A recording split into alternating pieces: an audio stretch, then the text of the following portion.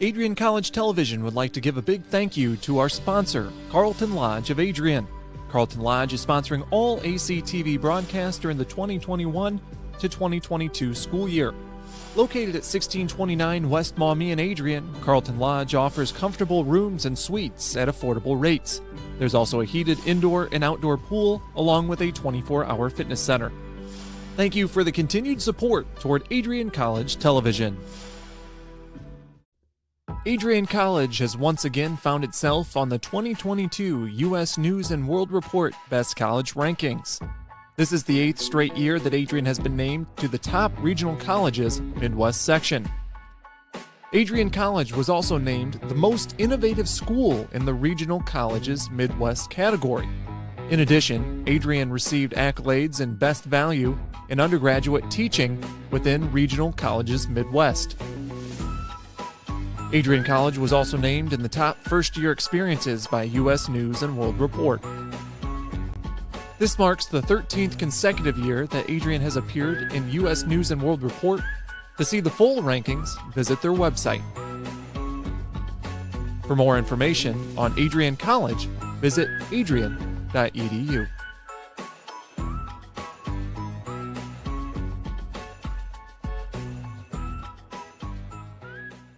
I'm Dejan Hughes, and I'm a senior in the class of 2021. My name is Megan Abbey. I'm from the class of 2021. Hi, my name is Caitlin Parisi, and I'm the class of 2021. Wow, as far as working for ACTV, the first thing that comes to mind is honestly the community. Like, the people that I work with are amazing, all the way down from Jay at the top to the last guy that only gets to work one stream a week. It's just the energy that is around is always awesome. It's a perk that you get free access to the games, but I absolutely love it. We have a great culture here, and then I was able to work my way up to a student director position, but I get so much creative freedom. I get to work in arenas and sports and environments that I absolutely love and enjoy. ACTV has brought so many experiences and memories that I'll take with me to grad school and even beyond. It's been such a blessing to be a part of the team, and everyone's just so welcoming, and I've learned so much directing and using the camera and many other things. If you do want to get into this stuff, I say do it, and do it quickly with ACTV, because not only is it a great community, but you'll also learn a lot and be prepared for the future. I think what I'm going to miss most about ACTV that's not the free software that I get as a student would definitely be the people and the culture that we have here. Just the connections that I've made, the students that we have, just the family that we have here. I'm definitely going to miss everyone a lot. I'm going to miss everyone. I think everyone's just been so great. I love the atmosphere. It's definitely another family away from home. I think directing is going to be something I miss, but just interacting with everyone during our meetings on Tuesdays, and just the atmosphere, I think, is going to be the biggest thing. DJ, Megan, Caitlin, I know I told you this was going to be a promo about ACTV. Well, it's actually a promo about you guys. Your leadership as seniors has helped me guide the program since taking over at the beginning of January. I would not have been able to do it without you three. Now, I know your time is done with ACTV at the end of the semester, but I know you're going to do so many great things in your future endeavors. I wish you the best of luck. The Adrian College Media Production House provides opportunities for students to learn and grow live on the airwaves, just like Matt Kibbe. I've gotten a chance to create a relationship with coaches and teams and learn more from people instead of trying to teach myself something. Got an opportunity to expand my knowledge of sports, hone in on my skills as a broadcaster, learn about equipment in different ways. You get more of a connection with professors as well. Providing opportunities, growing leadership. The Adrian College Media Production House. Thanks for tuning in.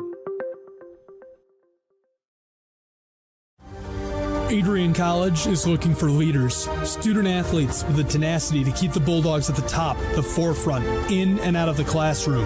The Bulldogs are looking for talent, character, hard work, grit, leaders who can electrify sold-out crowds, gut out a last-line shift, will their team to victory, hit a grand slam in the bottom of the ninth, and be a part of a legend in the making. Think you have what it takes to become a Bulldog? Visit adrian.edu to learn more.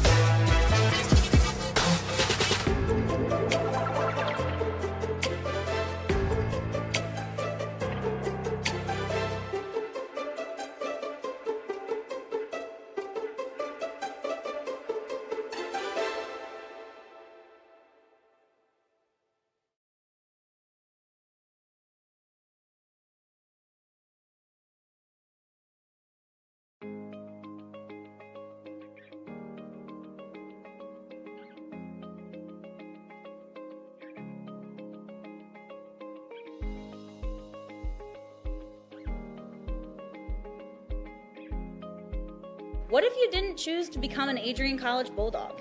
Surely you would have carried on with your education and could potentially be graduating elsewhere. But what would you have the honor of greeting Bruiser on campus?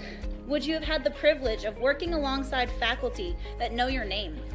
Would you have had the opportunity to learn and grow in an environment that is seeking the truth and dignity in all people?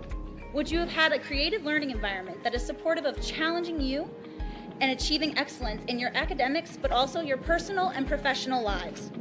This has been Adrian College's promise to us. Just as our families have promised to love us unconditionally and support us through the many peaks and valleys of our lives, Adrian offered a similar promise to us when they realized our potential by asking us to join them. While we have been busy navigating the many what-ifs of our time, none of which we could have imagined, we have indeed found the cane that holds our ribbons of excellence at Adrian to stand strong. Strength and tradition. A tradition that carries on from graduating class to graduating class. A symbolic reminder of the leadership carrying the motto, no victory without work. The Adrian College class of 2021 can proudly proclaim that we have earned our ribbon of excellence for persevering through a pandemic because of our hard work.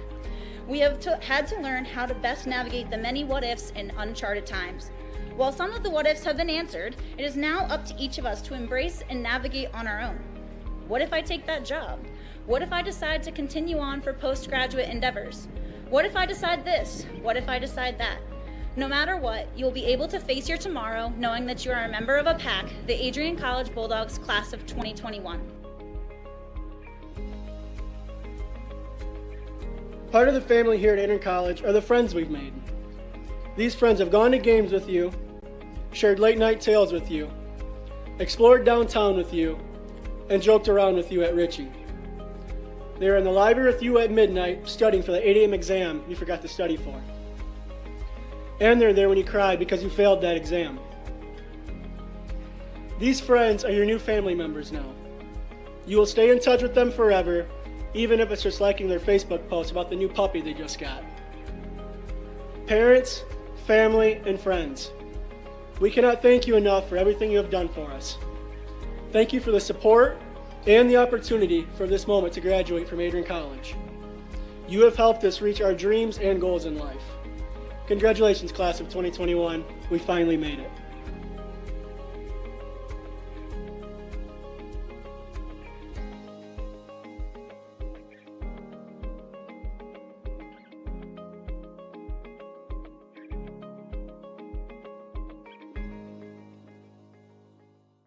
Adrian College has dozens of athletics programs, and winning is a staple on our campus. We have the culture of winning in and out of the classroom. This is a place where young men and women grow into professionals for life. Are you interested in learning more about the Bulldog experience? Visit adrianbulldogs.com and the Recruit Me tab to be recruited to play your sport of choice today. If you have what it takes, you could be a Bulldog in no time.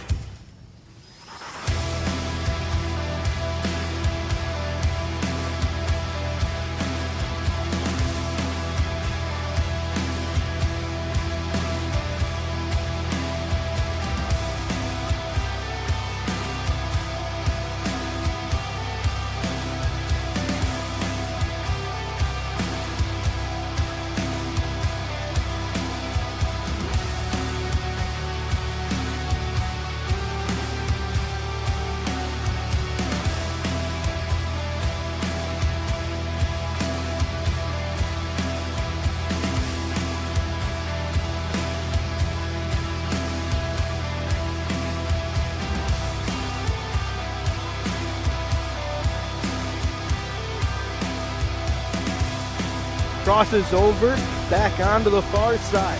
Rips a shot, she scores!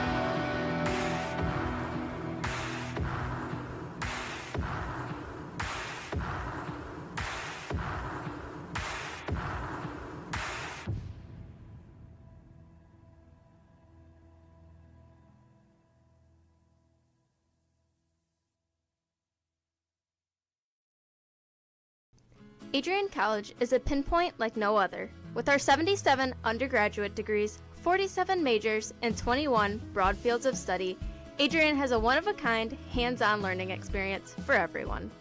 Do you want to visit the campus of Adrian College in person? Visit adrian.edu/campus-visit. Again, that's adrian.edu/campus-visit. Come take in the beautiful facilities at Adrian College for yourself. Welcome to Adrian, Michigan. We're located in a proud college town. Adrian College is situated just 45 minutes from Ann Arbor, Detroit, and Toledo. We're very excited to show you just a little bit of what AC has to offer. This is the gateway to our campus. Welcome to the place that we believe will change the rest of your life. AC features one of the most well-rounded educational experiences in the country. We offer over 60 different academic majors and 10 academic institutes, as well as dozens of student organizations. Year after year, we've been ranked as one of the nation's best colleges, including being one of the most innovative institutions in the U.S. for our medical programs.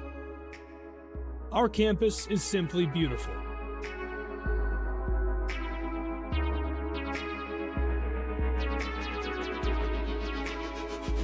Our student-to-faculty ratio is an incredible 13-to-1. That means more attention for you and a much better overall learning environment. We know how to put together an education that is life-changing, and these are just some of the highlights. From our communication arts program, to our many performing arts, to the home of business on campus, to our sciences and medical studies, we have the spaces where you can grow into the professional that you want to become.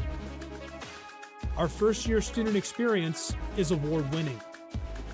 You'll make lifelong friends here, meet mentors, and maybe even meet that special someone. The Kane Student Center is open 24 hours a day, and there's a lot going on here. The Bulldog Beanery has all of your hot drinks. Pause and Go is our on-campus convenience store. The bookstore is where you'll get all of your Bulldog gear, and you can just hang out and study in the skyboxes. Not far away is the Shipman Library. The Shipman has quiet, relaxing spaces for you to study in. You can check out books from thousands of libraries around the country, and the Shipman is open 24 hours as well for your convenience. There are hundreds of learning opportunities on campus. In addition to the arts and beautiful facilities, Adrian College is known for its athletic programs. There is nothing like a Saturday game day here in Adrian. The Bulldog football team are 11-time MIAA champions. At Docking Stadium, fans watch soccer, lacrosse, football, and more. Just a few hundred yards away, Adrian College's basketball teams compete. In addition to basketball, fans can enjoy wrestling, acro and tumbling, and volleyball here. We also have a state-of-the-art weight room available to all of our students. When things heat up too much on campus, you can cool off with our ice sports. Our NCAA ice hockey teams are constantly battling in the national playoffs. Just a quick walk down the service drive, we feature one of the best baseball and softball programs in the nation at our level. Soon you'll be able to cross the street and watch men's and women's rugby take to the pitch as well. Our rowing, crew, and top-ranked bass fishing programs compete out of the Adrian College Boathouse, a gorgeous facility just a 15-minute drive north on Devil's Lake.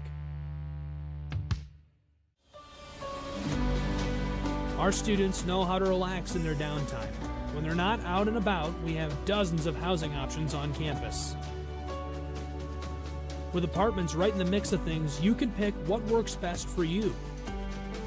We've also recently renovated a few of our housing options.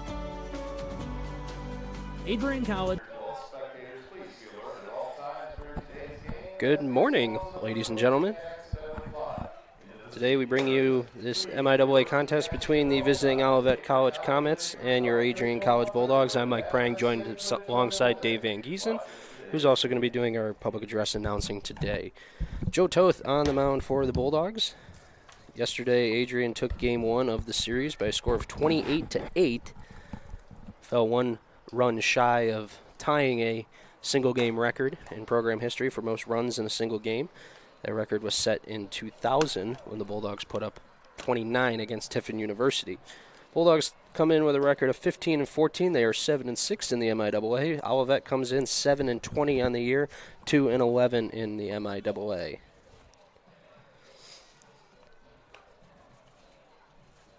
The originally scheduled series was supposed to be a doubleheader yesterday on the road at Olivet and one game here today, but that has changed due to the weather that happened the other night. They only played one yesterday at Olivet, and they decided to play two here today at Adrian.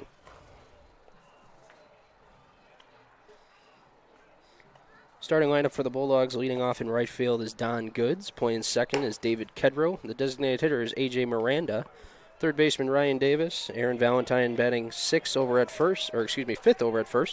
Easton Rogers in left field. Dylan Johnson behind the plate. Gus Weeks at short.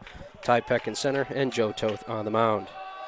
Leading off for Olivet in the top of the first inning is left fielder number 16, Silas Wall. Well, everybody, we're ready for doubleheader action here this afternoon at Nicolay Field as Silas Wall steps in to face the Bulldog right-hander Joe Toth. And we're underway. The first pitch is off the outside corner for strike one to Wall. Wall coming in batting .284 for the Comets. And the pitch is down low for a ball, and it's 1-1 to the leadoff batter from Olivet. As Mike said, the Bulldogs with a convincing victory yesterday, and they're looking for more today here. There's a bouncy ball up the middle, just eludes Joe Toth, and it'll be a base hit for Wall to lead off the ball game.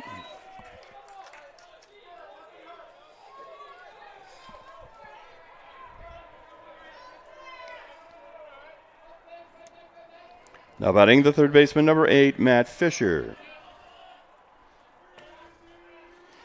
So Wall is at first with nobody out here to start the ball game as Matt Fisher steps in for the Comets. Joe Toth comes to the set, delivers a strike down the middle for strike one.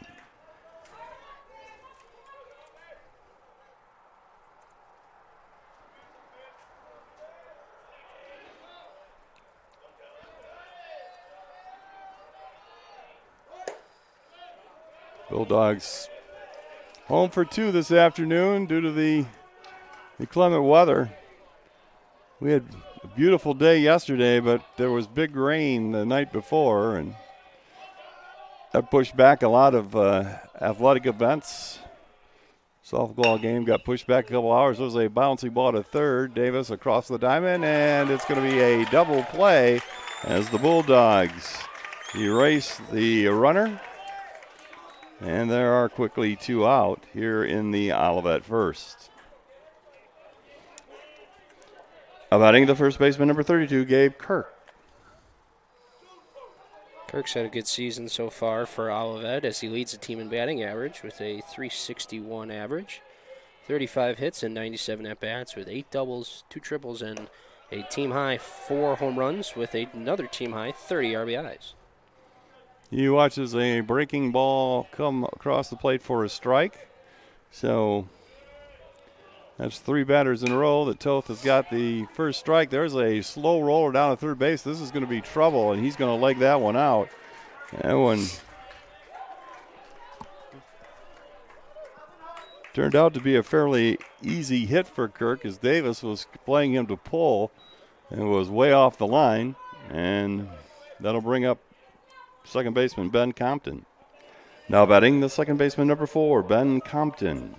Yeah, not the power that you would see out of Kirk, but he'll do the job to get on. I was watching the comments during batting practice today as Compton takes a breaking ball for strike 1, and a lot of pull hitters, so I can see why Davis was shifted over for the left-handed hitter. Yeah, Kirk didn't really mean to swing there, and it just kind of hit his bat and pretty much reptile down the third base line, and Davis had no chance to get there. 0-2 the count on Compton after another breaking ball for a strike. There's a drive to center field. Ty Peck coming over. He will make the grab, and that will end the inning. So despite getting 2 hits, the Comets do not score. And at the end of a half inning, our score is Olivet 0 and the Bulldogs coming to bat.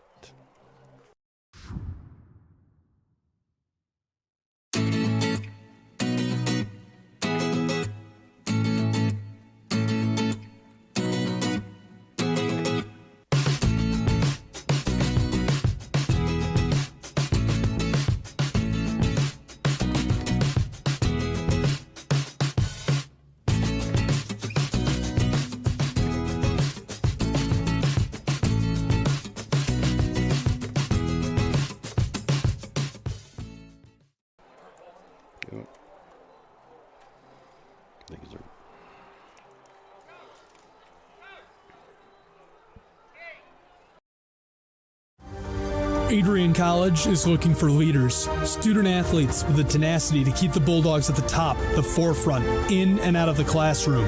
The Bulldogs are looking for talent, character, hard work, grit, leaders who can electrify sold-out crowds, got out a last-line shift, will their team to victory, hit a grand slam in the bottom of the 9th, and be a part of a legend in the making. Think you have what it takes to become a Bulldog? Visit adrian.edu to learn more.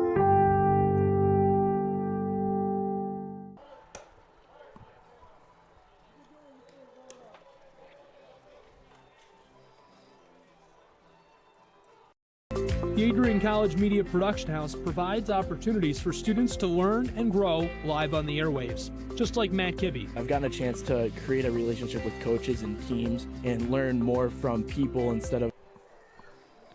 Welcome back, Nicolay Field, 0-0. We head to the bottom of the first inning. Hunter Henson on the mound for the Comets. Coming in with, this is going to be his 8th appearance of the season, his 4th start. Comes in with a 2-4 record on the mound, 27 2/3 innings pitched, with an ERA of 8.13. Yeah, Mike, the Comets' big problem this season has been trying to hold the opposition offense down. Their team ERA is 9.65, and that makes it hard to win ball games when you're giving up 9-10 runs that are earned. Leading off for the Bulldogs at the bottom of the first is right fielder Don Goods. Well, yeah, and the batting average against for the Comets this year has not been a good one, as it's .349 on the season. Bulldogs took full advantage of that yesterday, putting up 28 runs. in 7 innings of play. And one of the Bulldogs who did a lot of damage yesterday was Goods. He went 3 for 4 in the contest before he gave way in the outfield. This time he bounds one right to the second baseman, and that'll be out number 1 on the first pitch of the ball game from Henson. And Compton making that play over there, playing deep in his position at second base. Now batting the second baseman, number 25, David Kedrow. Well, and also what we're going to see a lot today out of the Comets is defensively it's going to be a shift, and they shifted on Goods pretty well. There really wasn't anybody too much on the left side of the infield. You had the third baseman playing over at short. Shortstop was behind second there. The second baseman was playing deep. Against Kedrow here, they're playing pretty straight up. Comets have also been known to employ the 4 outfielder defensive shift. So we'll look for that today as Kedrow takes a strike, making it 1-1 to the Bulldog second baseman. And a swing and a miss from him. Gabe Kirk is playing first base for the Comets. As we said, Ben Compton at second. The shortstop is Ben Helgevold. Playing third is Matt Fisher. Left field is Silas Wall. Center field, Matt Hewitt. And in right field is Trevor Savage. Ethan Van der Landen is catching as Kedrow lines it up the middle for the Bulldogs' first hit. And he will be on with 1 out. And as we said, Hunter Henson is pitching with a record of 2-4 coming into today's game. Now batting the designated hitter, number 30, A.J. Miranda. Well, and here's that shift I was just talking about. You have the second baseman on the, from our view, the left side of second base. Third baseman playing the line, shortstop shifted over in the hole. So really nobody on the right side of the field with Kedrow on first and Kirk having to hold Kedrow on. Yeah, the only person over there on the right side of the infield is the umpire, and if you hit a ball right at him, it could literally roll to the softball stadium because there's nobody out there. Now Miranda now, he beats the shift and drives it into left field for a base hit, and the Bulldogs suddenly have a bit of a rally going here with runners at first and second and only 1 out. Now batting the third baseman, number 17, Ryan Davis. So I'll bring up Ryan Davis, the hard-hitting Bulldog third baseman, batting .323. Coming into today's game, he's got 19 RBIs and has clubbed 3 homers this season. So fine freshman year by Davis here. He bunts, and that one rode in on him, and turned out he was just bunting the ball to keep from getting hit in the face, I think, right there. Have that same shift on for Davis as we saw for Miranda. Yeah, if you've got the back control to place your hits, you can beat this Olivet shift. But a lot of guys, much like A.J. Miranda did when he was up there, just drove it into left field and beat it that way. Well, we're also shifted in the outfield. Right field still playing straight up. Left fielder kind of down the left field line. Center shifted over to Tad to left center.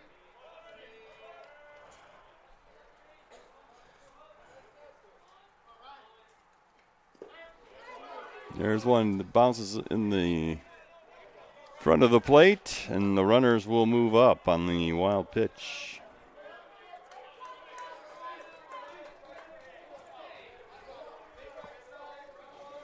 So Davis now with 2 runners in scoring position. 1-2 count on him.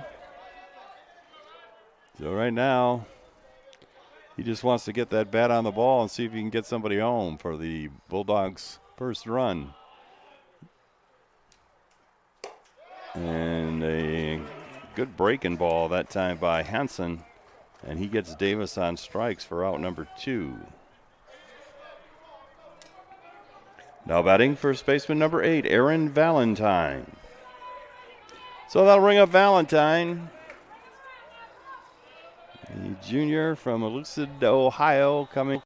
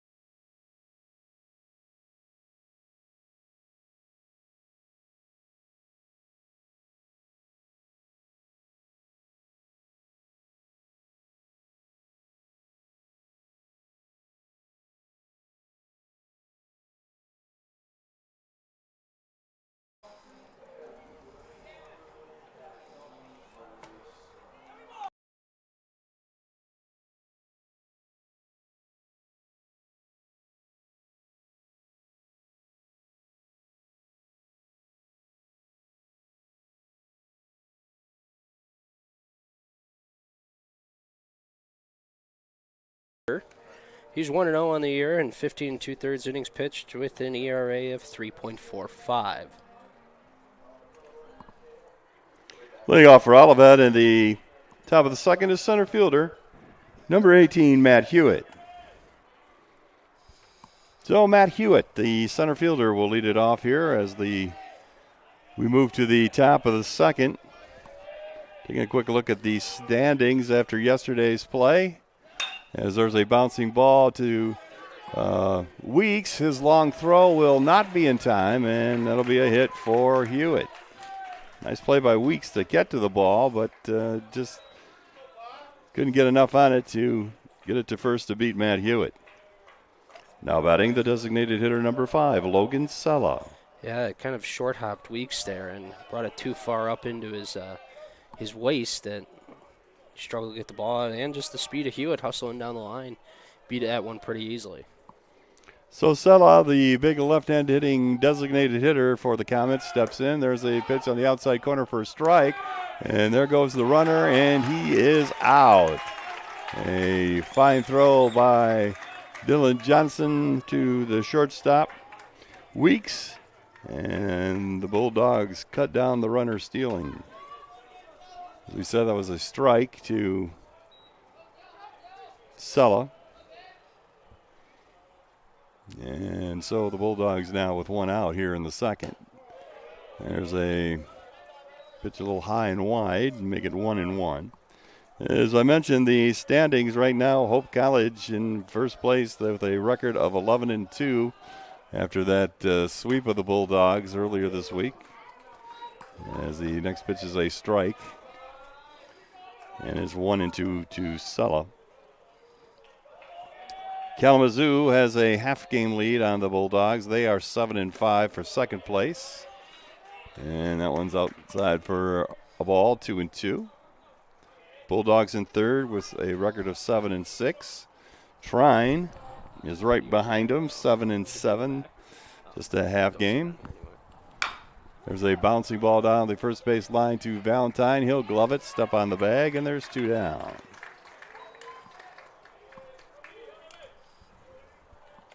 Now batting the catcher, number 27, Ethan Van Landen. So Van Landen now to bat with 2 down.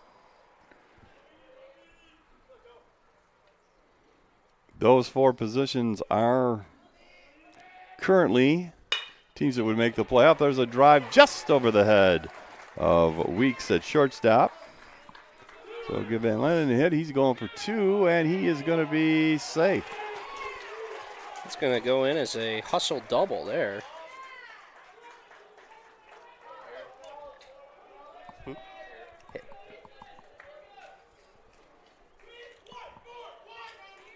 Now batting the shortstop, number 1, Ben Helgevold.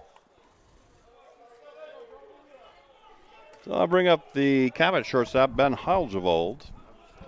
Back to the standings. Alma is in 5th place currently. They are 6-6, so they and Trine both 500 on the season as Haljevold takes a strike for strike number 1. Calvin just a half game behind him at 6-7. Albion 6-8, and Olivet 2-11.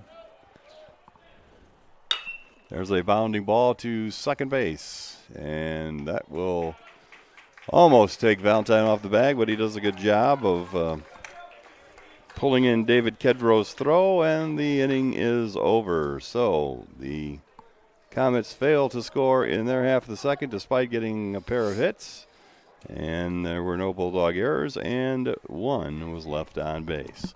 So we'll be back with action in the bottom of the second after we pause for this. Our score is Adrian 1 and Olivet 0. If there was one word I was going to use to describe the communication arts program at Adrian College, it would be unique. Students find themselves on the radio, in front of and behind the camera, and directing their own programs. Students learn in a personalized environment that sets them up for a world of opportunities. Are you ready for your moment in the limelight? Learn more about the Rush Communications Center and Adrian College's communications program by visiting adrian.edu today.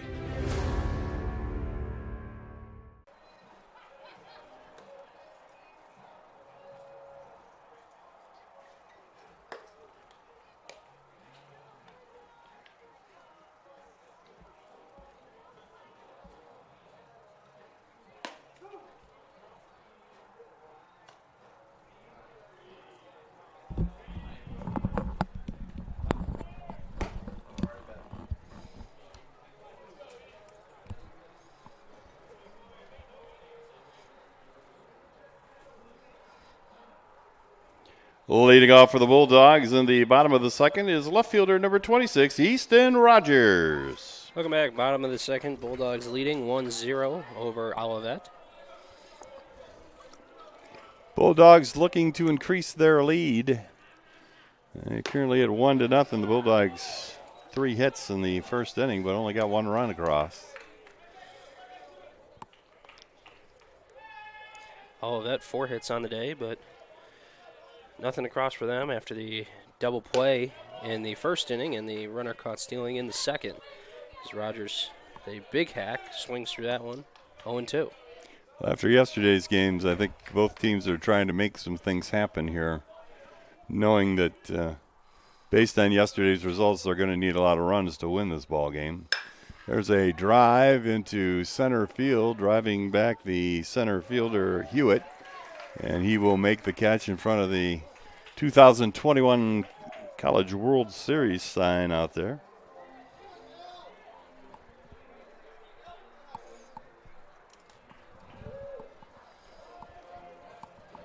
Now batting the catcher, number 7, Dylan Johnson. Yeah, that's one we haven't really talked about much this year at all, is the new banners in the outfield, the 2021 MIAA champion sign and the Midwest Regional sign, and then the one for the Bulldogs advancing to the College World Series joins the group of them out there. Swing and a miss by Johnson makes it 0-2 to the Bulldog catcher. Jensen coming in batting .343 for the Bulldogs. He's had 99 at-bats, so this is his 100th at-bat. He bounces the ball to shortstop. Coming over for it is Haljevold, and the throw, and he is going to be out by about a half a step. And quickly the Bulldogs find themselves with 2 outs, and Gus Weeks will try to keep the inning alive for the Bulldogs. Now batting the shortstop, number 2, Gus Weeks. Yeah, Weeks has been a very, very good replacement in the field for the injured Thomas Miller. His defense has just been spectacular this year over there. And he's done a pretty good job at the plate as well, batting .341 for the Dogs this season. But, man, we sure would like to see Thomas Miller get healthy so that he could join this Bulldog lineup as Weeks lines a single right up the middle.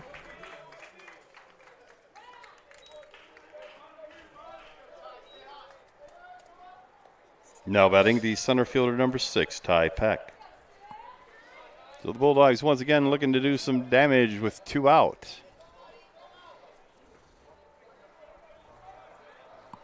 Bulldogs going to get a little bit of a well-deserved rest after today. Their next action will be Friday at Alma. That'll be the single game of the series, as Peck gets one down the line, and that will find its way into the Olivet bullpen. The Scots will be here next Saturday for a 1 o'clock doubleheader. And then we'll have a chance to make up some of the non-conference games that we had to reschedule for various reasons. Yeah, I forgot to tell you we added Otterbein for doubleheader on May 4th. Hope you can work that game. So Defiance will be in on the 3rd. That, of course, was made up when the Bulldogs had to go to Albion to finish that game. And then Otterbein, as Mike said, is going to come for a doubleheader on the 4th. And Kalamazoo College will be here for a doubleheader on the 7th, which I believe is a Saturday, as we get a base hit from Peck. And now the Bulldogs with runners at 1st and 3rd. Peck, very similar to Weeks, just driving the ball up the middle. And that'll move Gus all the way to 3rd base. And the Bulldogs have a threat going. Now batting, the right fielder, number 14, Don Goods. Here we see that shift again. Shortstop playing behind second base. Third baseman, the only one on the left side of the infield. Wind blowing straight out to right field today. And they got to keep the shortstop at least close to second base, or Peck will just walk on down there with his speed. Pitch to Goods is low for a ball. Goods hit a sharp grounder to Compton at second base his first time up. So at least the first time they were playing him perfectly. And again, he's about 12, 15 feet into the outfield right now. This one's pulled to his right. That'll get a run in as Peck goes to second. And the Bulldogs, with 3 straight knocks, make it 2-0. That was a rocket off the bat of Goods. Now batting the second baseman, number 25, David Kedrow. Well, again, it wasn't really that much different than his first at-bat, except the first time he hit it right at the second baseman, and this one he pulled a little bit more towards first base, and it dribbled out into the outfield for a base hit and an RBI. So Kedrow now, a couple runners on, 2 out. All this has started with 2 out. Rogers flew out to center, and then there was a grounder to short. And then the Bulldogs came up with 3 straight hits. They've got 6 already here in the first 2 innings. There's a drive, and that is going to elude Compton, and that will get another run in. As Goods heads for third, here comes the throw. No good, but Kedrow will take advantage of that and go to second. And that might have been one where, in retrospect, Savage might have wanted to just throw that to his cutoff man and keep Kedrow at first. But the Bulldogs will take the extra base, and they will get another run, and they lead 3-0. Now batting designated hitter, number 30, A.J. Miranda. That's going to go down as a single for Kedrow, advancing on the throw to second. Yeah, that was really didn't have much of a chance of getting Goods going to third, so he might have been better off just getting that ball into second base and keeping the runner at first. But as it is, he's down at second base, and the Bulldogs with runners at second and third now. Their lead is now 3-0, and that was their 7th hit of the day here already in 2 innings.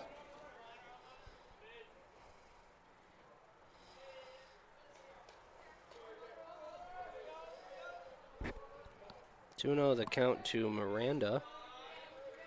He singled the left field his last time up into the shift.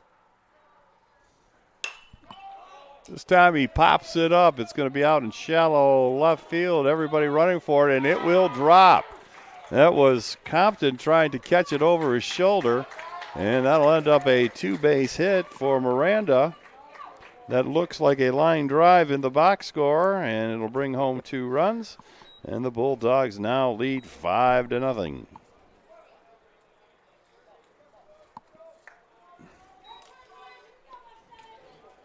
Now batting the third baseman, number 17, Ryan Davis. A ball like that just kills the team. That sunny day, not many clouds in the sky. I knew that one was going to be trouble.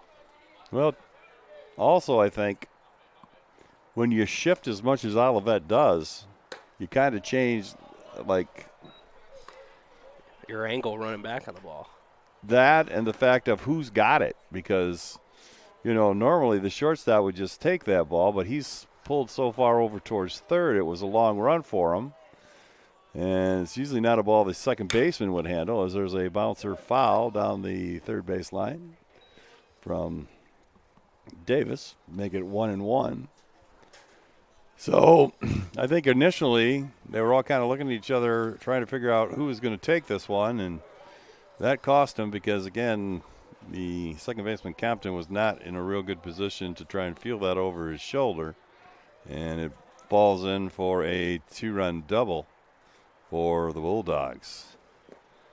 Pitch low and outside. Nice job blocking the ball by Van Lannen. He keeps Miranda at second base.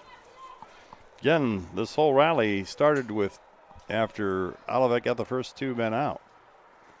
The Bulldogs doing some damage with 2 outs here in the second. There's a drive to left field. This is going to be trouble. That's going to be up all the way to the wall, and it's going to actually sail over the wall, and it'll be a 2-run blast for Ryan Davis.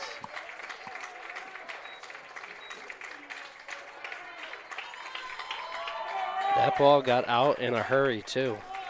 Well, for the first time all season, it's basically more than 30 degrees, so that's helping. And the wind is blowing out today. Now batting the first baseman, number 8, Aaron Valentine. It is a jet stream to right field, but I think that might even help that one there. And this one off the elbow of Aaron Valentine. That is the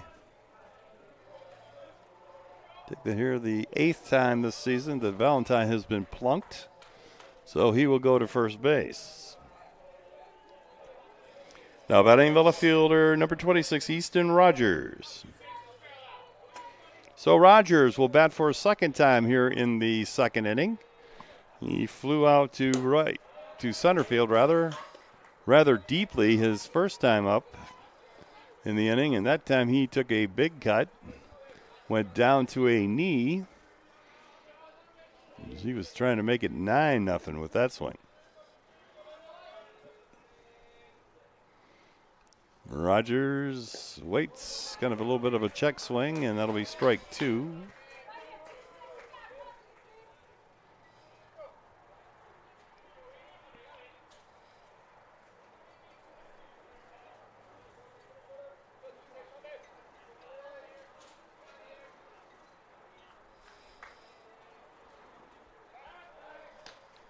Throw over to first base to check the runner, Valentine. Valentine was thrown out trying to steal back in the first inning. So trying to keep him a little closer. 2 strikes on the batter outside. It comes to Rogers. 1-2.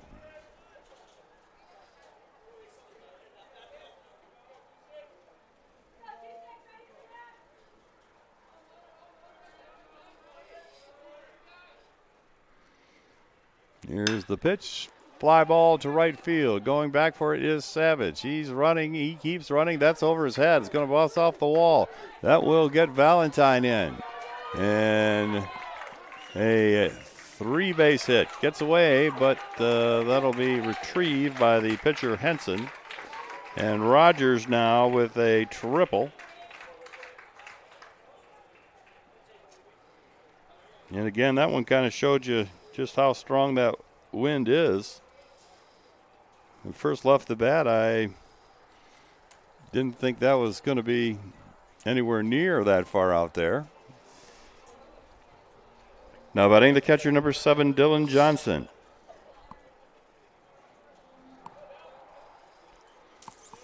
But once the wind caught it, Savage really didn't have much of a chance there, and all he could do was go back, retrieve it, and play it off the wall. There's a drive by Johnson. This one also up the gap. Once again, Olivet employing a shift and getting somewhat burned by that as the ball bounces out of the stadium. And that'll be another RBI for Dylan Johnson. And the Bulldogs' big 2-out rally continues here. Yeah, he had himself a day yesterday. He had a home run late in the game, and now there are a couple doubles he had too as well. And we just saw another one there. We're going to get a mound visit. And again, that's now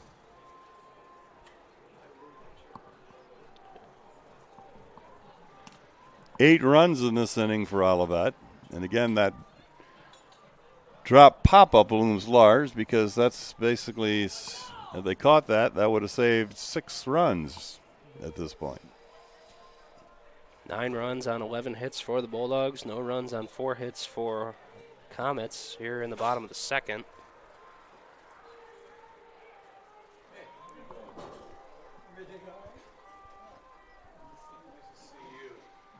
Still, Comets taking their time out there. The umpire making his way out there to see if they have a decision. Get the action back on here as the Bulldogs. So again, the first 2 batters were retired by Henson, and since that, he has not been able to get anybody. 1, 2, 3. So Weeks coming up to the plate here. He had a single up the middle his last at-bat. Now batting the shortstop, number 2, Gus Weeks. Well, the Bulldogs have a string of 8 hits here in the second, broken up only by the beaning of Valentine. There's a smash to third. He fakes the third, and now he's not going to get anybody. I don't know. I'm thinking the third baseman, Matt Fisher, just forgot how many outs there were because he tried to fake the runner back, and I guess we have to kind of call that a base hit. Yeah, more of a mental error, which isn't put up on the scoreboard. Now batting the center fielder, number 6, Ty Peck. You know, and I think Dylan Johnson kind of freaked them a bit, coming to run to third base and stopped because the ball was hit in front of him, and he was waiting to advance on the throw, and Fisher never threw it. Yeah, Johnson just wasn't going to run into an out. And because of the situation, there was nobody at second because there really doesn't need to be. Compton wasn't covering because he didn't have to, because Fisher should have thrown the ball over. So the Bulldog hit parade continues. Here's a drive by Peck to center field. This could get him out of it as Hewitt makes the catch, and the inning comes to a close. But it was a very valuable inning for the Bulldogs, who score 8 times in the second inning after 2 were out. And they now lead after 2 complete innings of play. It's Adrian College 9 and Olivet nothing. Adrian College has dozens of athletics programs, and winning is a staple on our campus. We have the culture of winning in and out of the classroom. This is a place where young men and women grow into professionals for life. Are you interested in learning more about the Bulldog experience? Visit adrianbulldogs.com and the Recruit Me tab to be recruited to play your sport of choice today. If you have what it takes, you could be a Bulldog in no time. Matt Kibbe, the current student body president here at Adrian College. I chose AC because the campus simply feels like home. Everywhere I go, I know the amenities are there to help me succeed and get to the next level in my career. If you want to see what Adrian College has to offer, You can schedule an in-person visit at adrian.edu/campus-visit. If there was one word I was going to use to describe the communication arts program at Adrian College, it would be unique. Students find themselves on the radio, in front of and behind the camera, and directing their own programs. Students learn in a personalized environment that sets them up. In the top half of the third inning is right fielder number 10, Trevor Savage. Now we're back here at Nicolay Field for inning number 3 as Joe Toth goes out for his third inning of work, and he's been enjoying getting a big long rest while his team scored 8 runs that last inning, so we'll see how he does getting back into it here. First pitch is a strike on the outside corner, so far so good. I think Toth has done today. He's been getting that first pitch over for a strike, putting the Comets kind of behind the ball. There's a drive out to right field. Don Goods will jog on over and put it away. And there's one out in the Comet third.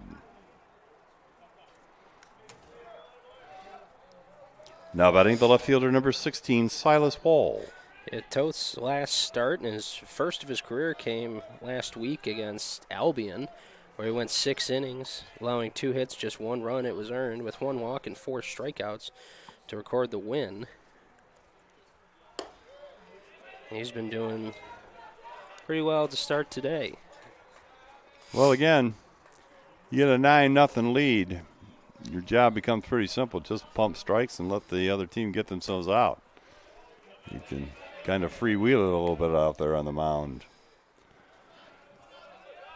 Knowing that, you can give up a hit or two and still maintain the advantage. Here's the 2-0 delivery outside. Wall thought about swinging. They'll check down at first base, but it'll be ball 3.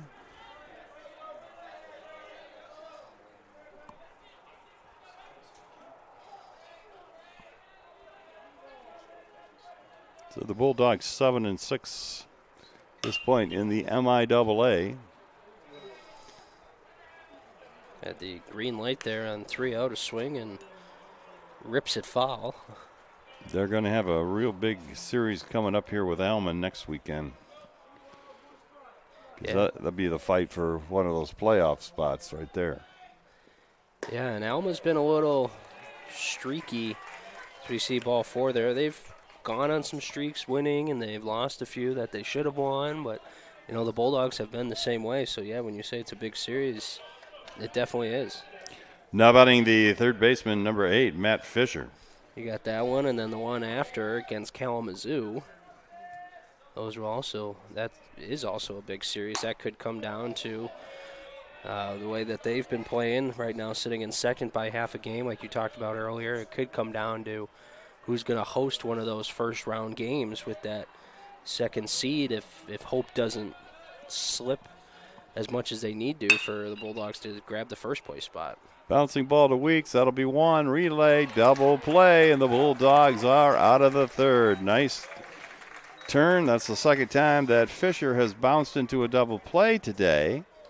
The first one was a 5-4-3, and now a 6-4-3 double play. So turns out that the pitcher Joe Toth gets the Comets in order despite there being a walk in the inning. And at the end of 2.5, our score, Bulldogs 9 and Comets nothing. Empty for Geneseo. 4-2 is our score. Geneseo wins the faceoff. Bulldogs take a shot. They score. They empty netter by Sam Ruffin. It's 5-2.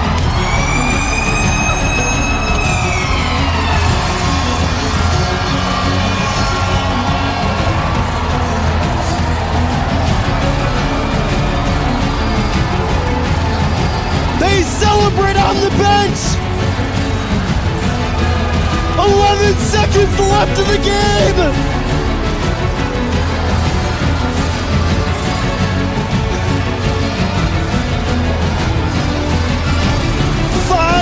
Two is our score, Johnny. Hey, Kimmy. We're going to be the national champions.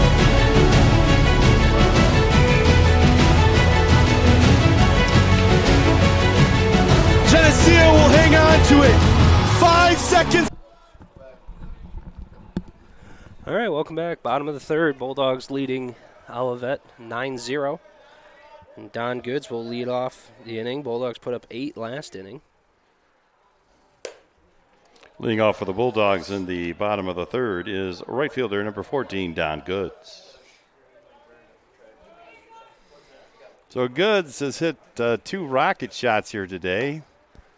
One was right at the second baseman for an out as there's a strike on the outside corner. Goods looks back at the umpire. Yeah, I wouldn't pitch anything. Suggesting that one might have been a little wide. This pitch is fouled out down the line where some of the fans are sunbathing out there for the first time this season. We got a short sleeve crowd here at Nicolay Field. That's what we like to see. Play some baseball in good weather for a change. 1-2 delivery from Henson. He fouls that one off. It's off the net and bounces back towards the field of play. Coach Klontz retrieving it. He doesn't move very much down there, so he could use the steps.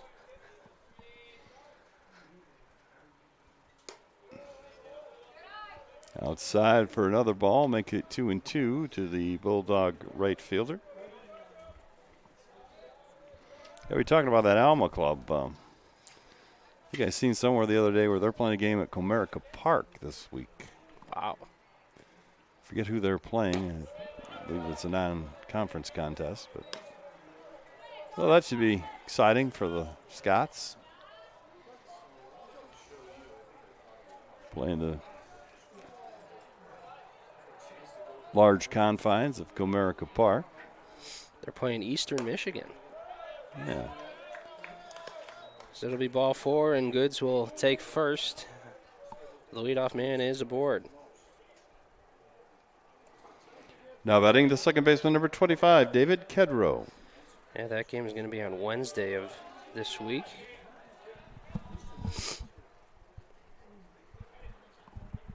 So the Scots and the Eagles will do battle in a midweek contest. Here's the pitch down, and a stolen base for Goods. And Kedrow now with a runner in scoring position.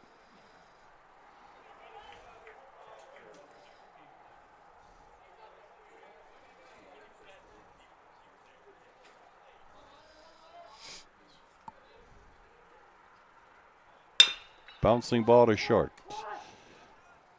Hedgevold, long throw, pulls Kirk off the bag, but he gets back in time to make the play unassisted.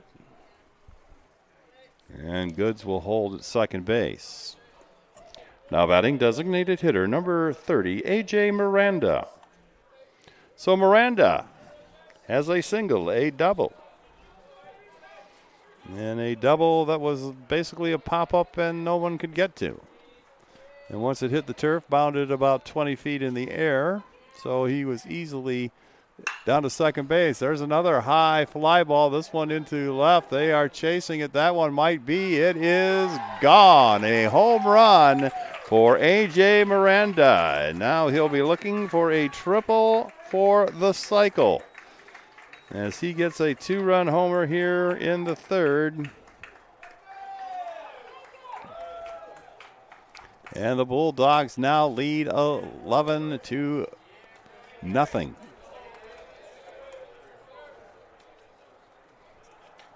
Now batting the third baseman, number 17, Ryan Davis. That is Miranda's 7th homer of the season. It's been a while since he's put one out. He started the year very hot. Well, again, we're seeing the effects of a little bit of sunshine and the temperature going up a little bit, because balls are really carrying here today at Nicolay Field. Again, the wind is blowing strong out to right field. And we've seen a couple balls that have been hit to right really take off on the outfielders, but left field has been the spot for 2 Bulldog homers. And this is Ryan Davis. He is the other Bulldog home run hitter today, as he hit a 2-run shot back an inning ago. Here's the delivery, bouncing ball, chopper towards short. Hedgevold, his throw, and he keeps trying to pull the first baseman off the bag, but great job by Kirk there to keep his foot on the bag. And that'll bring up Aaron Valentine. Now batting the first baseman, number 8, Aaron Valentine.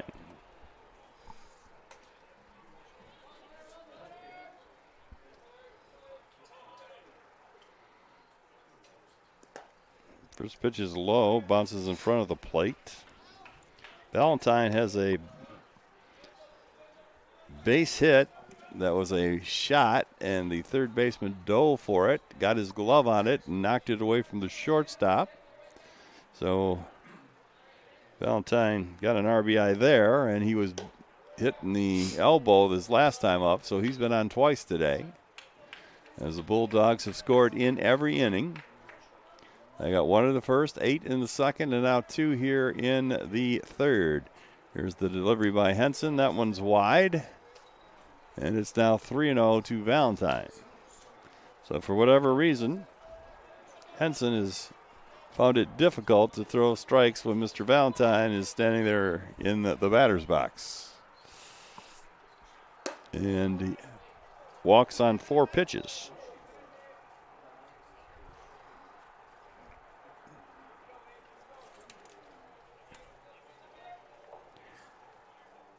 Now batting the left fielder, number 26, Easton Rogers. So Easton Rogers steps back in.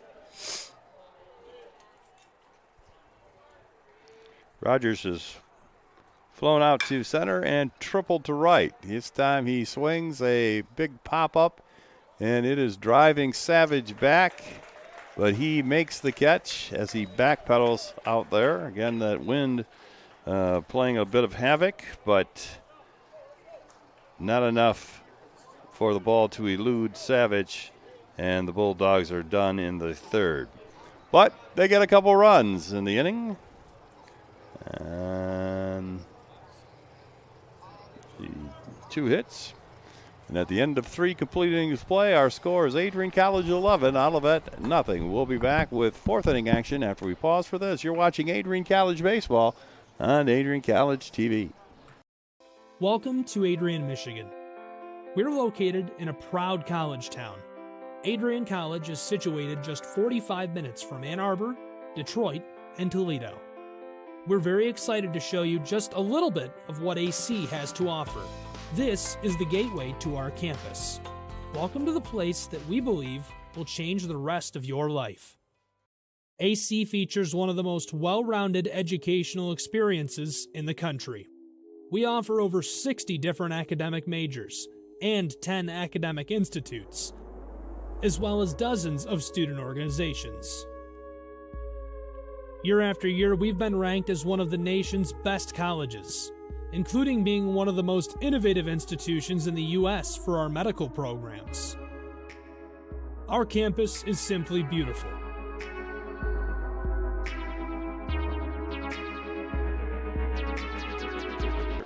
Leading off for the Comets in the top of the 4th is first baseman number 32, Gabe Kirk.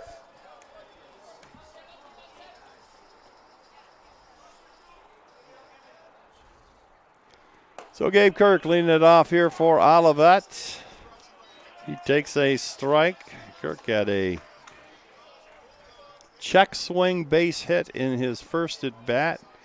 It hit the end of his bat and just rolled down the third base line. And Kirk, the 3-hitter in the Olivet lineup, usually somewhat of a free swinger, draws the shift. And the Bulldogs had no one on the third base line, and that's how he got infield single. One ball, 2 strikes to him quickly here.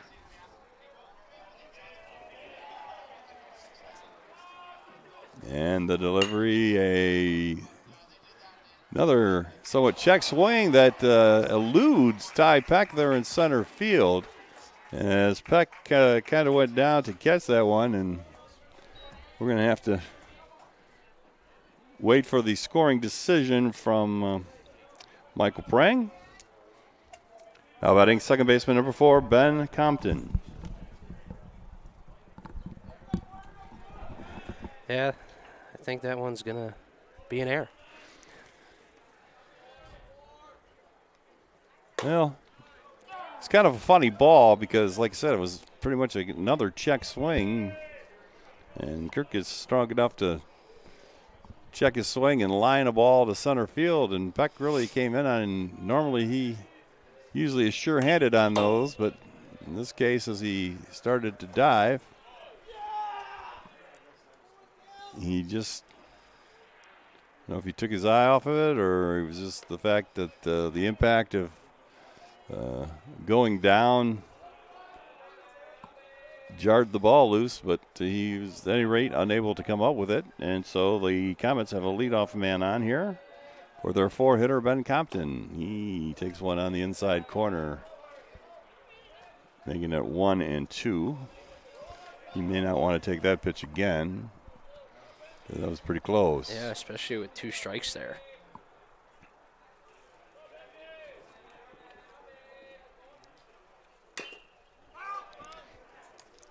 Swing and a tapper off the plate, bounces up and hits Compton.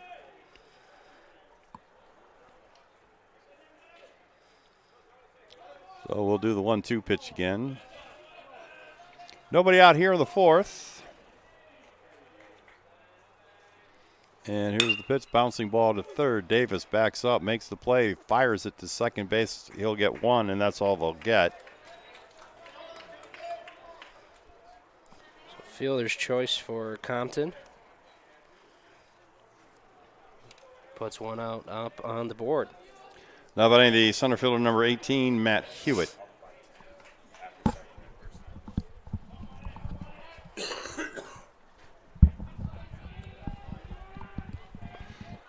So Hewitt, he had a base hit to shortstop. He lines one to second base. This could be 2-1. Relay not in time. Great job by Hewitt.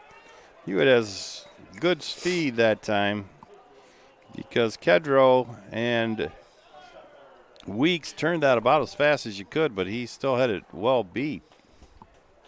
So a 4-6 bounce out. Now batting designated hitter number 5, Logan Sella.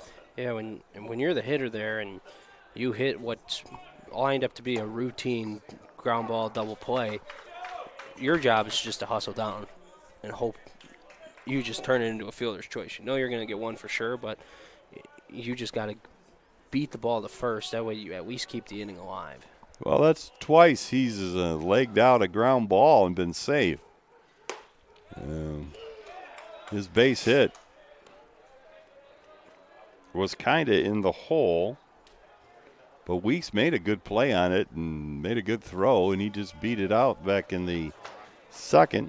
And now here in the 4th, I don't think, that the ball could get to Kedrow much faster, as it was sped up by being on the artificial turf, and Kedrow handled that perfectly. So there was little delay between the second baseman and shortstop. And again, Hewitt just beat it out. So kudos to Hewitt for showing his fine speed. Here's the pop-up by Sella. This is all kinds of trouble, and it's taking Davis all the way across the infield, but he gloves it and gives a big smile to David Kedrow as he says, yeah, I caught that. So that ends the inning. Another good inning for Bulldogs pitcher Joe Toth. He gives up no runs on no hits. There was 1 Bulldog error, and they leave 1. And at the end of 3.5, our score is the Bulldogs 11, the Comets nothing. We'll be back with more. You're watching ACTV on this Sunday afternoon doubleheader from Nicolay Field.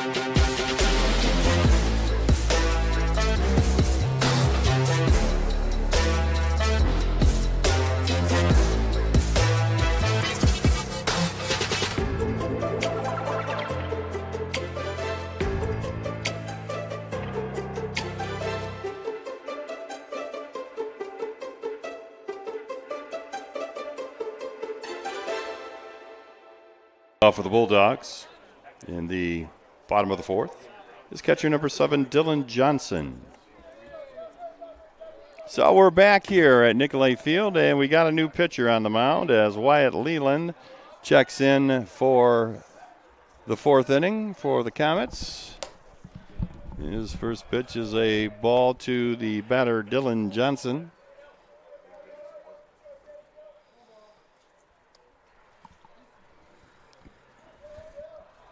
Wyatt's making just his second appearance. He has no earned run average so far, so his first appearance, which lasted 1 inning, went well. He gave up just 1 hit in that inning. And he's trying to gobble up some innings here for the Comets on this weekend series that has seen the Bulldogs strike for 39 runs thus far. That was a nice change up there from Leland. Makes the count 2-1 to the Bulldog catcher, who has grounded to short and doubled today. And there's a bouncing ball to the second baseman on the shortstop side of the bag. And the shift pays dividends for the Comets on that one. Now batting the shortstop number 2, Gus Weeks. So I'll bring up Weeks. He's had a perfect day this afternoon with singles to center and to third base.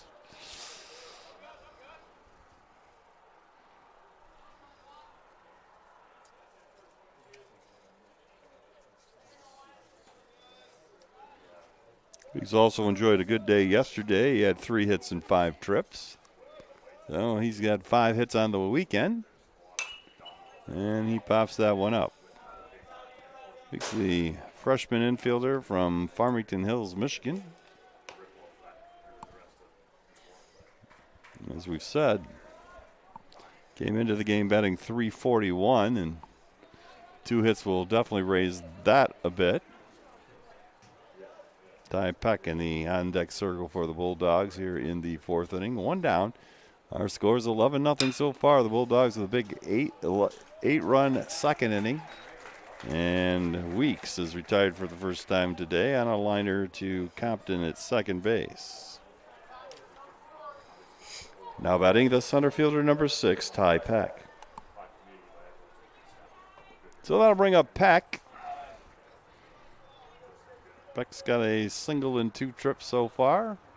Single was right up the middle, almost hit the Comet starter. This one's a pop-up. And it is caught. As they say, he dropped it, taking it out of his mitt, and that will end the inning. So Peck is out on a pop to right field. And for the first time this afternoon, the Bulldogs go 1-2-3 in their half of the fourth inning. We'll be back with fifth inning action after we pause for this. You're watching Adrian College Baseball on Adrian College TV. The Adrian College Media Production House provides opportunities for students to learn and grow live on the airwaves, just like Matt Kibbe. I've gotten a chance to create a relationship with coaches and teams and learn more from people instead of trying to teach myself something. Gotten an opportunity to expand my knowledge of sports, hone in on my skills as a broadcaster, and learn about equipment in different ways. You get more of a connection with professors as well. Providing opportunities, growing leadership. The Adrian College Media Production House. Thanks for tuning in.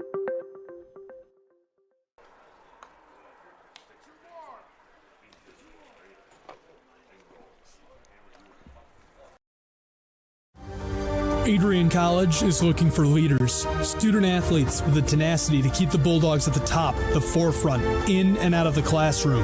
The Bulldogs are looking for talent, character, hard work, grit, leaders who can electrify sold-out crowds, gut out a last-line shift, will their team to victory, hit a grand slam in the bottom of the ninth, and be a part of a legend in the making. Think you have what it takes to become a Bulldog? That's in the top half of the fifth inning. Is the catcher, number 27, Ethan Van Lanen. So we're back here at Nicolay Field, where Ethan Van Lanen from Bargersville, Indiana, is coming up to the plate. And he takes ball one from Bulldog starter Joe Toth, who is working now in the fifth inning. This is a big inning for Toth, because if he can get through it, he qualifies for a win here.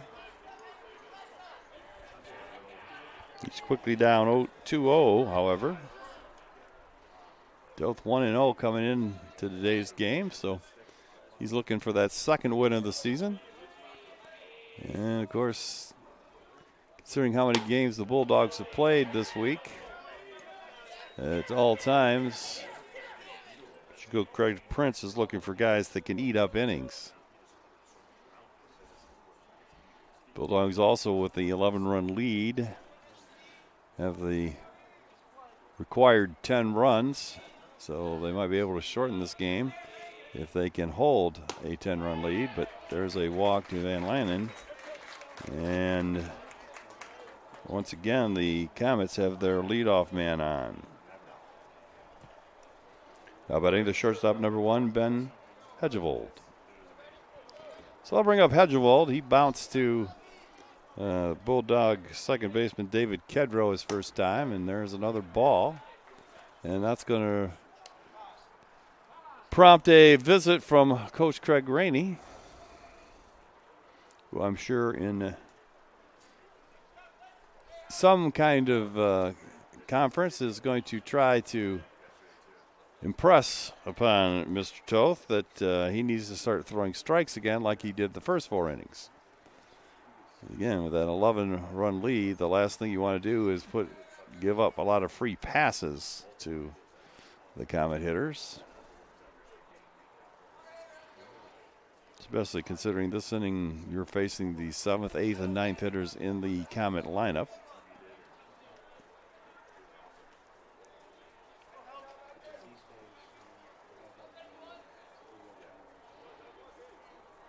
The Comets with an overall record of 7-20 this season, but just 2-11 in the MIAA. And they're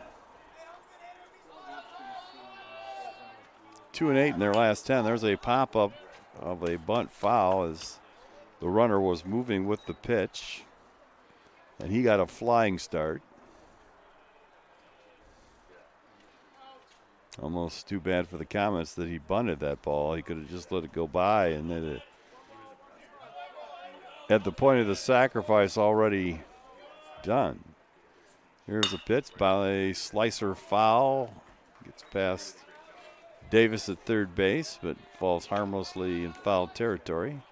And quickly, there are 2 strikes on the Olivet shortstop, Hedgevold.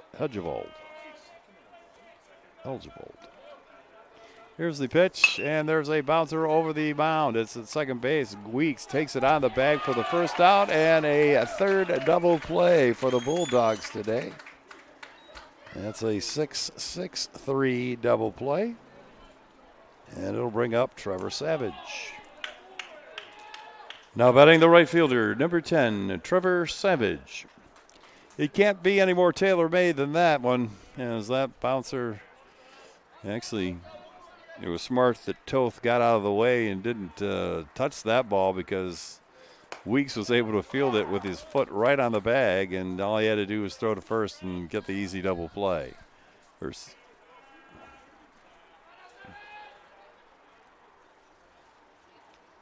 the delivery outside for a ball.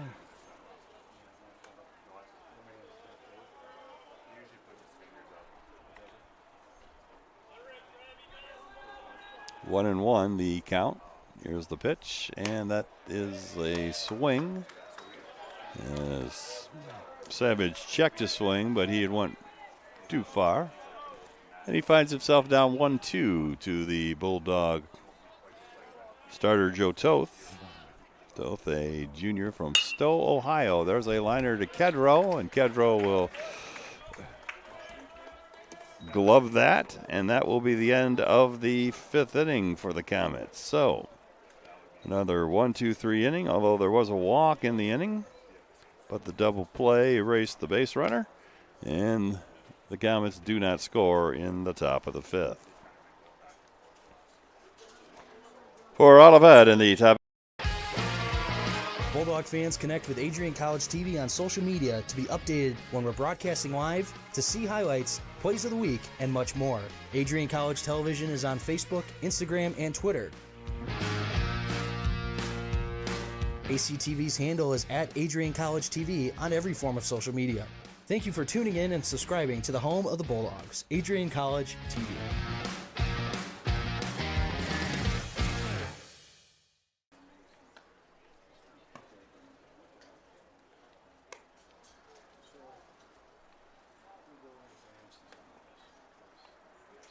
Adrian College is a pinpoint like no other. With our 77 undergraduate degrees, 47 majors, and 21 broad fields of study, Adrian has a one-of-a-kind, hands-on learning experience for everyone. Do you want to visit the campus of Adrian College in person? Visit adrian.edu/campus-visit. Again, that's adrian.edu/campus-visit. Come take in the beautiful facilities at Adrian College for yourself. Leading off for the Bulldogs in the bottom of the fifth is right fielder number 14, Don Goods. So we're back here for the bottom of the fifth, where Don Goods will step in to lead it off for the Bulldogs. Wyatt Leland in his second inning of work. He got the Bulldogs 1-2-3 last inning. The first time the Bulldogs failed to get a runner on base, and quite frankly, the first time they failed to score. So Leland, who has been brought in to try to stem the tide here in this 11-0 ball game, he'll now work with at the top of the order, and he quickly finds himself behind 2-0 to the Bulldogs leadoff man, Don Goods. Goods with one hit and a walk today. Here's the pitch from Leland. That's going to be in for a strike. That was just on the outside corner. Goods with up 2-0. Let that one go by. And here's the pitch by Leland. That one is also a strike. And suddenly it's 2-2. As we said, the Bulldogs have a lot more opportunities to let you get out here to Nicolay Field this spring. As the season is starting to wind down, however, there's a drive by Goods. That nope, it's going to be caught out there in left field. A nice catch, running catch by Silas Wall. And there is one out in the Bulldogs' fifth inning.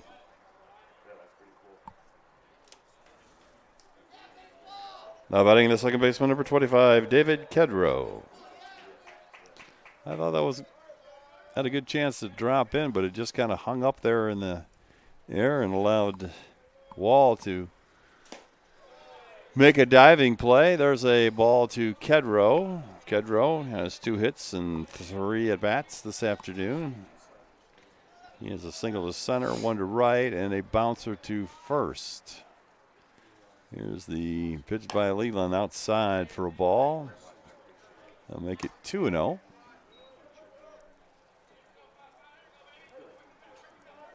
A.J. Miranda is on deck for the Bulldogs as Leland delivers. There's a swing and a pop-up to right field. Savage coming on. He will now stop and make the play. And there's 2 out.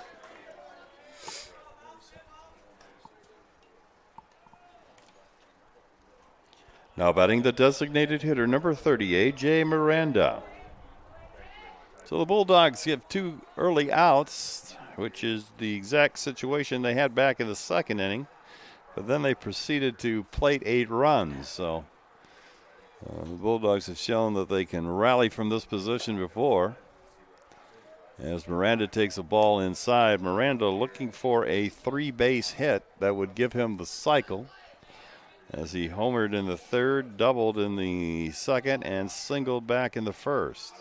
So he's batted in every inning but the fourth, and he's got a hit of a different nature each time up as he fouls the next pitch off, making it 1-1. And the Bulldogs scored in the first, second, and third. They went out 1, 2, 3 in the fourth, and now are in danger of doing the same here in the fifth against Leland. Here's the pitch, swung on, pop into shallow right field. That one is going to bounce in, and Miranda heading for 2, and he will make it. And now he's thinking about going to third. He will. So Miranda makes it to third, which was his goal, but I don't think that's going to be scored a triple. Nope. We're going to go with a double. E9.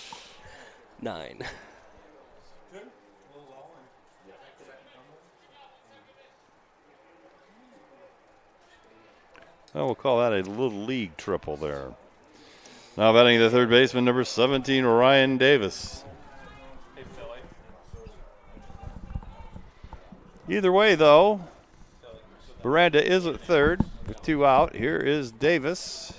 He takes a strike on the outside corner. Davis has had a productive day in the fact that he smacked a 2-run homer back in the second as part of that 2-out rally that netted the Bulldogs 8 runs and really put this game out of hand. Here's a pop-up to first base, and now it's the second baseman making a long run from his position in the shift, and he gloves it to end the inning. So a very nice play that time by the second baseman Compton, who was really playing shortstop at the time. And the Bulldogs do not score here in the fifth. They do get 1 hit. The double by Miranda, and Miranda is stranded at third, and the inning is over. There was 1 Comet error as well. We'll be back with more from Nicolay Field after we pause for this. You're watching Adrian College Baseball on ACTV. It's empty for Geneseo. 4-2 is our score. Geneseo wins the faceoff. Bulldogs take a shot. They score. They empty netter by Sam Ruffin. It's 5-2.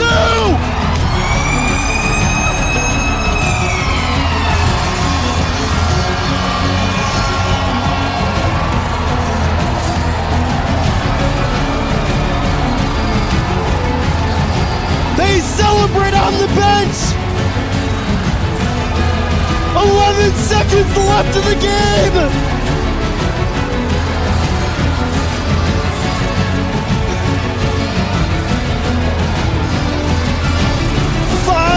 Two is our score, Johnny.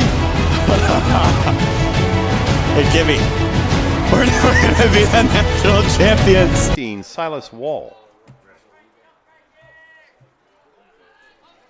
So Silas Wall to bat here. He has yet to be retired by the Bulldog starter Joe Toth, who's working now in his 6th inning.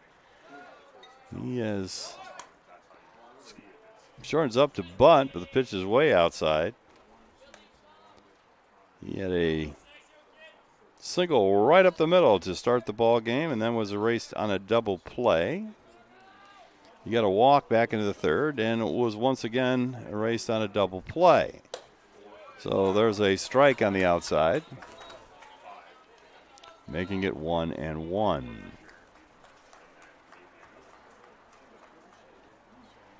Again, still time to get out here to Nicolay Field for game 2. And the end of this one is Wall swings and misses.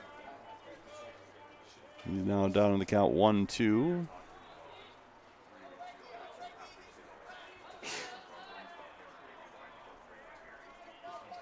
And here's the 1-2 delivery, and he watches it go by for strike 3.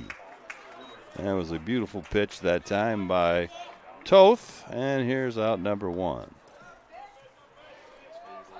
Now batting the 3rd baseman, number 8, Matt Fisher. Well, Fisher comes up, and he is, I got to believe, excited by the fact that he cannot hit into a double play this time with nobody on base, because that has been his fate both times. He's hit the ball hard, but in both cases right at Bulldog defenders. Bulldogs have turned 3 double plays today. There's a drive, and that's going to be a base hit. So Matt Fisher with his first safety of the day. Now batting first baseman number 32, Gabe Kirk. So that'll bring up the Comet first baseman, who has got a base hit and was safe on an error, so he's reached both times today. Looking up the batting average for Kirk coming in was .361. That pitch is on the outside corner for a strike. Kirk ain't sure about that one, but he'll have 2 more. 1 out here in the top of the 6th. 1 on base. Toth checks the runner. And he delivers for strike 2 on the outside corner. So that's 2 breaking balls in a row to Kirk. And he's chosen not to swing at either of them and watch them be rung up for strikes.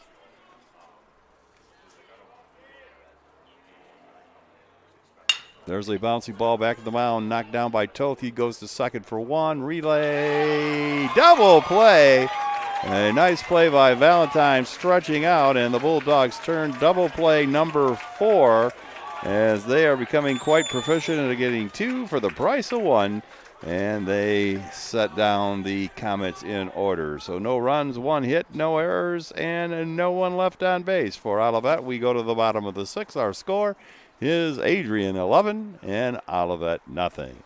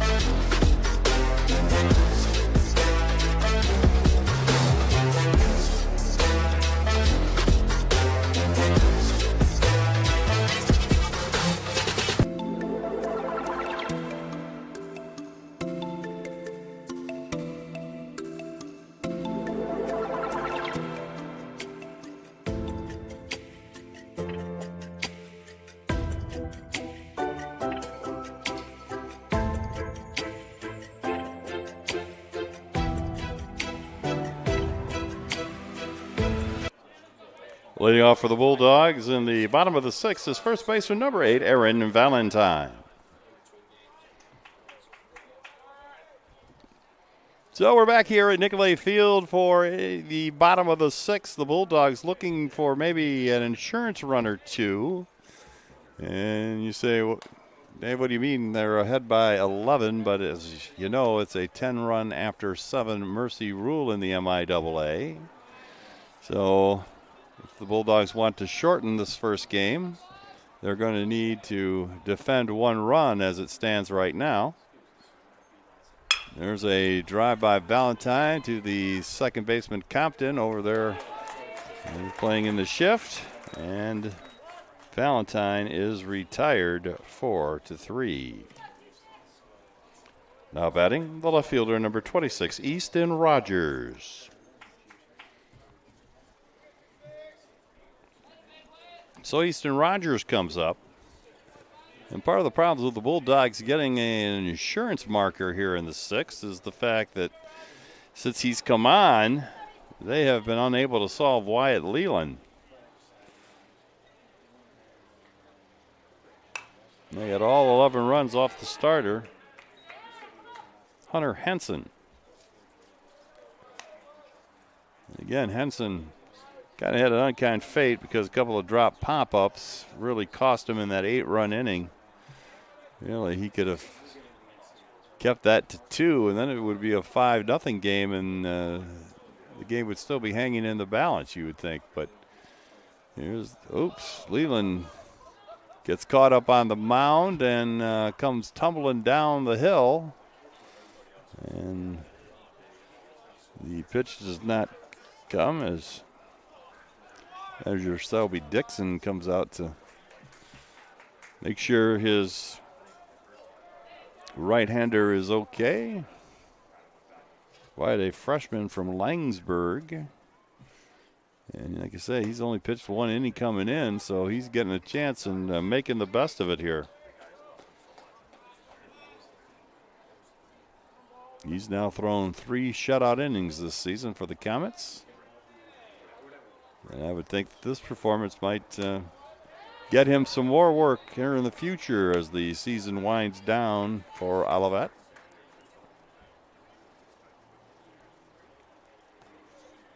And the Bulldogs' last weekend for MIAA play is May 7th and 8th. That's coming up in 2 weeks. Here's the pitch from Leland that's driven down the left field line in the corner. It's going to be caught as Wall puts it away. And there are 2 down in the Bulldog 6th. Now batting the catcher, number 7, Dylan Johnson.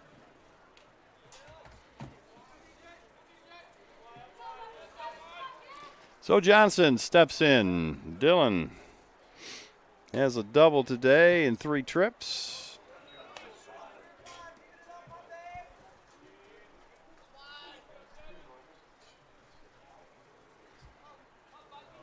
Got a good crowd out here today. We've got a few Bulldog denizens out there on the hill in center field as Johnson hits a sky-high pop-up out to Wall, and he will grab it, and the Bulldogs go 1-2-3.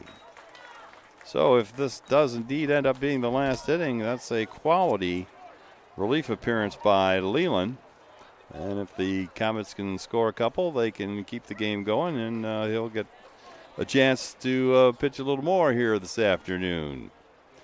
So the Bulldogs go 1-2-3 at the end of 6. Our score here at Nicolay Field, Adrian College 11, Olivet nothing. We'll be back on ACTV.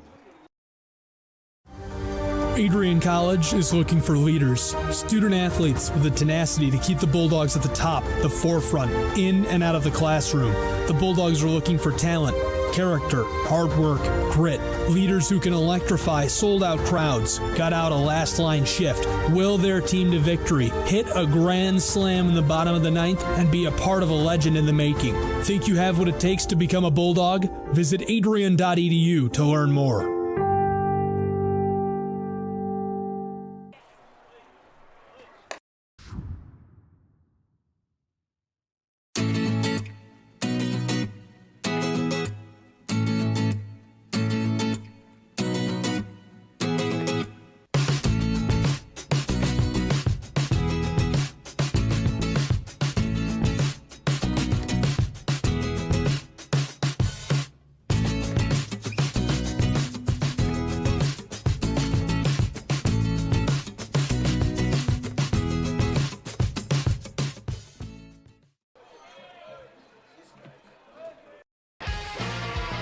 Bulldog fans connect with Adrian. Leading off for the Comets in the top half of the 7th inning is second baseman number 4, Ben Compton. So we move to the 7th inning here at Nicolay Field. Ben Compton steps in. Compton 0 for 2 this afternoon. He hits a first pitch chopper to Davis at third. Long throw, and it's going to be a out as Valentine took a step back and then made the tag to retire Compton for out number 1. Now batting the center fielder number 18, Matt Hewitt. Hewitt, the center fielder, coming up to bat. He has legged out a couple balls today. One was for a base hit back in the second. And then he hit what was a tailor-made double play ball, but he beat the throw. And that was an impressive feat because it was a pretty hard-hit ball to Kedrow at second. And Bulldogs turned it pretty fast, and he still beat it out. That was a foul ball, so he's quickly down 0-2. To Joe Toth.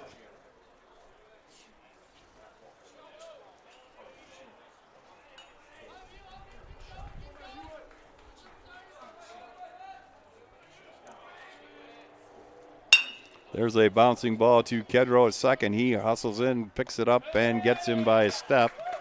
And there are quickly 2 away in the Comets' 7th inning.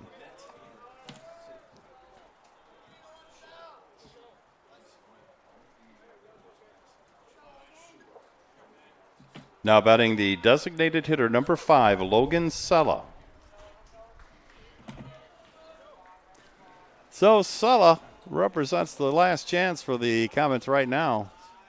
Here's the pitch, and it's a ball outside to Sella. Sella 0 for 2. He bounced to first base and popped to Davis at third.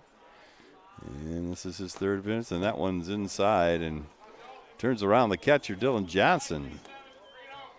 Not sure that was exactly the pitch Johnson was looking for there. But it's now 2-0.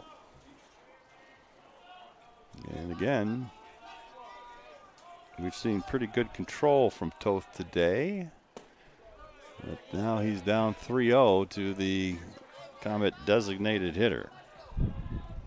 He did throw 5 balls in a row last inning, or 2 innings ago, rather.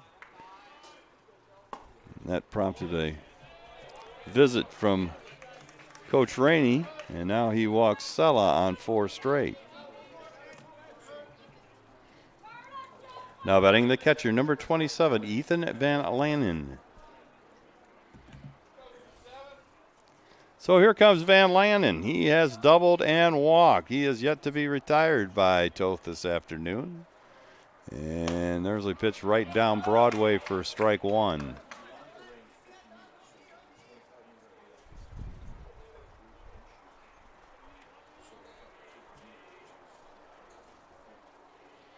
The shortstop, Ben Helgevold, is on deck should Van Lannen get on, but he swings at a breaking ball, and he's quickly down 0-2. So this could be the last strike of the game. As the Comets down to their last strike here in the 7th. And there's a pop-up down the right field line that falls foul. That was just before you get to the point where it narrows out in right field.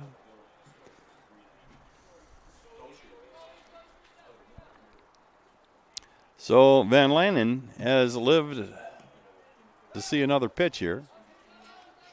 Still down 0-2. Dylan Johnson gets the sign from the dugout and checks his little wristband there to see what we're going to deal up to Van Lannen here on 0-2. Here's the pitch. Fastball high and wide. Makes it 1-2. Bulldogs 11-14-1 this afternoon. They've left 5 runners on base. The Comets 0-5-1. They have left 3. They got one there, and there's the swing and a miss, and that will do it. A shutout for Joe Toth here this afternoon as the Bulldogs win Game 1 by a score of 11-0. We'll be back to recap this after we pause for this. You're watching Adrian College Baseball on ACTV.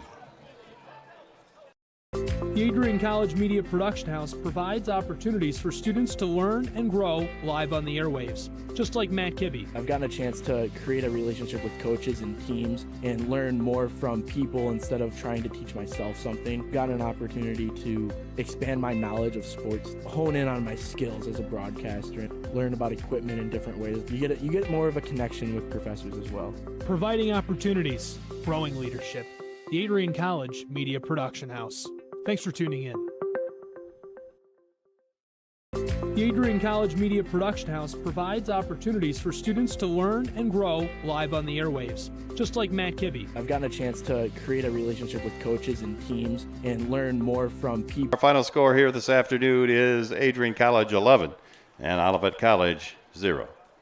Here's the final line score on today's game. First for the Comets, they get no runs on 5 hits. They made 1 error and left 4 runners on base. And for the Bulldogs, they had 11 runs, 14 hits. They made 1 error and had 5 runners left on base. The winning pitcher this afternoon for Adrian is Joe Toth. His record is now 2-0, while taking the loss for Olivet is Hunter Henson. His record falls to 2-5. Time of today's first game was 1 hour and 38 minutes.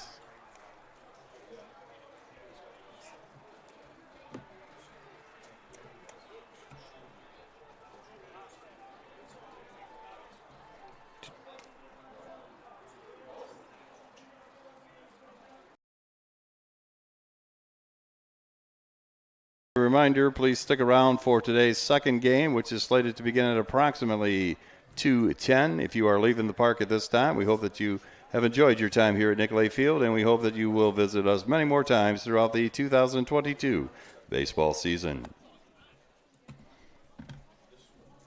Back. Okay, we're back here for a final time in Game 1 as the Bulldogs take a convincing 11-0 victory here in the second game of this series. And the Bulldogs will look now for a sweep in game number 2 here this afternoon.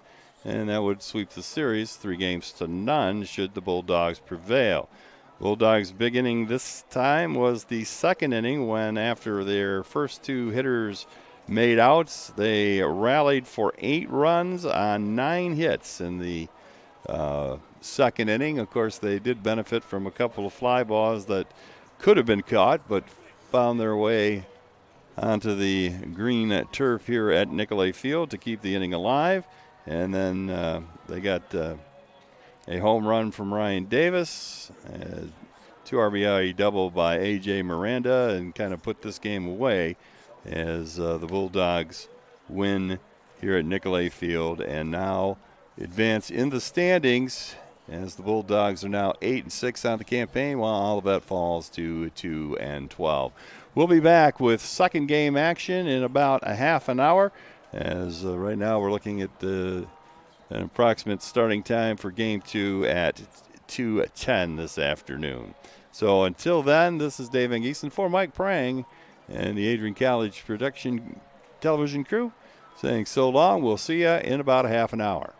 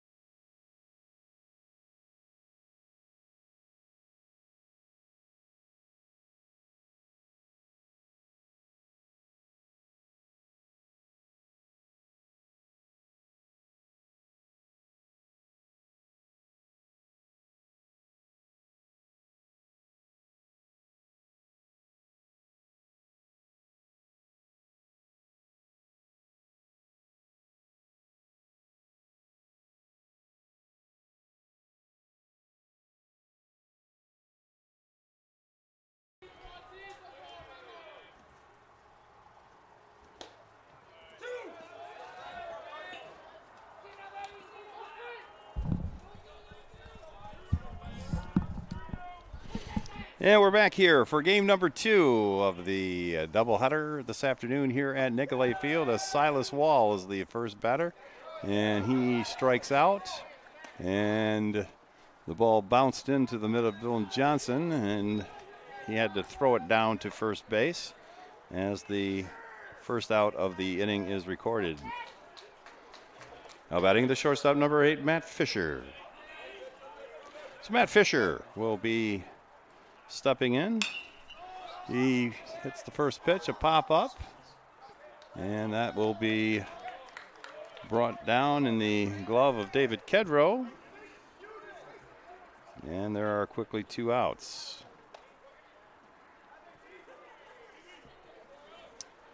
Now batting the first baseman, number 32, Gabe Kirk. So Kirk is up. He takes a strike from Gage Ricker, the Bulldogs starter this afternoon. Gage is doing the pitching for Adrian. He is a junior from Tampa, Florida.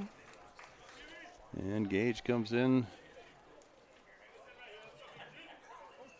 with a 0-0 record, a 4.32 ERA this season, and that one gets away from him. And we'll go back to the screen, and it'll make it 1-2 on the Comet first baseman.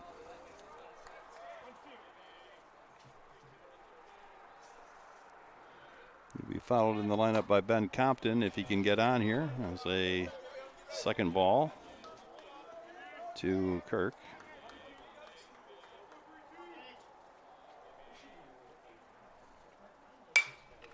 And this one is fouled down the line off the light standard.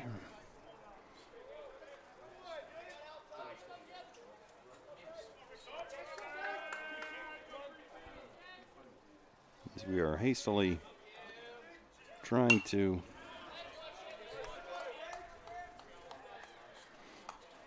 write down the lineups here in a hurry. We pretty much just received them seconds before the game began, as we're trying to get this in before the rain, as it's become a bit of an overcast afternoon here at Nicolay Field, as Kirk fouls another one. This one actually hit Dylan Johnson.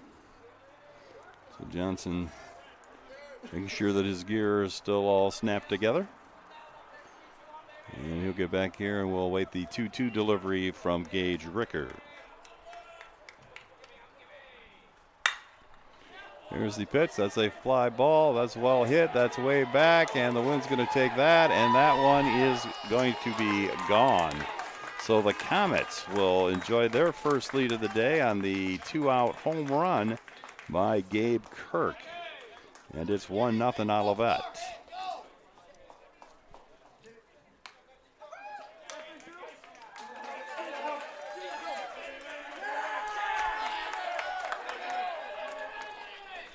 Now batting the second baseman, number 4, Ben Compton.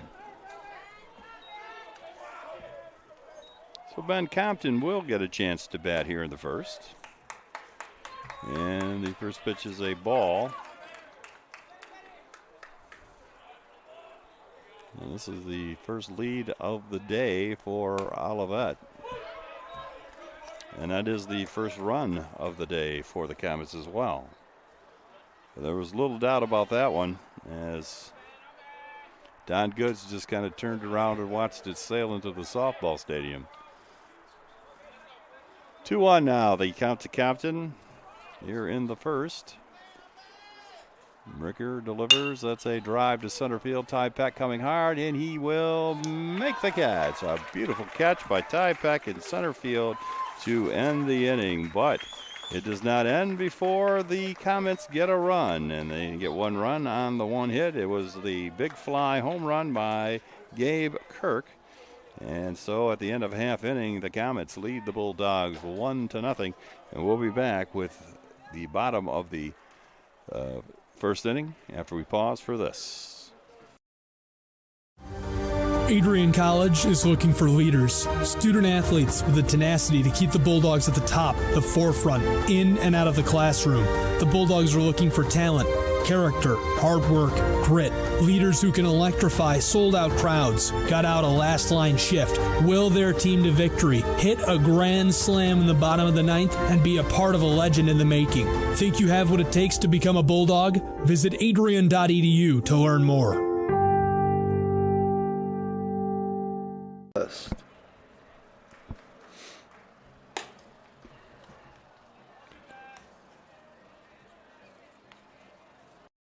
The Adrian College Media Production House provides opportunities for students to learn and grow live on the airwaves, just like Matt Kibbe. I've gotten a chance to create a relationship with coaches and teams and learn more from people instead of trying to teach myself something. Got an opportunity to expand my knowledge of sports, hone in on my skills as a broadcaster, learn about equipment in different ways. You get more of a connection with professors as well. Providing opportunities, growing leadership. The Adrian College Media Production House. Thanks for tuning in.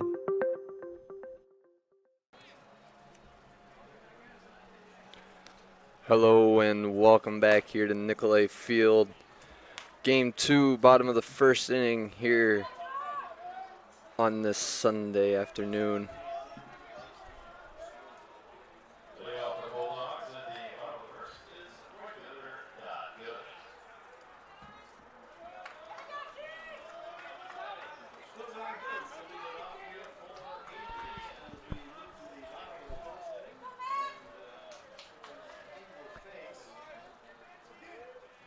Max Dost. Dost is pitching this afternoon in game number 2. Let's take a look at his record. He is 1-4 on the campaign, and he is allowed, as we first hit, is a bloop base hit into left field that Goods will turn into a double.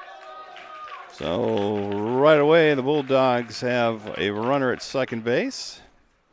You're saying Dost is has an ERA of 10.13 and a 1-4 record for the Comets in close to 30 innings. Now batting the second baseman, number 25, David Kedrow. So Kedrow will come to bat. We'll try to run down the Bulldogs lineup for this second game here as we get a chance. As Doss checks the runner, delivers, and Kedrow bunts it down the first base line. That's going to be a base hit because nobody's going to get to that. So Kedrow, I don't know if he will now go to second, and he'll be safe as the throw drew Compton off the bag, and a bunt single turns into basically a double, and the Bulldogs have tied the game. This Goods comes running home. Now batting the first baseman, number 30, A.J. Miranda. Perfectly executed bunt there. Put it right by the shortstop. Able to drive in a run off a bunt. Well, he also had the pitcher falling off towards the first base side, so he couldn't get there. And yeah, Kedrow had a beautiful bunt. And then his heads-up base running gets the run home. So now Miranda will bat. Miranda playing first base in the second game. He was a designated hitter in game number 1. And it's a 1-1 game. Here's the pitch to Miranda. He hits a shot down the third base line that will ricochet out into left field. The starting lineup for the Bulldogs here in game number 2. Don Goods is playing right field, leading off. David Kedrow playing second base. A.J. Miranda now batting is the first baseman. Ryan Davis is at third base. Batting fifth is the new designated hitter, Kevin Cardenty. So this will be the first action Cardenty's seen today. And left field is going to be number 11, Lincoln Hayward today, as that one's another shot foul down the left field line. So Lincoln seeing his first action as well. He's playing left.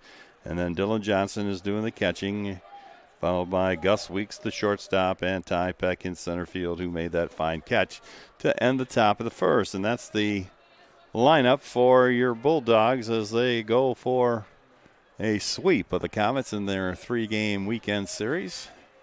Won yesterday 28-8 and 11-0 in the first game. Both games shortened to 7 innings due to the 10-run mercy rule. Miranda fouls one back into the screen, so he's stood up there.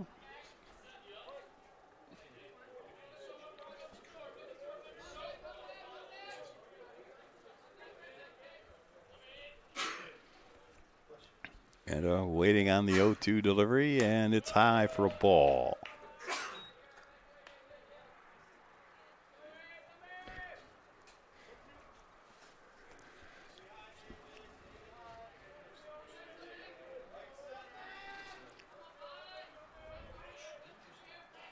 He's standing, waiting in the batter's box. Ball bounces off the turf and gets away from the catcher Van Lannen. And that will advance Kedrow to third base. So Kedrow had that beautiful bunt and now is using his speed to get around the bases.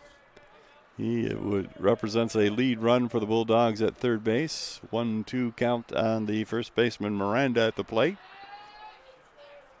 Now at third base with nobody out. He can score in a number of ways, but Miranda strikes out on a nice pitch that time by Doust, and he gets his first out of the ball game. Now batting the third baseman, number 17, Ryan Davis.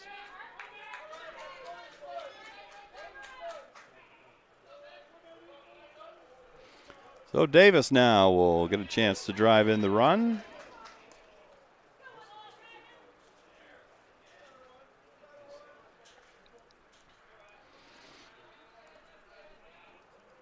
Davis now has moved up to the 4 spot in the order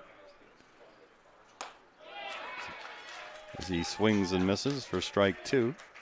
Of course, the Bulldogs once again missing Thomas Miller, one of their top hitters this year. So that's forced a little bit of jumbling of the Bulldog lineup, but it has been clicking all weekend.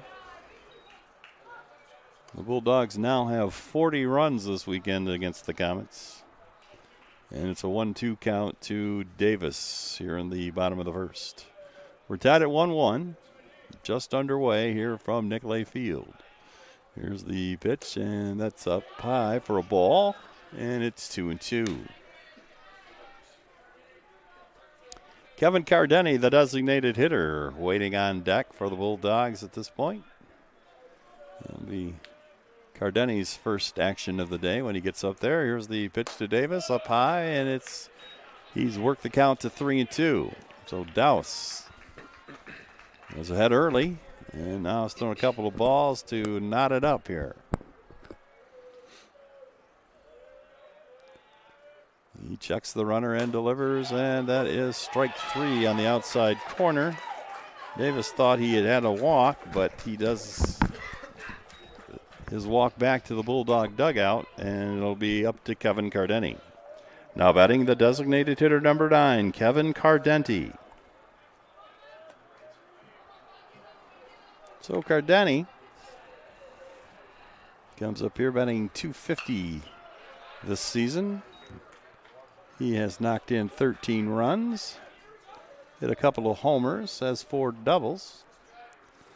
And we could use one of those right now to get this lead run in. Who has been at third base now with no outs and is now there with 2 out. As Cardenty takes a strike and he's down 0-2. So Cardenty now going to try to shorten up, put the ball in play. The Comets are playing him pretty much straight up, which they don't do very often. As that one's outside. We're starting to gather a decent crowd out there on the hill. As they bringing the couches out today for game number 2. And there's a drive into the net. Yeah, this is really the first day that you could have a couch today. A tradition here at Adrian College.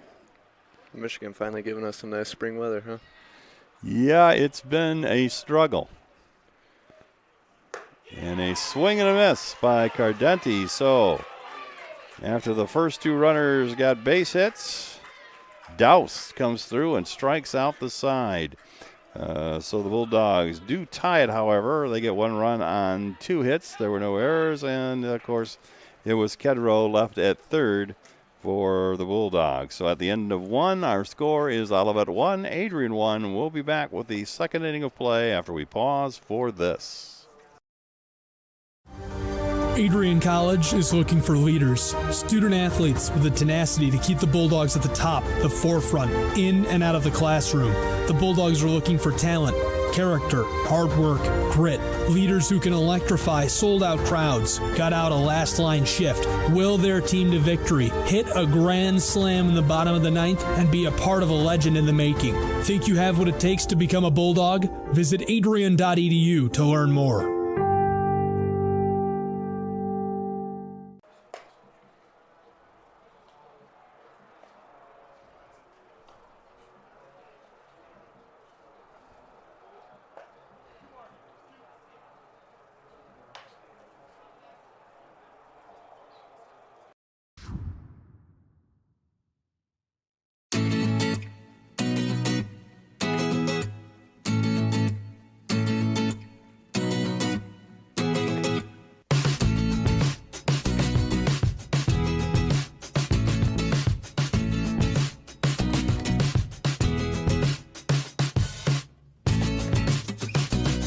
Off for Olivet in the top half of the second, center fielder number 18, Matt Hewitt.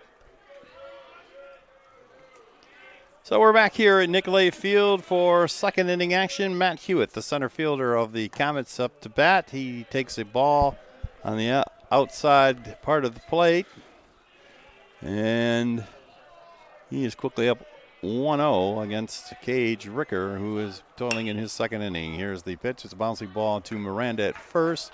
He takes it on the high hop and steps on the bag for out number 1. Now batting the designated hitter, number 5, Logan Sella. So Logan Sella will step up. Let's go over the lineup for the Olivet Comets here in game number 2. Their leadoff man is left fielder number 16, Silas Wall. And batting second is shortstop Matt Fisher. Batting third is Gabe Kirk, and he's responsible for the only run this afternoon as he homered in the first inning. And Sella takes a strike for strike 1. Here's the 0-1 pitch inside for ball 1. 1-1 now to the Comet designated hitter. Batting fourth is second baseman Ben Compton. Batting fifth in center field was Matt Hewitt, who just bounced to first. And now Logan Sella is batting sixth as the designated hitter, and he chops one foul. And Kedrow is going to have to retrieve that as it bounces onto the field of play. In the 7th spot for Olivet is catcher number 27, Ethan Van Lanen. And getting his first action in the afternoon in the 8th spot is third baseman Blake Hawkins. He's wearing number 22. And batting ninth is the right fielder, number 10, Trevor Savage. And as we said at the bottom of the inning, last inning, Max Doust is the starter for Olivet. Here's the pitch, and Sella hits a drive to center field. Going back for his Peck. He dives, and he, I believe, has it. And he is out. Nice play there by Peck going back to the wall. Jumping at the last moment to glove it. And that is a fine put out by Peck, who's already made 2 fine plays, taking hits away from the Comets. Now batting the catcher number 27, Ethan Van Lanen. Second spectacular catch in back-to-back innings. You don't see that very often. So there's the swing by Van Lanen. He's going to get a base hit to center. Peck will cut it off in the gap, and Van Lanen will pull into second with a double. So the Comets, for the second inning in a row after the first 2 batters were retired, get a hit.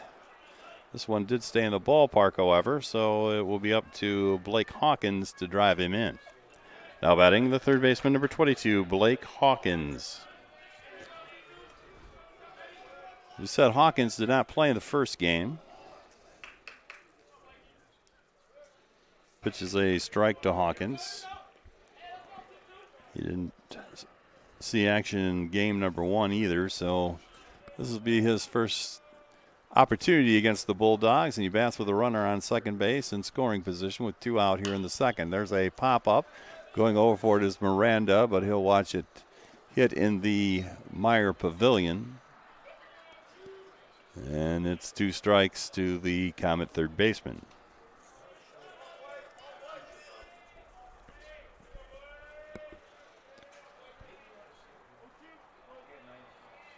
Hawkins batting .233 coming in.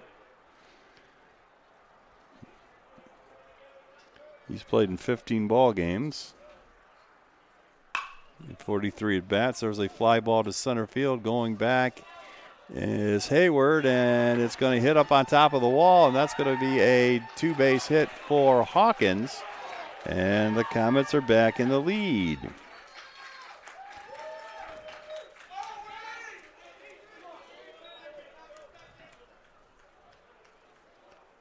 The umpire's going to confer here for a moment. I'm not sure what they're discussing because the ball clearly was off the fence.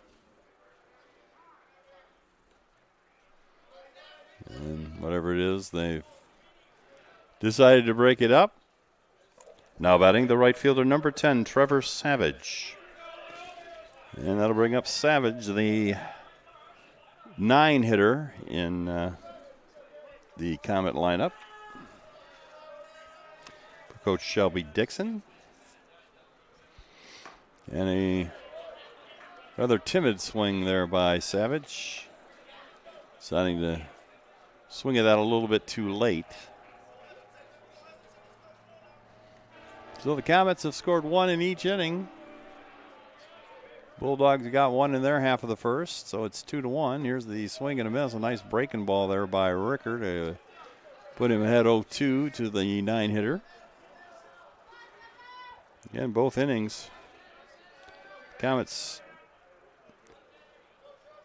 first 2 hitters went down, but then they've rallied. There's a bouncing ball to third. Davis going to cut it off and make the throw, and he fires it over the head of A.J. Miranda, and everybody's going to be safe. So that's going to be an error on Davis. And a run will score, and suddenly the Bulldogs find themselves down 2 here in inning number 2. Olivet really coming out here firing in the second game here. Now batting the left fielder, number 16, Silas Wall. Now the Bulldogs, who turned 4 double plays in the first game, had really kind of a defensive gem in the game number 1. And now we see the error prolong this inning, so that run will be unearned. And any future runs of this inning will be unearned. But hopefully Gage can keep the Comets at bay here the rest of the way in this inning. Here's the pitch, a foul ball back into the screen. And it's a 1-1 count to Silas Wall. Wall struck out his first time. And he's only going to pitch in that bounced into home, so we had to throw the ball down to first base to retire him.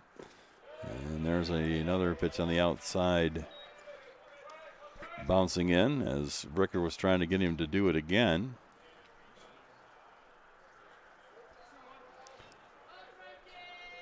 Comets wearing the gray uniforms with Olivet written in script across the chest. They get the big red and white socks on today. There's a swing and a miss, and the ball bounces in, and that is going to allow Trevor Savage to go down there. So that'll go as a wild pitch against Ricker, even though it was a strike because of the swing by Wall. So Ricker, who has got 2 strikes on several hitters in the second inning, but he's been unable to put them away. We'll see how he does here against Wall. The pitch outside makes it 3-2.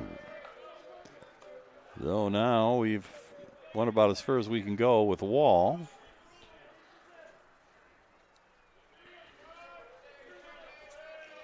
Matt Fisher would be the next Comet batter should Wall prolong the inning. And here's the delivery by Ricker, bouncing ball to Davis. He'll have another shot, and this time he fires a strike to A.J. Miranda, and the inning is over. But the Comets get 2 runs on a pair of hits, a big Adrian error, and they leave 1. And at the end of an inning and a half, the Comets lead 3-1 here at Nicolay Field in game number 2. We'll be back for the Bulldogs, bottom of the second. After we pause for this, you're watching Adrian College Baseball on ACTV. If there was one word I was going to use to describe the communication arts program at Adrian College, it would be unique. Students find themselves on the radio, in front of and behind the camera, and directing their own programs. Students learn in a personalized environment that sets them up for a world of opportunities. Are you ready for your moment in the limelight? Learn more about the Rush Communications Center and Adrian College's communications program by visiting adrian.edu today.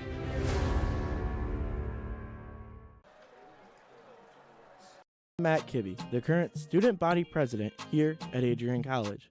I chose AC because the campus simply feels like home. Everywhere I go, I know the amenities are there to help me succeed and get to the next level in my career. If you want to see what Adrian College has to offer, you can schedule an in-person visit at adrian.edu/campus-visit.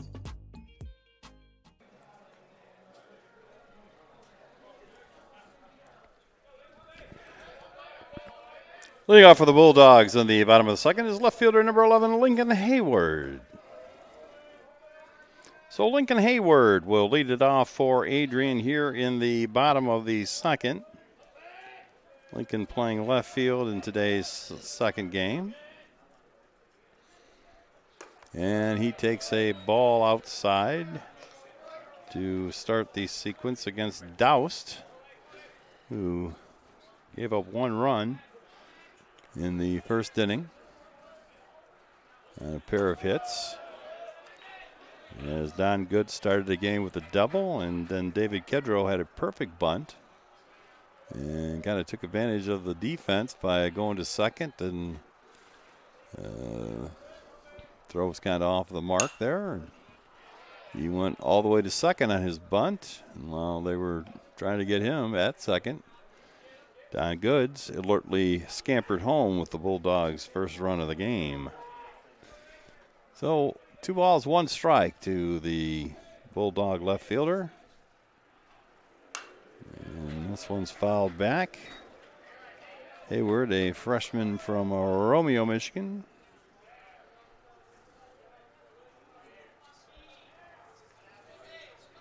He is batting .125 in limited action. He's only had 16 at bats so far this year. Here's the pitch, and that one's outside for a ball. And it's 3-2. So we got a payoff pitch coming from Doust.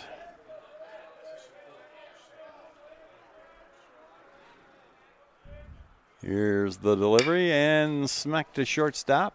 A long throw, and Lincoln Hayward is retired on a nice play by Fisher.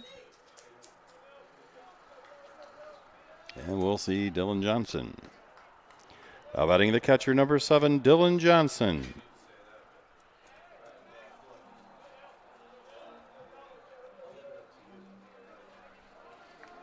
So Dylan Johnson catching both games for the Bulldogs here this afternoon. Pitch is inside.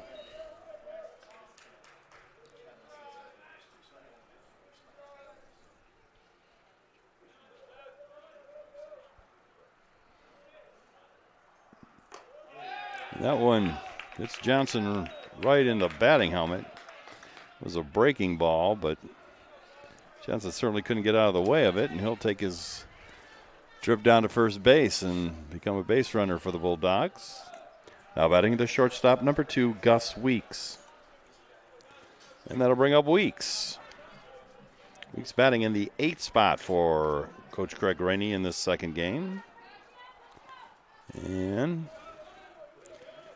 he'll try to move the runner up here. Bulldogs trailing by a pair here in the bottom of the second.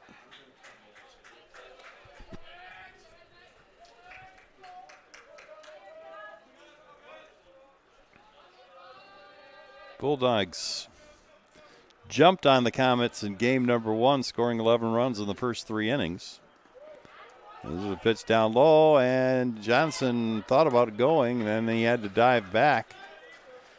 I think that kind of took Van Lannon a little bit by surprise.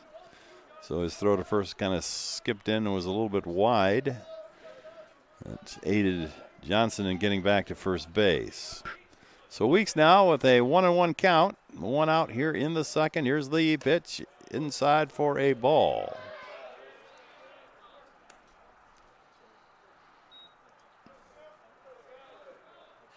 Doubt's getting a little clarification from his catcher as to where that pitch was located. And he nods back. It was inside. There's they throw to first to keep Johnson close.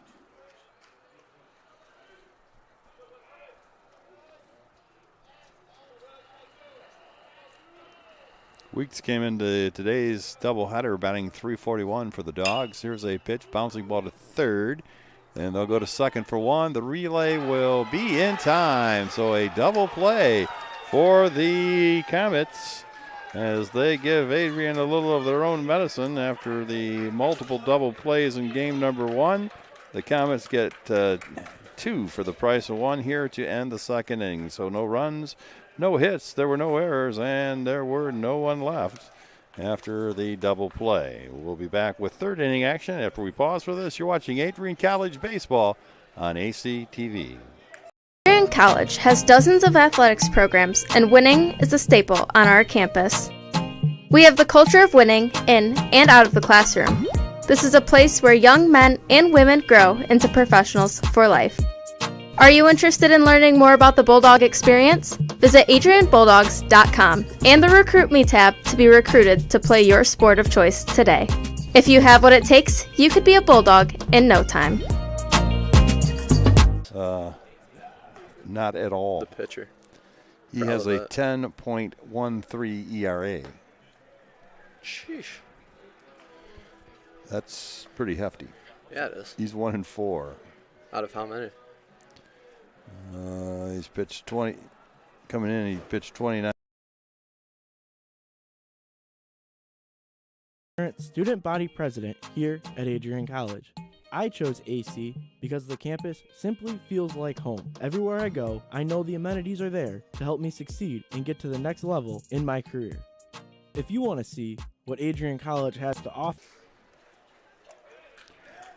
Leading off for the Comets in the top of the third is shortstop number 8, Matt Fisher. All right, we move to the top of the third here at Nicolay Field as it's starting to cloud up a little bit here at the ballpark. And there's a strike down the middle for strike number 1. That was partly the thought behind moving the game times up today to 11 o'clock. Bouncing ball to short, so Weeks gloves it, throws across the diamond. Miranda makes the pickup, and there's one away. Nice routine ground ball to Meeks there. Now batting the first baseman, number 32, Gabe Kirk. Well, the third straight inning, the Bulldogs have kept the leadoff man off the bases. Ricker has retired the first 2 batters in each inning he has worked here. But after that, the Comets have been able to rally. And in the first inning, it was Gabe Kirk with a home run that got him their run. And now this one's up into the corner. And Goods is going to pick it up off the wall. He may have a shot here. Here's the throw to second, and he is going to be out. God.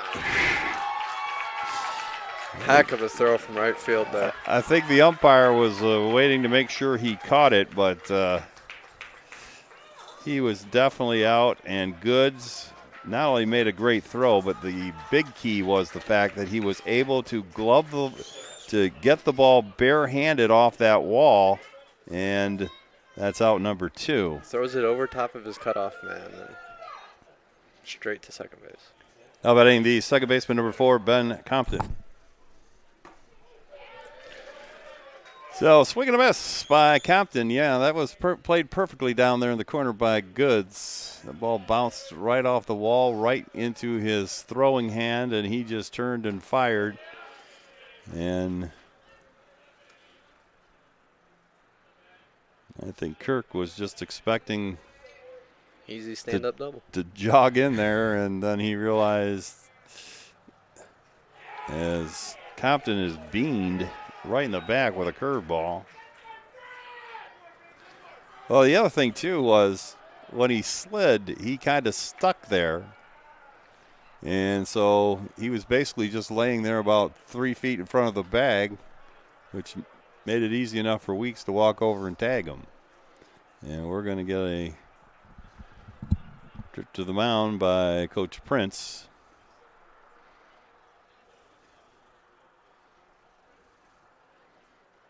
Again, we've been having some trouble with the sliding area at second base, and I think that kind of jumped up to bite Kirk as well. Or they're talking it over, and Coach Prince saying, look, you get two out, the first two guys out, you got to finish it off here.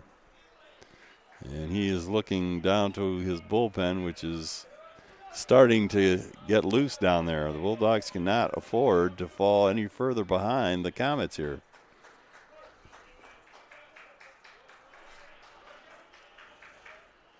So Ricker comes to the set, checks the runner, delivers, swing and a miss.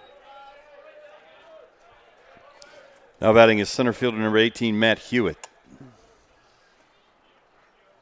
Hewitt bounced to Miranda his first time in this game. He has shown great speed both in center field and on the bases for the Comets. So Bulldogs want to be leery of that. Bounding ball. Kedrow makes the play and throws him out.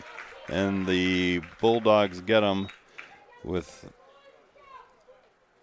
them scoring a run for the first time in this game. They get no runs on one hit. There were no errors, and one was left on base at the end of 2.5. Our score here from Nicolay Field, the Comets 3, Bulldogs 1. We'll see if the Bulldogs can do something about that 2-run deficit when we return. You're watching Adrian College Baseball on ACTV. Welcome to Adrian, Michigan. We're located in a proud college town. Adrian College is situated just 45 minutes from Ann Arbor, Detroit, and Toledo.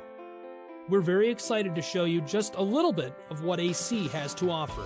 This is the gateway to our campus. Welcome to the place that we believe will change the rest of your life. AC features one of the most well-rounded educational experiences in the country. We offer over 60 different academic majors and 10 academic institutes, as well as dozens of student organizations. Year after year, we've been ranked as one of the nation's best colleges, including being one of the most innovative institutions in the U.S. for our medical programs. Our campus is simply beautiful.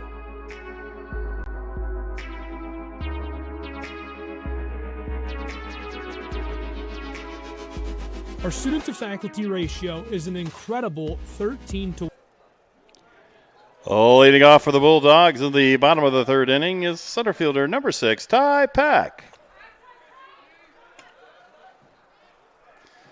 So we go to the bottom of the third, and fifth-year senior Ty Peck is going to step in to lead it off for the Bulldogs. Peck batting for the first time in game number 2. He had a 1-for-3 effort in game number 1.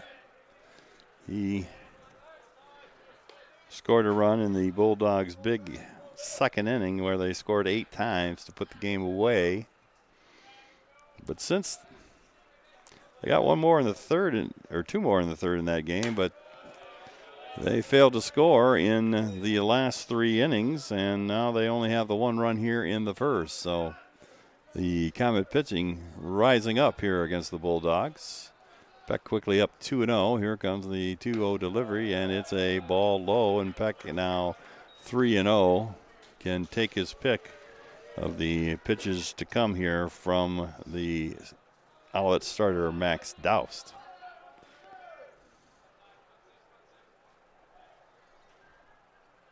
And that one's a strike on the outside corner to make it 3-1. Dowse, a senior from East Lansing.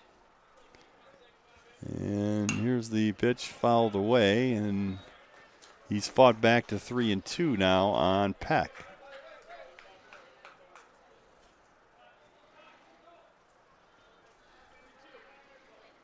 Peck wants to get on to be there for the top of the order.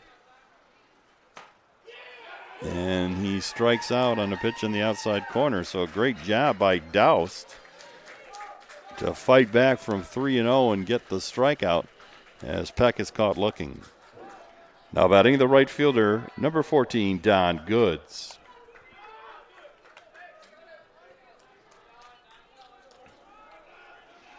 So that'll bring up Goods. Goods started the ball game with a double. Second baseman's playing a shallow right field now. Oh, yeah, they've got the shift on once again. And that one's onside and gets away from the catcher. As the shortstop, Matt Fisher, he's still on the shortstop side of the bag, but he's pulled around very close to the bag, and they've moved Compton into right field.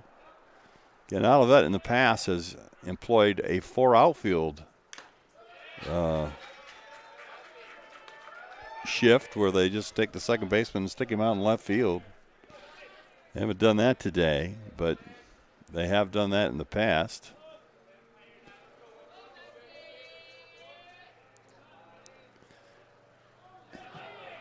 And that one's way high. Back to the screen. In fact, I remember the last. Trying to remember exactly what year it was. I think it was Brandon Cooper's sophomore year that we played a doubleheader up to Olivet. And Coop had a big day. I think he had 3 or 4 home runs that day, and that was how he beat the 4 outfield shift by just knocking each successive ball a little farther till he finally reached the football field out there. But should just put all 4 infielders in the outfield. It's the only way to beat that one. There's a swing and a foul ball. Good staying alive. As our umpire needs a new supply of baseballs, so Dyson Harrington making a delivery. Here's the pitch, swung on and missed. The ball is fouled, I guess. So he got just enough of it to stay alive as Van Lanen could not hold on to it. Looked like he wanted all of that pitch, just missed it. So 2-2 delivery again. Good swings and misses, and he strikes out. That is the 5th strikeout for Dowse here this afternoon. Now batting the second baseman, number 25, David Kedrow.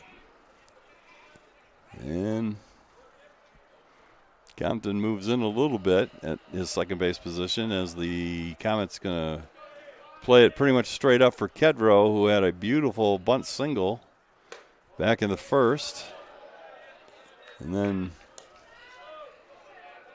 with some great base running, got to second base and got a run home. Well, all that was going on. Here's the pitch, and it's 2-0 to the Bulldogs second baseman. He'll be followed by Miranda, and then Davis if we get that far.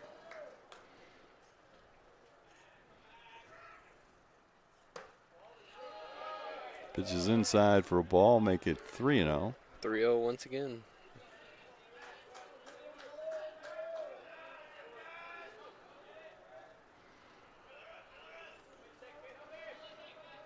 But Dowse has fought back from 3-0 before. He won't get a chance this time because that one almost hit Kedrow. And he will walk to first with a free pass. Now batting the first baseman, number 30, A.J. Miranda. So, Miranda, he'll see the shift.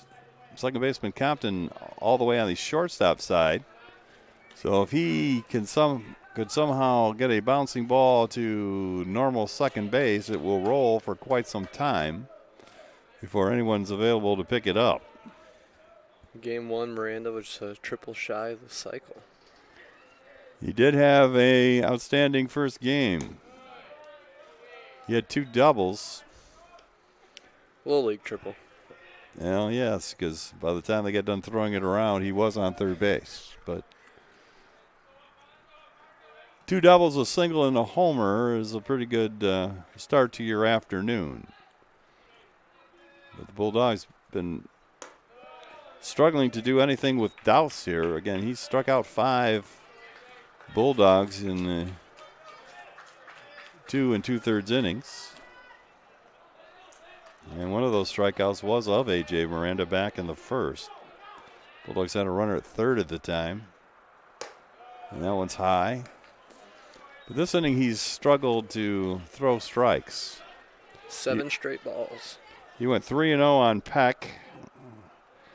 And then he went 3-0 before walking Kedrow on 4 pitches. And yes, we're now at ball 7. Here's the pitch. There's a strike. 3-1.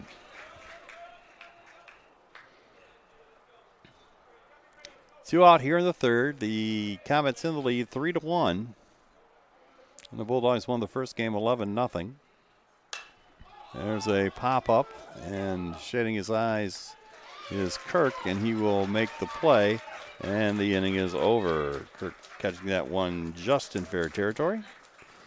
And so the Bulldogs fail to score in the third. They get no runs on no hits. There were no errors. 1 was left on base, and after 3 complete, our score here at Nicolay Field is Olivet 3 and Adrian College 1. We'll be back after this. The Adrian College Media Production House provides opportunities for students to learn and grow live on the airwaves, just like Matt Kibbe. I've gotten a chance to create a relationship with coaches and teams and learn more from people instead of trying to teach myself something. Got an opportunity to expand my knowledge of sports, hone in on my skills as a broadcaster, learn about equipment in different ways. You get more of a connection with professors as well. Providing opportunities, growing leadership. The Adrian College Media Production House. Thanks for tuning in. Adrian College Sports. The Adrian College Media Production House provides opportunities for students to learn and grow live on the airwaves, just like Matt Kibbe. I've gotten a chance to create a relationship with coaches and teams and learn more from people instead of trying to teach myself something. Got an opportunity to expand my knowledge of sports, hone in on my skills as a broadcaster, learn about equipment in different ways. You get more of a connection with professors as well. Providing opportunities, growing leadership. The Adrian College Media Production House. Thanks for tuning in.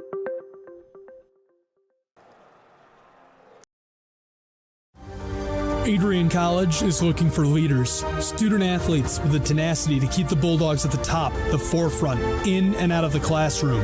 The Bulldogs are looking for talent, character, hard work, grit, leaders who can electrify sold-out crowds.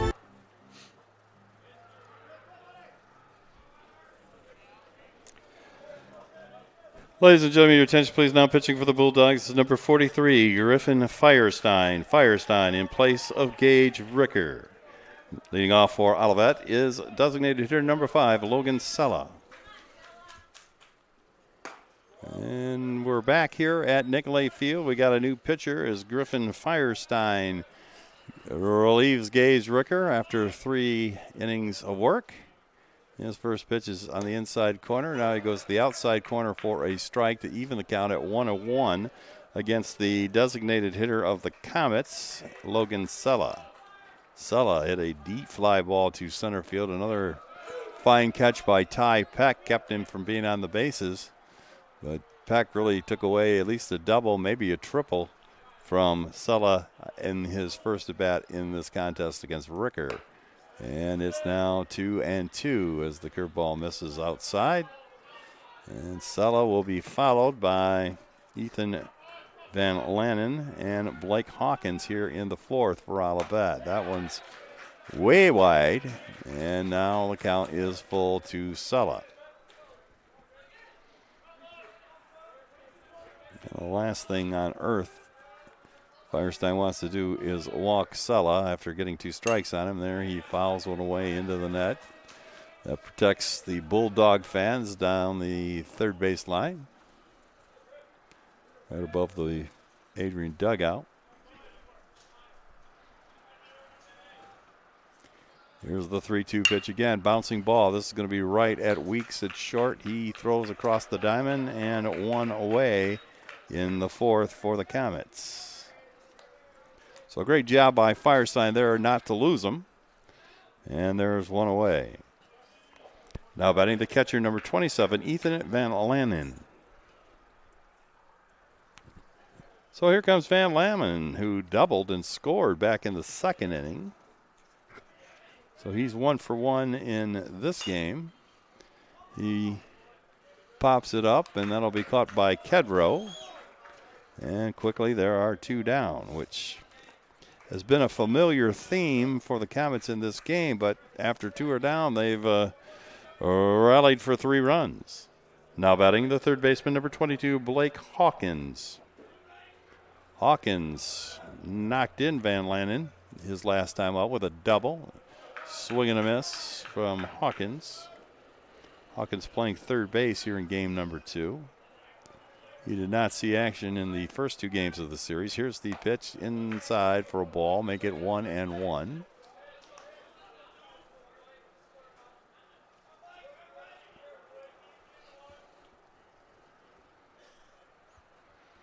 Pitch out of the way, strike 2 on the outside corner.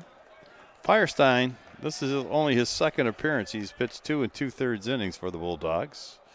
He has an ERA of 6.75 in, as we said, limited work. There's a bouncer to third, long throw, another high throw, but Miranda goes up, gets it, and applies the tag. And for the first time here in game number 2, the Comets go 1, 2, 3. So good job by Firestein coming in on relief of Ricker. And at the end of 3.5, our score, Olivet 3 and Adrian 1. We'll be back with the Bulldogs' 4th inning effort after we pause for this. You're watching ACTV.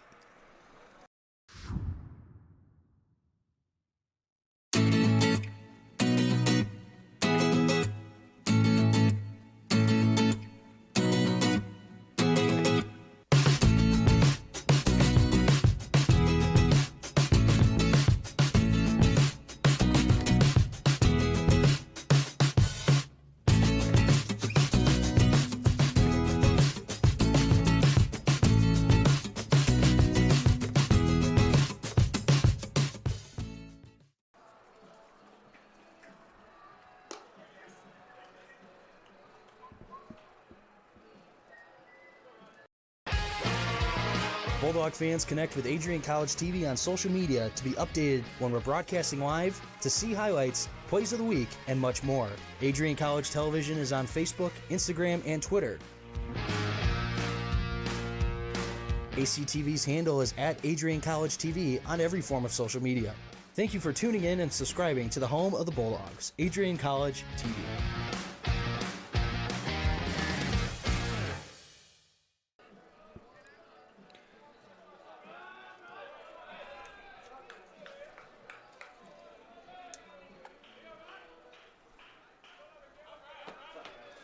Oh, leading off for the Bulldogs in the bottom of the 4th inning is third baseman number 17, Ryan Davis. All right, we're back here for the 4th inning. Bulldogs got some work to do. They trail by a pair, and they've somewhat struggled after the first couple hitters against this right-hander Max Doust. Bulldogs' first 2 hitters got hits, and they haven't had one since. That produced their run. There's a drive. That's the shortstop, and that just eats him up. And Davis will be on what I think will be a scratch base hit to short.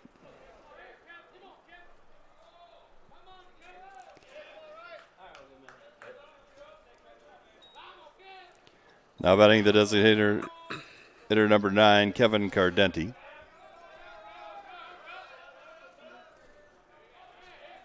That ball was hit like a rocket at Fisher.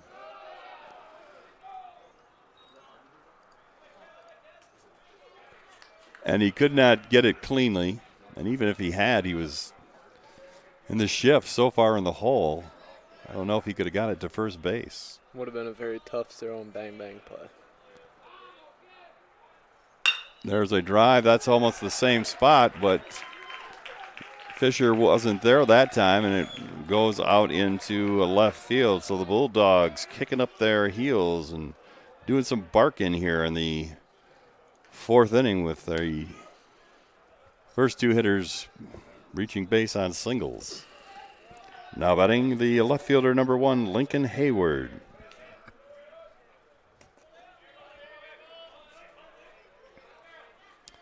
So runners first and second, nobody out. The third baseman creeping close here for Hayward. Hayward does square, but pulls his bat back when the pitch is 2 feet outside. But Hawkins, by the time the pitch is on the way, is at about 70 feet. Kirk is staying back, so I think they're going to let Doust try to pick up anything down the first base line as he spins and tries to catch Davis napping.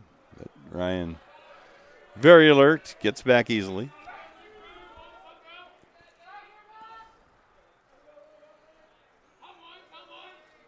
He checks the runner and delivers outside for a ball. No sign of bunting that time by Hayward. And it's quickly 2-0.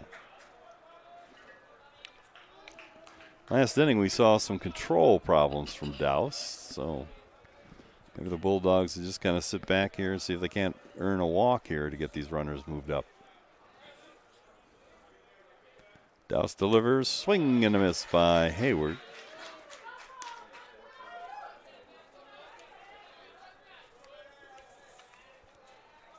The hill is slowly becoming more populated out there for Couch Day. Yes, as we get later in the afternoon, more fans are making their way to the ballpark. There's a high pop up to short. This is going to be trouble. It's going to land a big bounce. The shortstop now dives for it. He finally picks it up. He's going to make a throw to the plate. It's going to be somewhat close, but we're going to get a run in as Davis just outruns the ball. And that'll be a base hit for Hayward. Again, that wind is playing havoc with balls. Now batting the catcher, number 7, Dylan Johnson. And that one right there, both the left fielder and shortstop, Fisher and Wall, running all over trying to catch it, but it just kept tailing away from both of them, and it ends up a base hit. And the Bulldogs are back within 1 at 3-2. Still nobody out, and the batter is Dylan Johnson, the catcher. He squares the bunt. He puts it down. This is going to be picked up by Hawkins, and he throws to first base. And there is one away, a sacrifice bunt for Johnson. He does the job and moves the runners into scoring position. And I'll leave it up to Gus Weeks.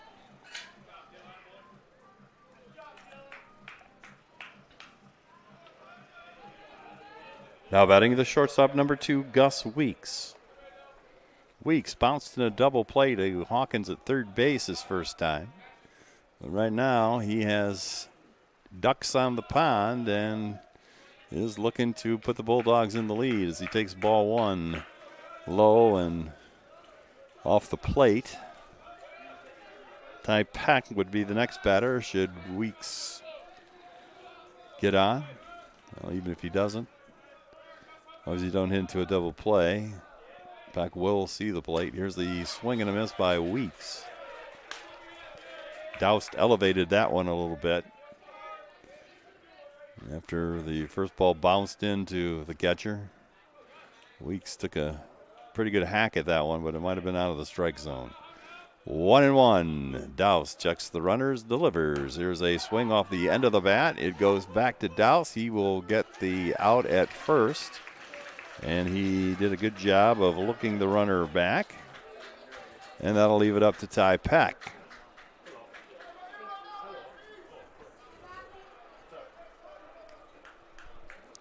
Now batting the center fielder, number 6, Ty Peck.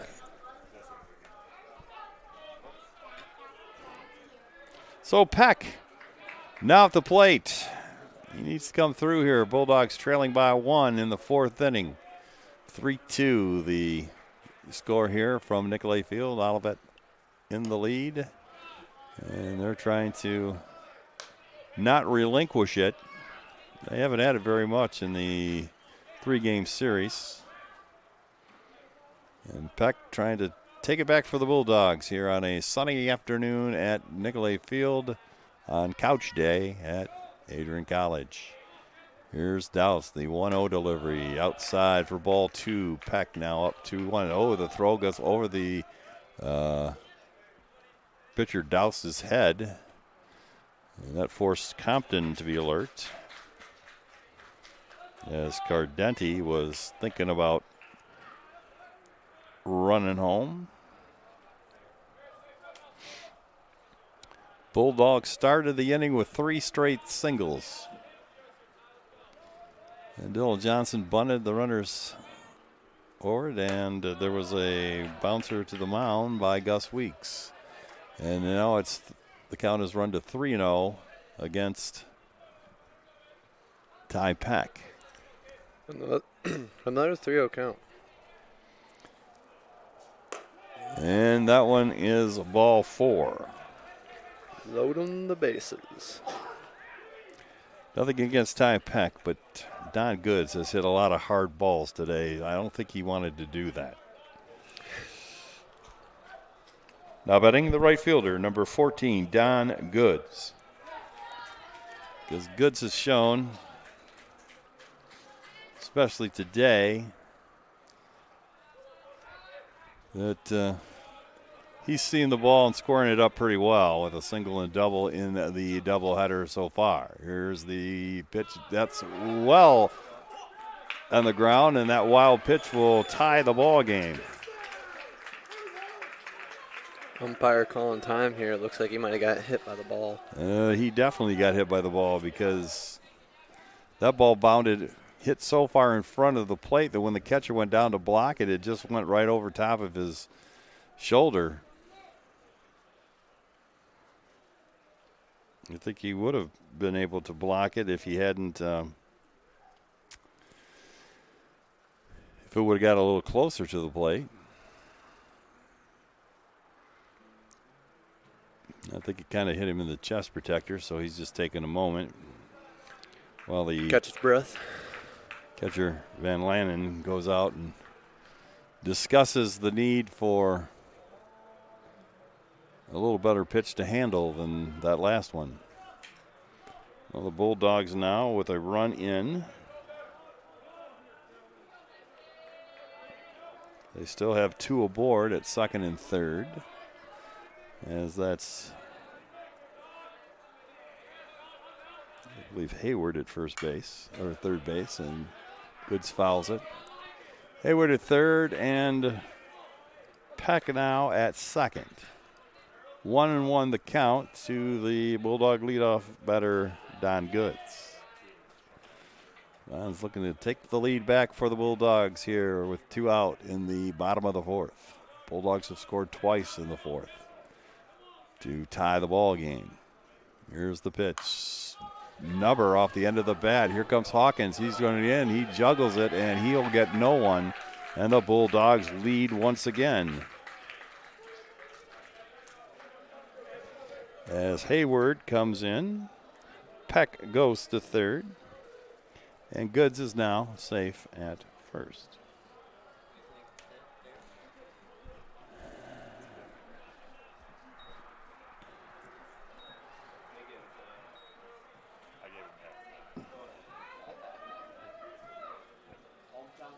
So we're going to score that a hit. And that'll bring up David Kedrow. That was one of those, again, slow numbers, and the third baseman was playing deep. And he came in and he just didn't get it cleanly and lost any chance he had of getting him when he juggled the ball the first time. and he never really picked it up. So Kedrow looks at a strike. Runners at first and third. Bulldogs now leading 4-3. And that will get Gage Ricker off the hook. He will have a non-decision in his start today.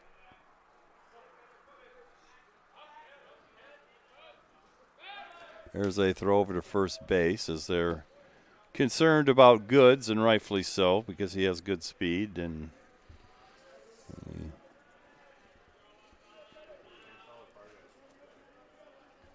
take a quick look. Goods is 15 of 18 stolen base. There he goes. Pitches high for a ball. He's going to be safe, and that will allow Cardenty to wander home. Or, excuse me, Ty Peck come home.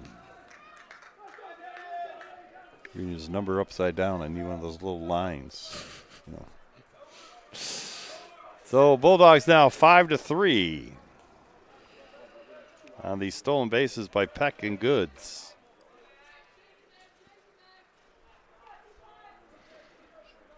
Olivet. There's a drive. There's a shot to the shortstop. Long throw by Fisher. And that will bring the fourth inning to a close. But not until the Bulldogs score 4 times. And they now lead the contest by a score of 5-3 as we move to the fifth inning. Bulldogs getting 4 runs on 4 hits. There were no common errors, and there were 2 left on base. We'll be back with fifth inning action after we pause for this. You're watching Adrian College Baseball on ACTV. Empty for Geneseo. 4-2 is our score. Geneseo wins the faceoff. Bulldogs take a shot. They score. They empty netter by Sam Ruffin. It's 5-2.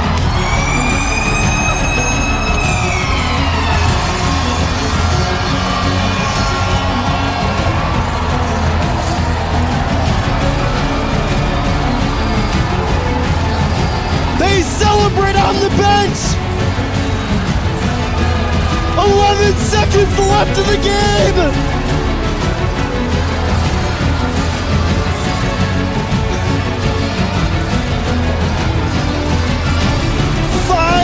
Two is our score, Johnny.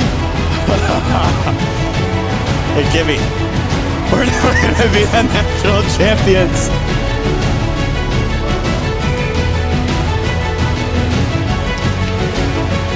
Top of the fifth is right fielder number 10, Trevor Savage.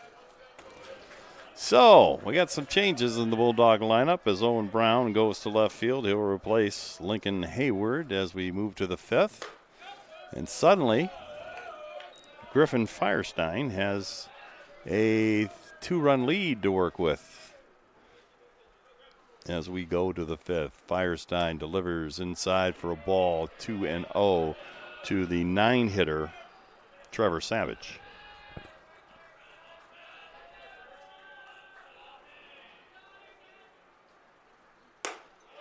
Ball 3 high. And now it's 3-0 to Savage. And Firestein wants to start throwing some strikes out there, but that one is going to almost hit him. And so a leadoff walk represents the first time in today's second game that the Comets have their leadoff man on. Now batting the left fielder, number 16, Silas Wall. So that'll bring up Wall. He has struck out and bounced to third here in game number 2. His first game's efforts produced a base hit, a walk, and a strikeout. He takes a strike. So that breaks the string of 4 straight balls. There goes the runner, swing and a miss, throw down to second, and he is going to be out. A nice tag there by David Kedrow, and rack up another throw out for catcher Dylan Johnson.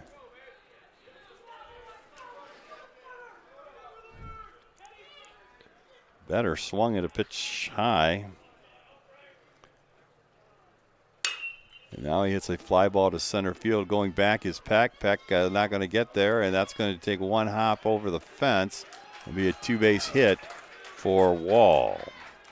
So that throw out becomes a little more important after the double by Wall. Now batting the shortstop, number 8, Matt Fisher.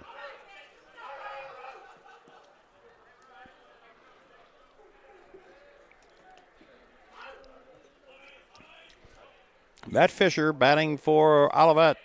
They're trailing by 2 here in the 5th. That's a pitch on the outside corner for a strike.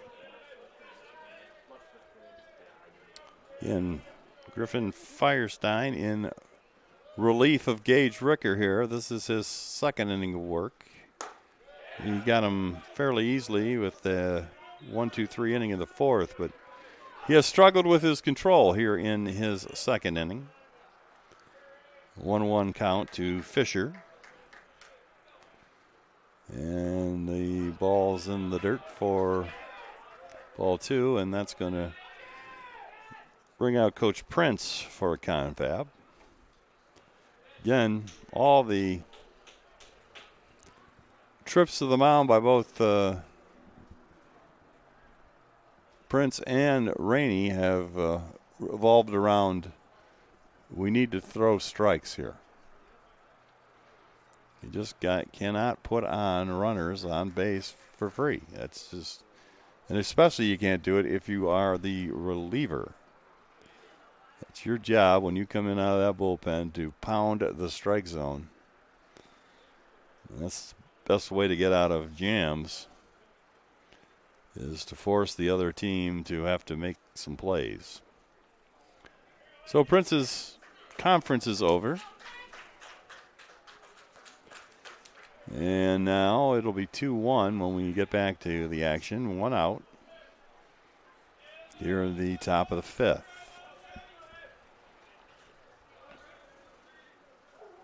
Firestein delivers, swung on, smashed down the first base line.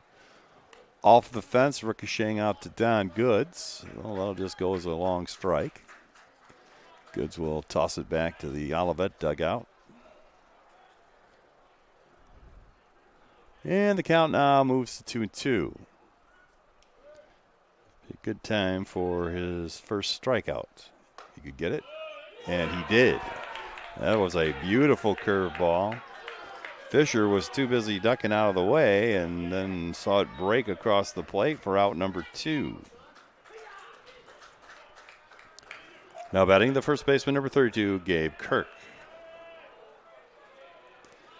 That brings it up to Gabe Kirk, who's had an interesting day at the plate here in game number 2. He homered a big-time shot over the right field wall in the first inning.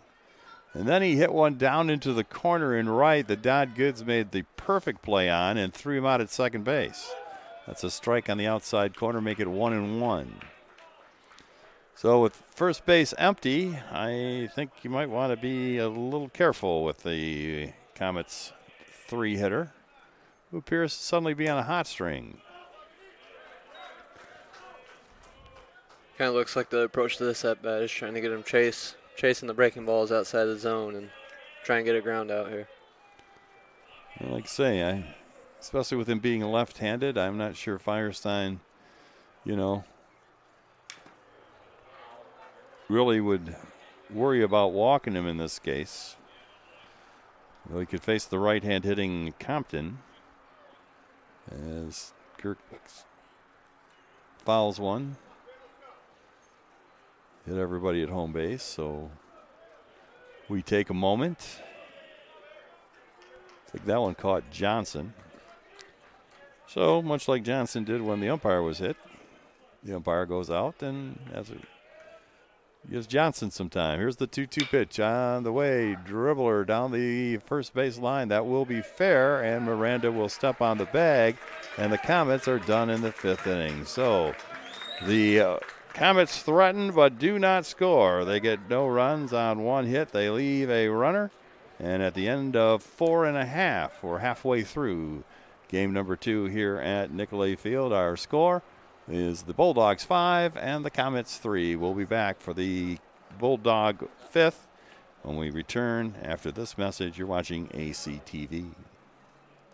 Adrian College has dozens of athletics programs, and winning is a staple on our campus. We have the culture of winning in and out of the classroom. This is a place where young men and women grow into professionals for life. Are you interested in learning more about the Bulldog experience? Visit adrianbulldogs.com and the Recruit Me tab to be recruited to play your sport of choice today. If you have what it takes, you could be a Bulldog in no time. Matt Kibbe, the current student body president here at Adrian College. I chose AC because the campus simply feels like home. Everywhere I go, I know the amenities are there to help me succeed and get to the next level in my career. If you want to see what Adrian College has to offer, you can schedule an in-person visit at adrian.edu/campus-visit. If there was one word I was going to use to describe the communication arts program at Adrian College, it would be unique.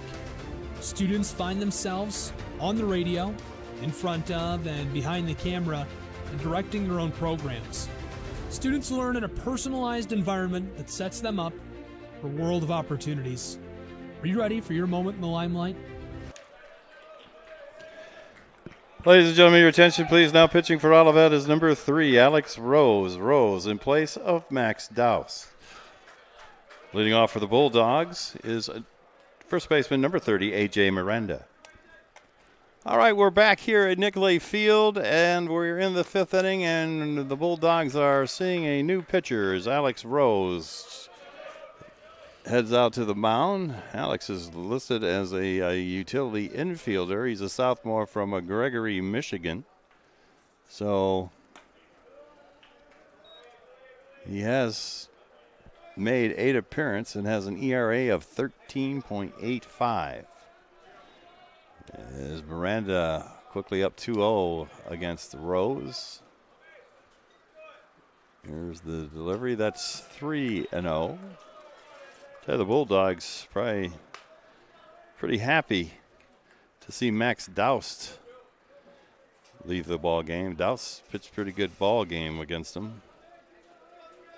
Bulldogs did take advantage of him last inning a little bit.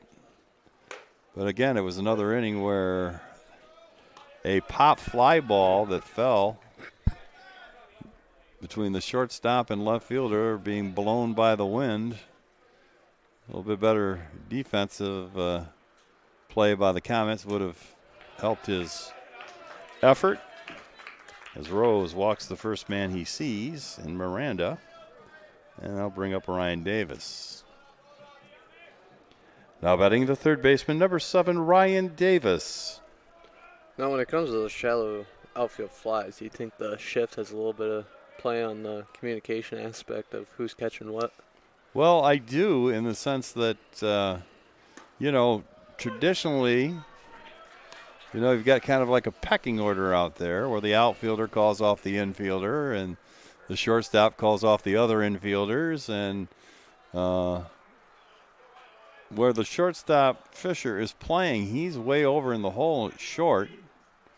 And so a ball kind of hit into that no man's land in left is, and of course with the big wind in blowing out to right, the ball is being blown to that area, and it's been a problem for the Comets on more than one occasion this afternoon. Here's the pitch. That's a ball, making it 1-1 to Davis. Again, we have a situation where someone's coming in out of the bullpen and they're not doing a very good job of throwing strikes to start with. That is not what you want to do as a reliever. You want to come in and pound that strike zone. Right now it's 5-1. Balls to strikes. There's one, a breaking ball that Davis jumps on. I think that might have been a ball too, but it was coming slow that Davis wanted to jump at that one. Problem was he was too far out in front, and so his line drive went foul. 1-2 to the Bulldog third baseman. There's a drive to center field. Going back is going to be center fielder Matt Hewitt. And Hewitt runs that one down, but that was pretty tagged. If we had a warning track here at Nicolay Field, he might have been on it. Now batting the designated hitter number 9, Kevin Cardenty.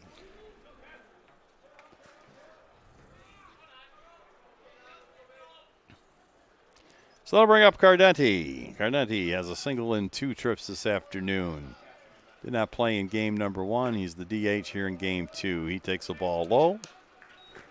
And Rose is behind in the count once again. Miranda leading off first base. He's getting a pretty standard lead over there. Pitches a strike down the middle to Cardenty.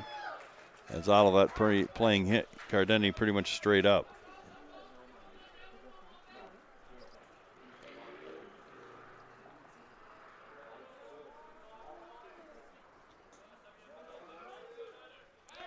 Throw over there. Miranda back into the bag safely.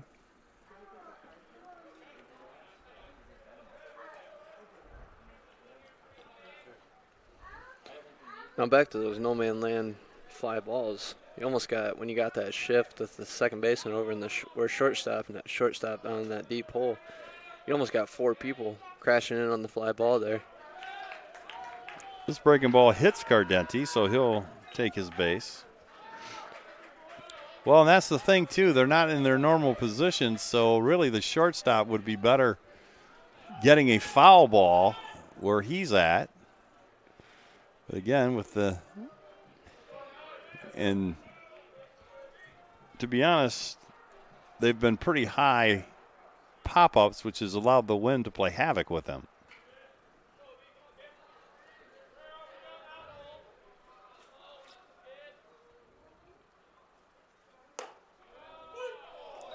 Ladies and gentlemen, the Bulldog batter is left fielder number 34, Owen Brown. High strike there coming across the letters. This was Brown's first at bat of the afternoon. He came in last inning as a defensive replacement for Lincoln Hayward. Hayward left the game 1 of 2 with a single back in the 4th inning. Hayward also scored a run in that inning as the Bulldogs scored 4 times to take the lead. They started the inning down 5-1 or down 3-1, and by the time it was over, they were up 5-3, and that's the 2-run advantage that they currently enjoy.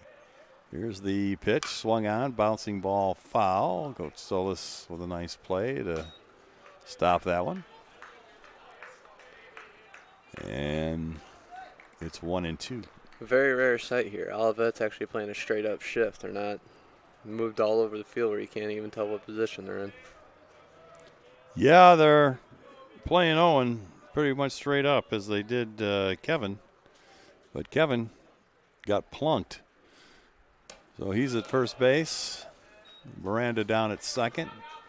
And the pitch is wide for a ball and making it 2-2. Bulldogs looking to put a little space between them and the Comets here in game number 2 against the reliever Alex Rose. Rose checks the runner at second, delivers. There's a shot right at the second baseman, Compton. He'll go to short for 1. The play over there, and they get him. So a double play takes the Bulldogs out of the 5th inning. That helps Rose considerably as they get the 4-6-3 double play. That's the second double play of the ball game for the Comets. And with that, the Bulldogs do not score in inning number 5. They get no runs on no hits. There were no errors, and 1 was left on base. After 5 complete from Nicolay Field, our score, Adrian College 5 and Olivet 3. We'll be back after we pause for this. You're watching Adrian College Baseball on ACTV. Adrian College is a pinpoint like no other. With our 77 undergraduate degrees, 47 majors, and 21 broad fields of study, Adrian has a one-of-a-kind, hands-on learning experience for everyone. Do you want to visit the campus of Adrian College in person? Visit adrian.edu/campus-visit. Again, that's adrian.edu/campus-visit. Come take in the beautiful facilities at Adrian College for yourself.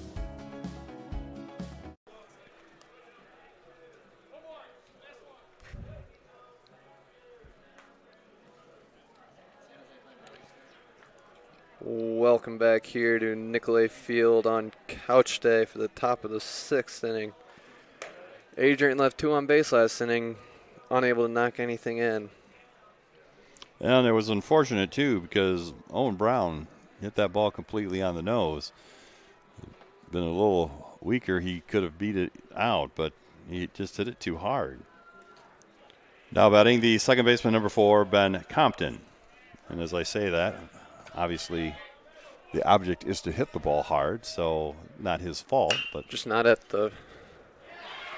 There's one that bounces over the head of Davis. Compton going to go for 2. Here's Brown. He struggles to pick it up, so that'll end up being a leadoff double for the Comets' second baseman.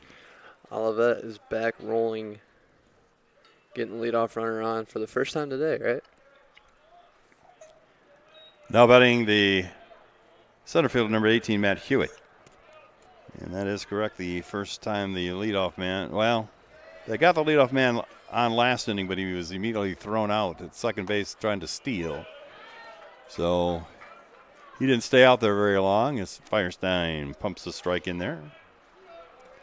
That brings the tying run up, in the person is the speedy center fielder, Matt Hewitt. Firestein now in his 3rd inning of work, and he hits a curveball right at Kedrow, who goes down and secures the catch. And there's one away.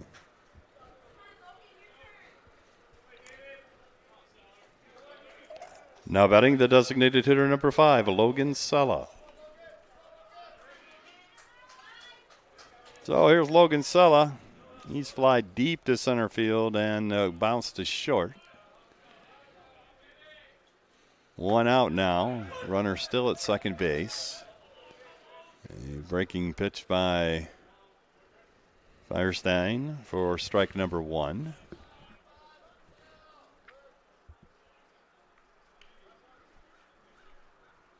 That one's outside. A nice stop by Johnson to keep the runner at second.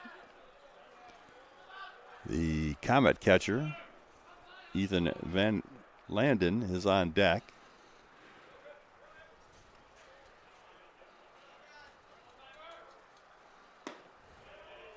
And that one's inside. It's 2-1. In this second game here, Adrian's seems like the problem is starting in the field with the Adrian's pitcher not able to hit their spots and throw strikes. Well, again, that's what you got to do when you're in relief and you're pitching in these tight ball games. You just can't give people free passes. The count moves to 3-1 here. Of course, in this particular situation, Sella is a left-hand batter with a right-hand batter on deck, so they're going to pitch careful to him. He swings and misses on a high changeup.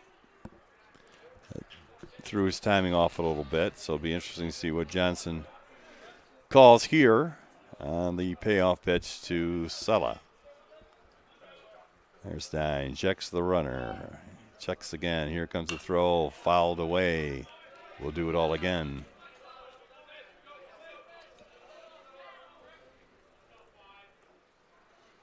Sella is the important man. He's the tying run at home base.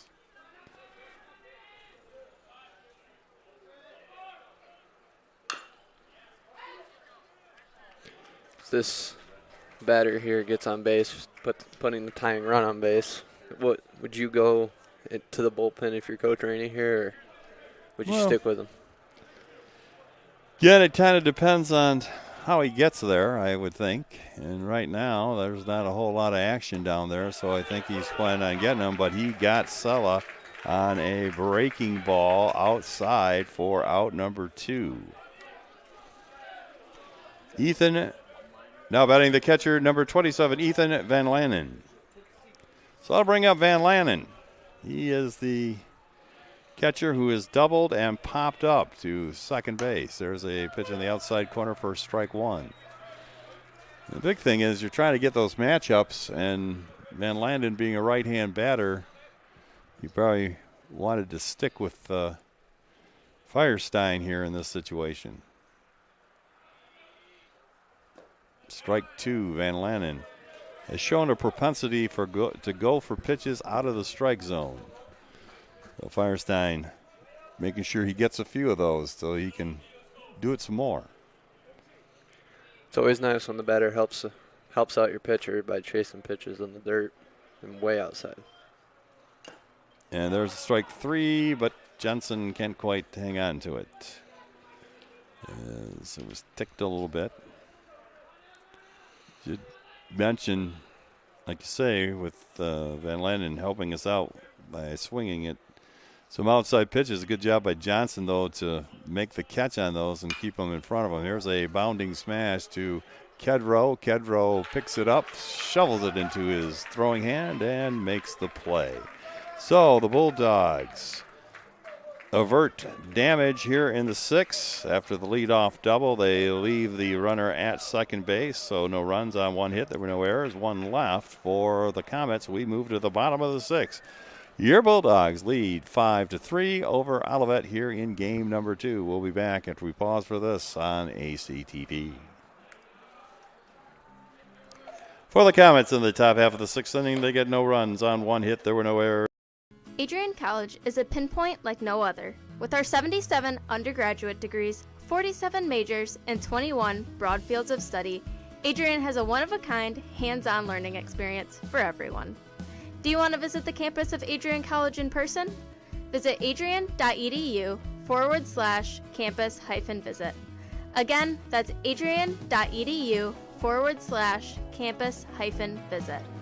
Come take in the beautiful facilities at Adrian College for yourself.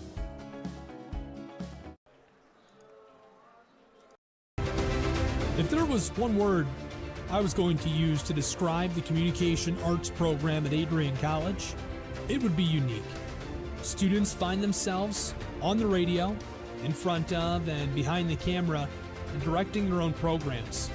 Students learn in a personalized environment that sets them up for a world of opportunities. Are you ready for your moment in the limelight? Learn more about the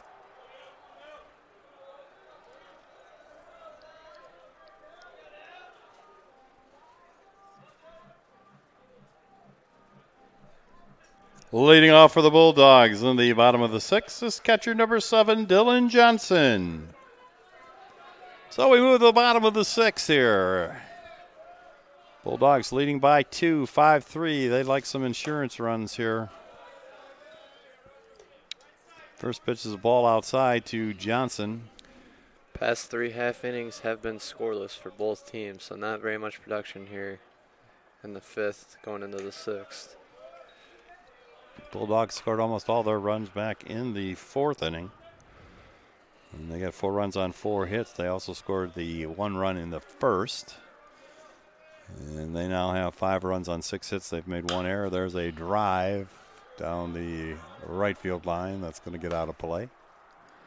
Comets have 3 runs on 6 hits. They've made no errors, although they've had a few miscues out there where they just couldn't get to balls that you would normally think they would be able to get to. There's a ball outside, and we've well documented the fact that pop-ups are an adventure, especially with the Comets employing their shifts like they got on right now with Johnson up there. There's a pitch, and that is going to be a base hit as he beats the shift.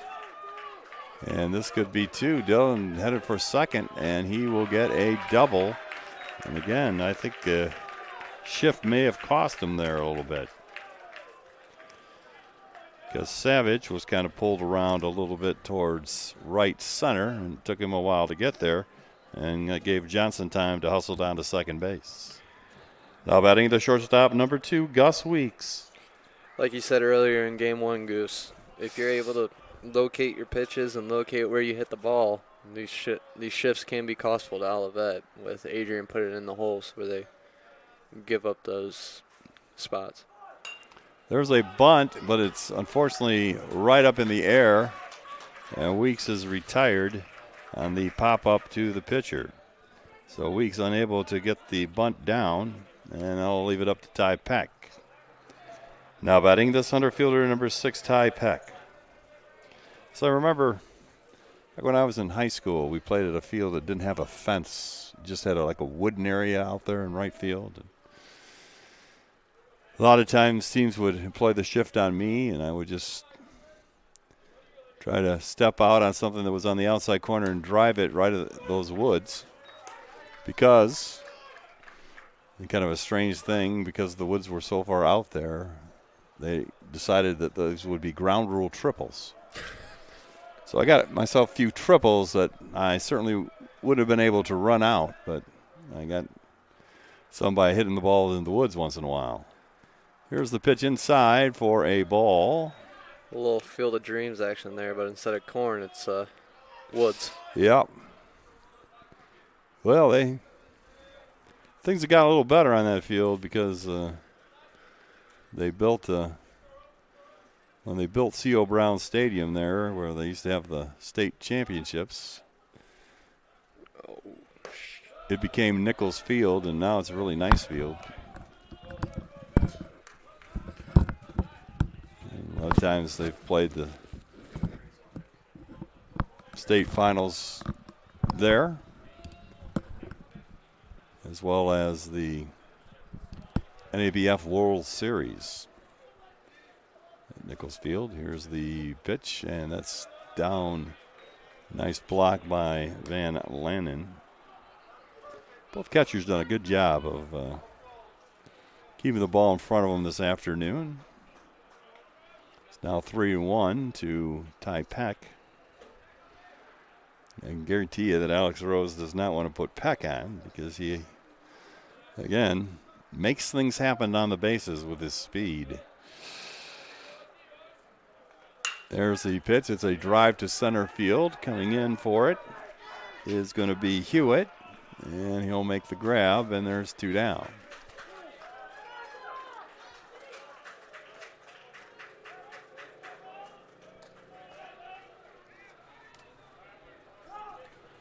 Now batting the right fielder, number 14, Don Goods.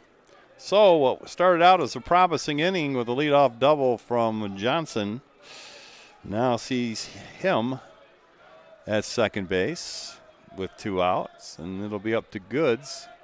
And they're pulling around to right field now for Goods, as the left-hand batter facing the right-hand hitter, and the third baseman, Hawkins, stands alone over on the left side of the infield. First pitch is a ball to Goods.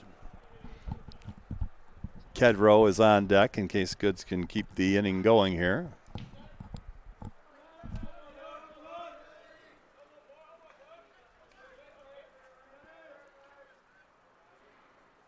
A check of the runner by Rose, and it's on the outside corner for a strike.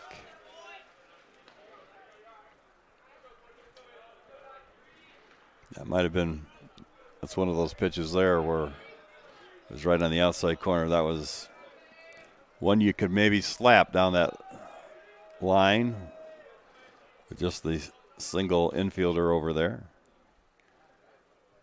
This one way short. That hit before the batter's boxes, and it's 2-1.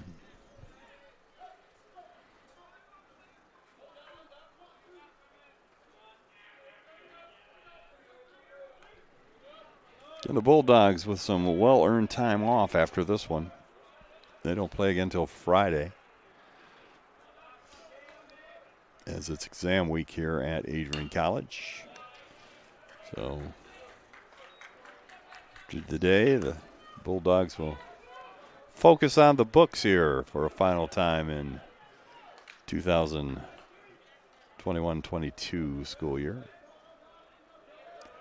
Graduation here at Adrian is next Sunday.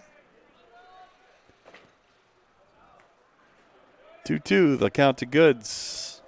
Johnson wanting to come home. Here's the pitch outside. It'll go to a full count.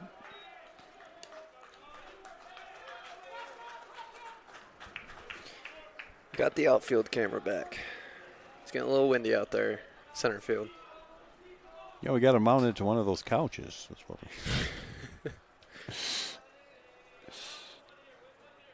you get a couch, 4 people sitting on the couch. That's going to stabilize the gun out there is Goods. Watches a curveball float by wide, and he walks down to first base. So things are getting a little more exciting here for the Bulldogs in the 6th inning.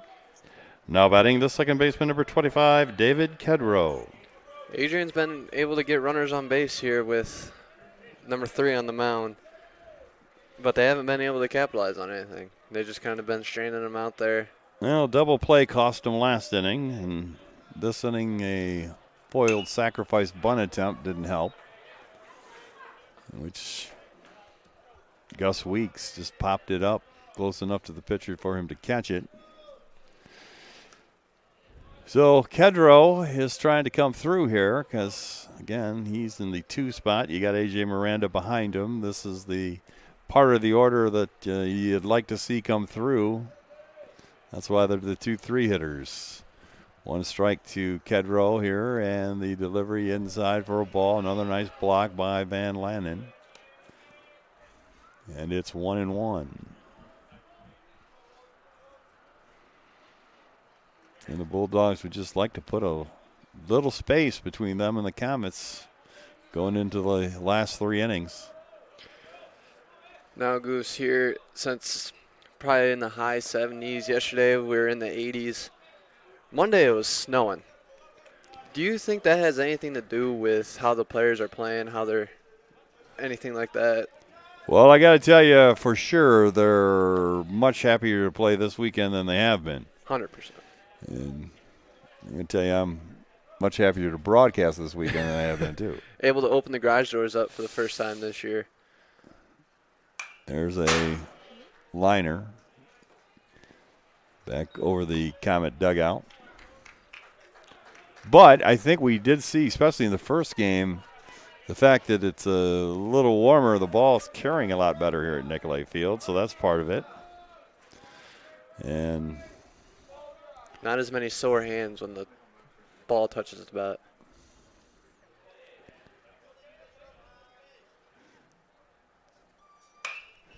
There's a pop-up. This is going to be another thrilling pop-up, but this time the center fielder has enough room. He makes the catch, and he will now go retrieve his hat that he left back in the outfield.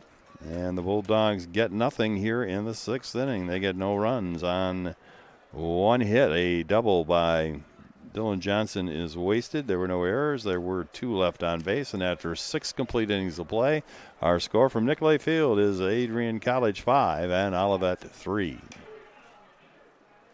Matt Kibbe, the current student body president here at Adrian College. I chose AC because the campus simply feels like home. Everywhere I go, I know the amenities are there to help me succeed and get to the next level in my career. If you want to see what Adrian College has to offer, you can schedule an in-person visit at adrian.edu/campus-visit.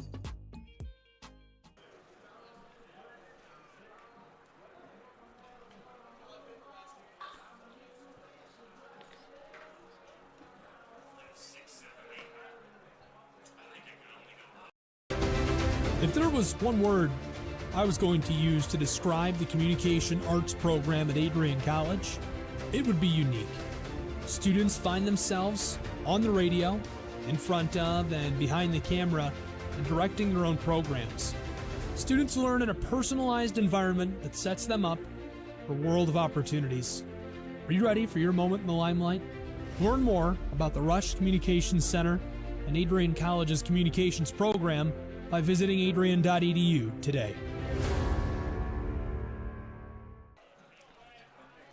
Leading off for the Comets in the Top of the 7th inning is third baseman number 22, Blake Hawkins.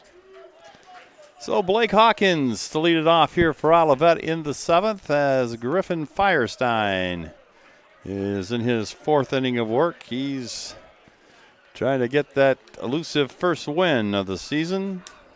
He comes into the game with a record of 0-0.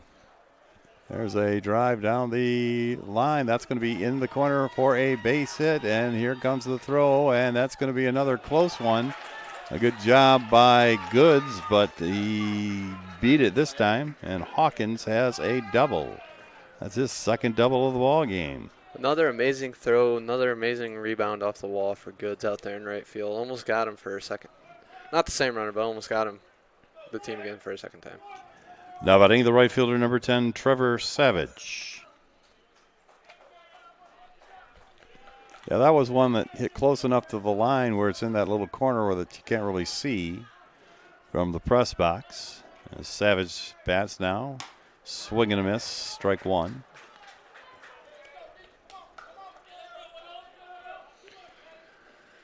But for a third straight inning, Olivet gets the leadoff man on. So far, they've yet to score, but you hate tempting fate like that time and time again as Savage takes a swing.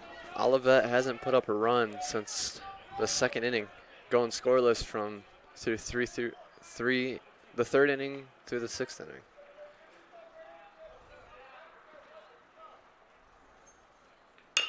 There's a chopper down the third base line, foul. Davis will get his glove on it to make sure it's a foul ball.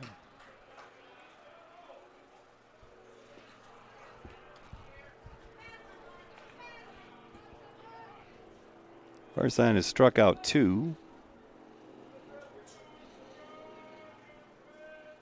He's only given up 1 walk so far, but he's taken the count to 3 balls a few times. Right now he's up 0-2 and looking to get the first out of the inning. Here's the delivery and swing and a miss. He got him on strikes. So Savage goes down. And that'll bring up Silas Wall. Now batting the left fielder, number 16, Silas Wall.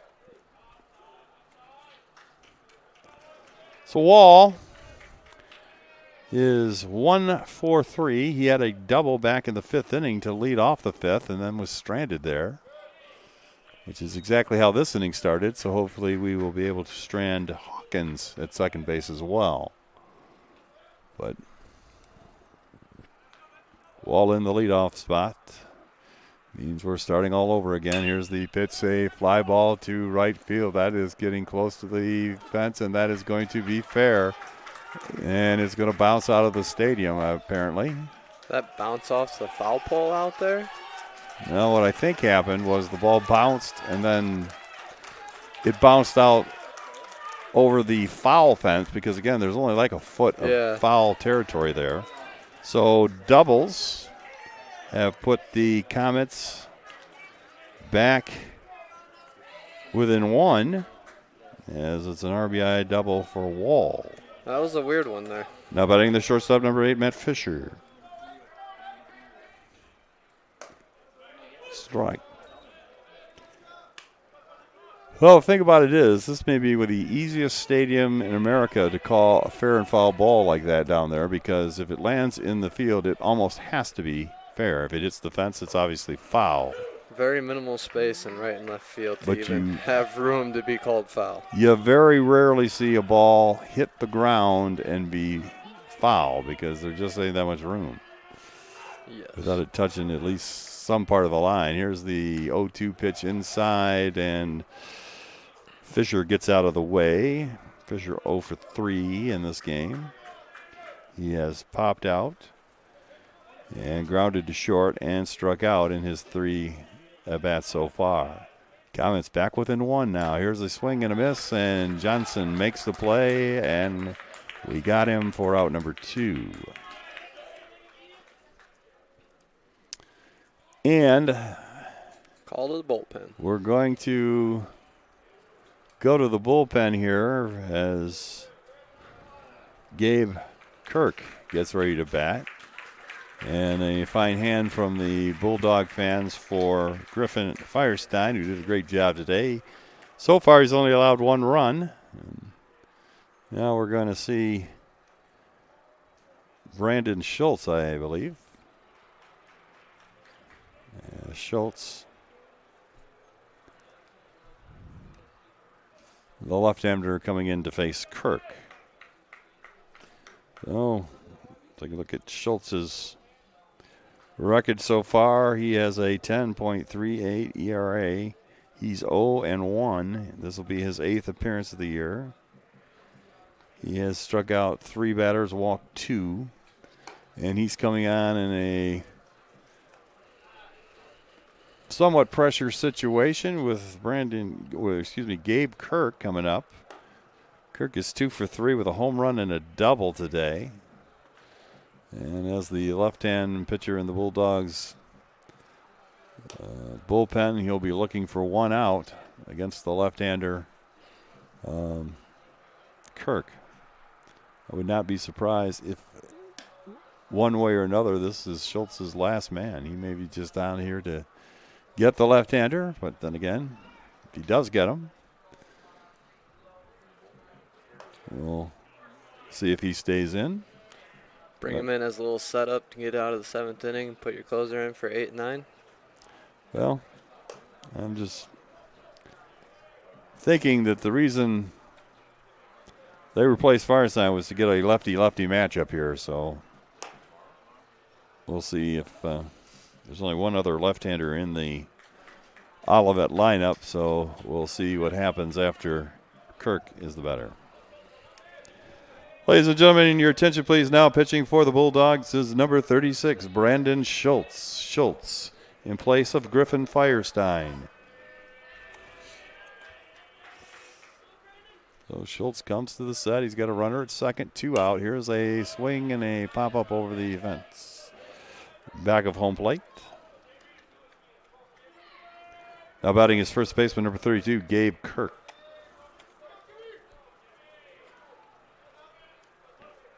So 1 strike to Kirk. Schultz delivers, and that one's just off the outside corner. Schultz wanted that one, but just missed. 1-1. Bulldogs infield playing a bit around on Schultz. There's one off the tapper off thing. This is going to be trouble as it's going to bounce out there. Miranda had to leave the bag to get to it, and as we've seen many times, I'm not sure we'd have had anybody at first base if he'd picked it up, but now batting the second baseman, number 4, Ben Compton. Yeah, when you're deep with 2 outs, that's kind of a no man's land here at Nicolay Field as well. There's a foul down the line.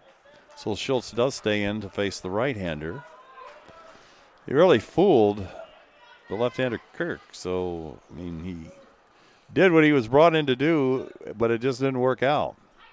And that tying run now is just 90 feet away with 1 strike on the cleanup batter for Olivet, Ben Compton. And that one's on the outside corner for strike 2.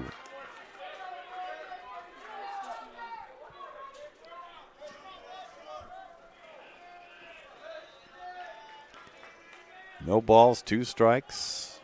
Schultz trying to get out of the inning. Here's a drive foul down the third base line. Michael Swanson running that one down. He'll pick it up and escape into the Bulldogs bullpen. Kind of an acrobatic move across the fence. That pitch is up high for a ball. Swanson may want to work out with the acrobatics and tumblers there. Showed some good hops getting over that. Scaling the wall into the Bulldog bullpen. Here's the 1-2 pitch, and that's a line drive base hit. That's going to tie the ball game. Going over for it is Brown. He will hold the runners. Now we got a whole bunch of runners at second base. As Ben Compton wanted to go for 2, but Kirk did not get the message, and he was holding tight there. So we'll call it a base hit, an RBI, and it's a 5-5 ball game here at Nicolay Field at the top of the 7th inning.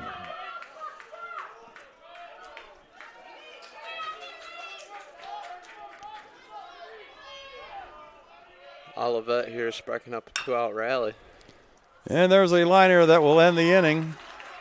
But as Weeks catches Matt Hewitt's ball. But the inning does not end until the Comets tie the game with a pair of runs here in the 7th. So 2 runs on 1, 2, 3 hits. They leave a couple. And there was 1 Bulldog error, so that ends the inning. Our score after 7.5. We take a 7th inning stretch here at Nicolay Field. Our score is Olivet 5 and Adrian 5. We'll be back for the conclusion of this one after we pause here on ACTV. Bulldog fans, connect with Adrian College TV on social media to be updated when we're broadcasting live, to see highlights, plays of the week, and much more. Adrian College Television is on Facebook, Instagram, and Twitter. ACTV's handle is at Adrian College TV on every form of social media. Thank you for tuning in and subscribing to the home of the Bulldogs, Adrian College TV.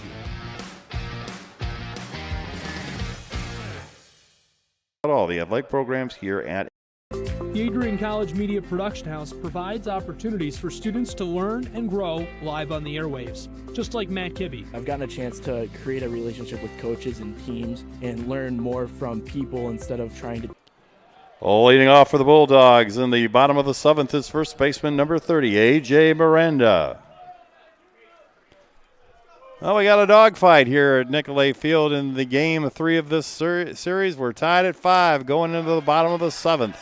The Bulldogs send to the plate their number 3 hitter, first baseman A.J. Miranda, who has reached on a walk, but is 0 for 2 so far in game number 2 after having a great first game. And he fouls that one away.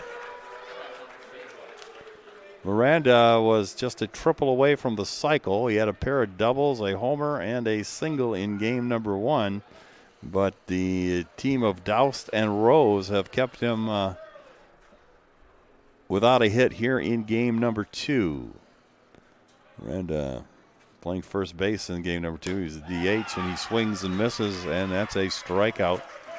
And there's one down here in the 7th. Now batting the third baseman, number 17, Ryan Davis.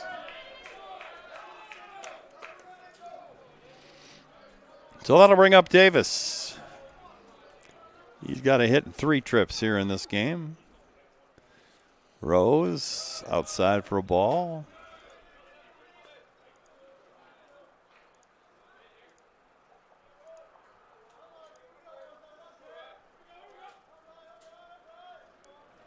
This is the 3rd inning of work for Rose. He pops up Davis. This is carrying more way back, and it is caught. Amazing catch. At the center field wall. Almost, I'd have to say that was robbing a home run there. Well, I think that was going over.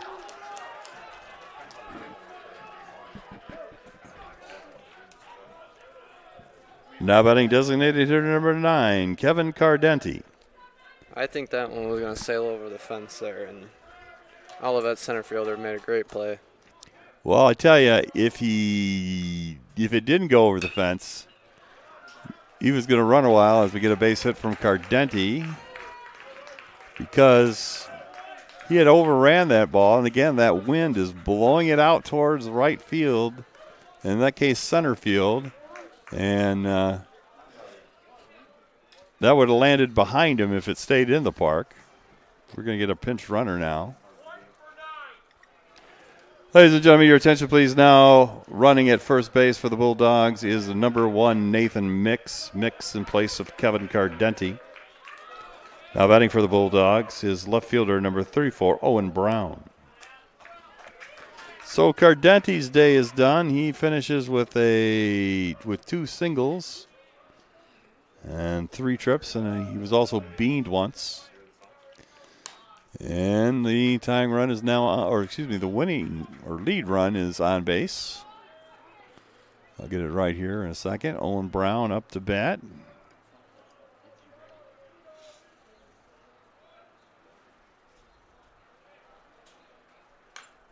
Fouls away back here to the screen to make it 1-1. Brown's got a big hole over there on the first base side of the field with the first baseman Kirk holding Mix on the bag. And Comet's playing Brown pretty much straight up, but that's the spot to dribble one through the infield if you're going to do that. Also, he has a very enticing right field corner down there as well. He could hit one past the first baseman. Mix might make it all the way home with 2 out. Here's the pitch. There's a drive to center. This is going to be in for a base hit. And that will get Mix to third. Nice job out there by Hewitt to keep it in front of him. And that turns out to be a double for Brown. So the Bulldogs with 2 out, kicking up their heels a little bit. They got runners at second and third.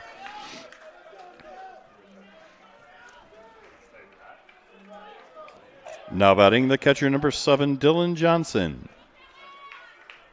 And Dylan Johnson, who doubled his last time, he also sacrificed and has been hit in this game. But right now, the Bulldogs need him to come through and drive these runs home. Gus Weeks on deck should Johnson get on. Rose delivers, swung on, line drive, right field. It's going to get all the way to the wall. That's going to get 2 runs in. Johnson heading around. He may be thinking about 3. It's finally picked up by Hewitt. Here comes Johnson. He is going to get in with a 3-base hit. And the Bulldogs take a 2-run lead back at 7-5. Big hit for Johnson. And he gets his second double of the ball game, and it couldn't have come at a better time as he hit it right up the gap, and 2 runs come home. Now batting the shortstop number 2, Gus Weeks. And we're going to get a visit to the mound by Shelby Dixon. He is seen enough.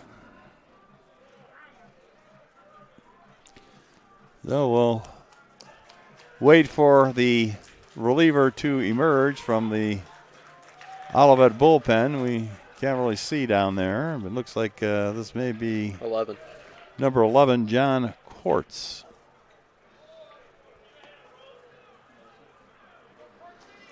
Quartz is listed as a catcher on their roster. So you get the feeling after the Bulldogs basically scored 39 runs in the first 2 games that they are currently inventing pitchers right now. We'll take a look at Quartz. He has been in, this is his 6th appearance. He has a 7.71 ERA. He comes into the game 0-1. He's only pitched 9 innings so far this season, so we'll see what he can do about holding the Bulldogs at bay as Adrian retakes the lead on the double by Davis. That was some clutch hitting by Davis with 2 out. And Gus Weeks will be the batter when Quartz is through with his warm-up tosses. Ladies and gentlemen, your attention please. Now pitching for Olivet is number 11, John Quartz. Quartz in place of Alex Rose.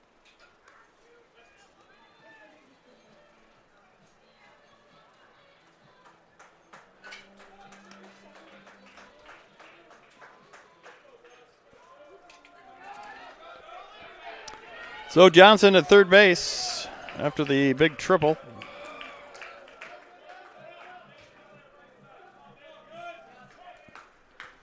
And Gus Weeks comes to the plate. Well, Bulldogs sure would like to pick this one up with a runner at third, 2 out. Weeks swings and misses on the first offering from Quartz. Weeks trying to keep this rally going here for the Dogs. Get a little bit more insurance. Well, 3 runs is a whole lot safer than 2. Always. And there is a free one as the ball bounces up on Van Lanen and hits the net right in front of SID Mike Prang, who could have reached out and got that. It had been on the other side of the net, and that's a free run for the Bulldogs.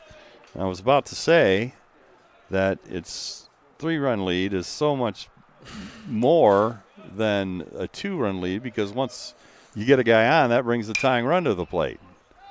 Now, as Weeks hits a fly ball, and that is run down by Savage in right.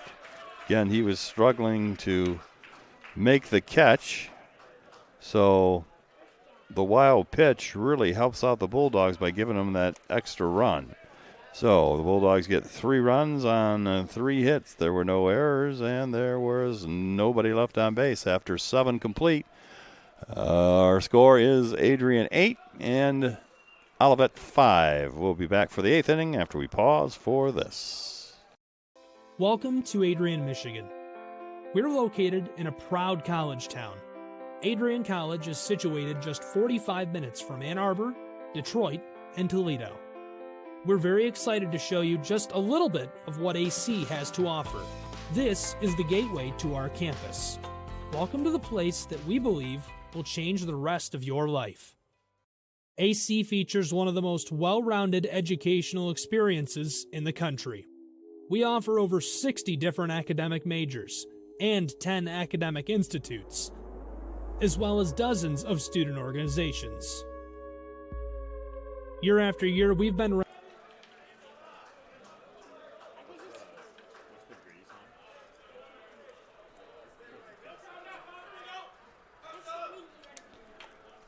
leading off for Olivet in the top of the 8th inning is designated hitter number 5, Logan Sella. Also a defensive change for the Bulldogs, now playing first base, is number 8, Aaron Valentine. Valentine in place of A.J. Miranda. So Schultz, first pitch, pop-up, Kedrow looking for it. Now it's going to be taken by Goods, and he makes the play. I can tell you that Kedrow, well, he was right on the was real glad that Goods was ready to take that one. That was going to be a long run, and with the wind, there'd have been all kinds of problems running that down. And that's going to be all for Schultz. He was in there to face the left-hander Sella, and as I thought, now we'll go to a right-hander, but Schultz, nice little body of work there. He did give up the lead in the 7th, but the Bulldogs getting 3 in there, and the inning he stands to be the winning pitcher. And now the Bulldogs are going to go with their top reliever, 5th-year senior Jacob Hanoin. So Hanoin's coming on, and his job is to save this ball game and complete the sweep against the Olivet Comets. Ladies and gentlemen, your attention please. Now pitching for the Bulldogs is number 32, Jacob Hanoin. Hanoin in place of Brandon Schultz.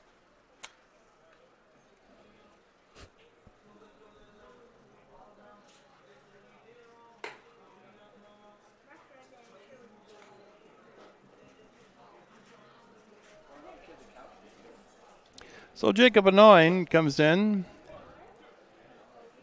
and he has a ERA of 3.60. His record is 1-1, and he is looking for his 4th save of the year. He's got 3 already, and he's going to be facing the bottom third of the Comet lineup here in the 8th inning.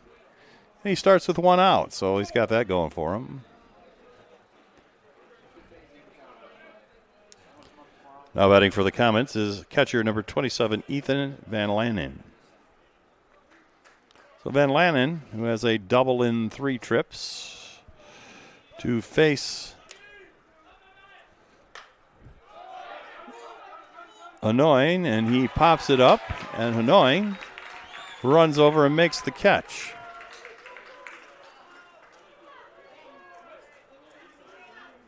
So one pitch and an out for Hanoi. Now batting the third baseman, number 22, Blake Hawkins.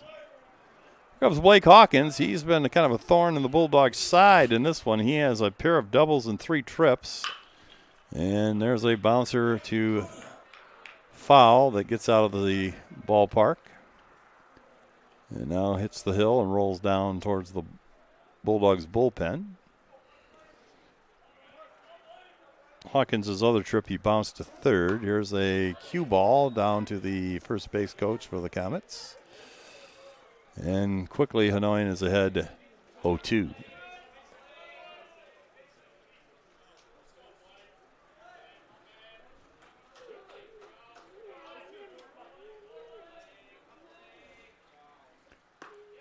Ooh.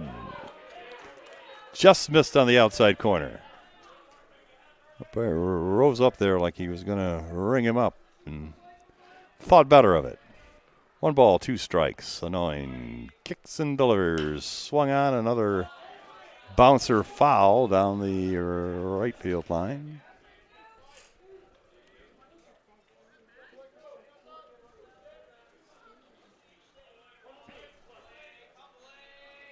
So we'll do the 1-2 pitch again. And that one he will not get to watch. That one is off the corner. You might get that once, but not a second time. And he strikes out to end the inning. So the Comets go 1-2-3 in the 8th inning. Good job by the Bulldog pitching staff to establish the momentum after getting 3 runs in the 7th. And so we move to the bottom of the 8th with the score Adrian 8 and Olivet 5. We'll be back after this. You're watching Adrian College Baseball on ACTV. Adrian College has dozens of athletics programs, and winning is a staple on our campus. We have the culture of winning in and out of the classroom. This is a place where young men and women grow into professionals for life. Are you interested in learning more about the Bulldog experience? Visit adrianbulldogs.com and the Recruit Me tab to be recruited to play your sport of choice today. If you have what it takes, you could be a Bulldog in no time. I'm Matt Kibbe, the current student body president here at Adrian College. I chose AC because the campus simply feels like home. Everywhere I go, I know the amenities are there to help me succeed and get to the next level in my career. If you want to see what Adrian College has to offer, you can schedule.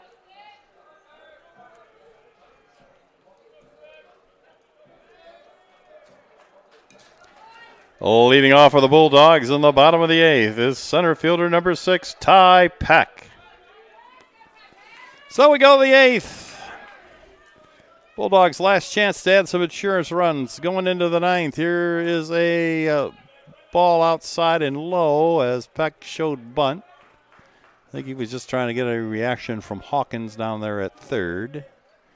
As Hawkins playing in against the speedy Bulldog center fielder. Here's the 0-1 pitch, swing and a miss. It makes Hawkins feel a little better. He's still in at least even with the bag, however. They're playing Peck pretty much straight up. Here's the 1-1, that's way outside. And comes up a little short. And Lannon used to do a little repair to his glove there. So 2-1, Peck just trying to get on and see if he can get something started here in the bottom of the 8th. There's a bouncer. This one's going to be drive Hawkins back, and he will not get him. Hawkins did not charge that ball, and you can't do that with the speed of Ty Peck. So that'll be a hit for Peck. And the Bulldogs now with a leadoff runner and some speed at first base.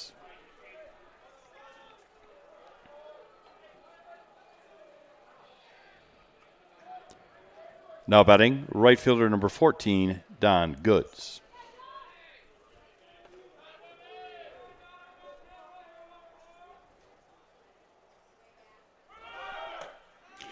Here's the pitch out, and they still won't get Peck. So give a ball on the scoreboard to Goods and a stolen base to Peck, and the Bulldogs have a they called it a strike. So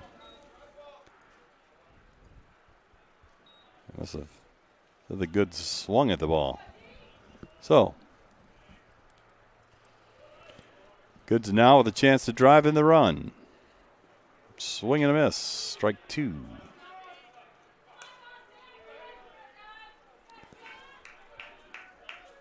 Goods, of course, the leadoff batter for the Bulldogs. He has a pair of hits today.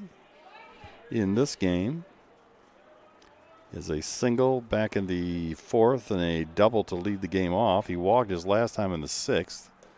That pitches a ball down low, and it's 1-2. Again, they've got the shift way around for Goods.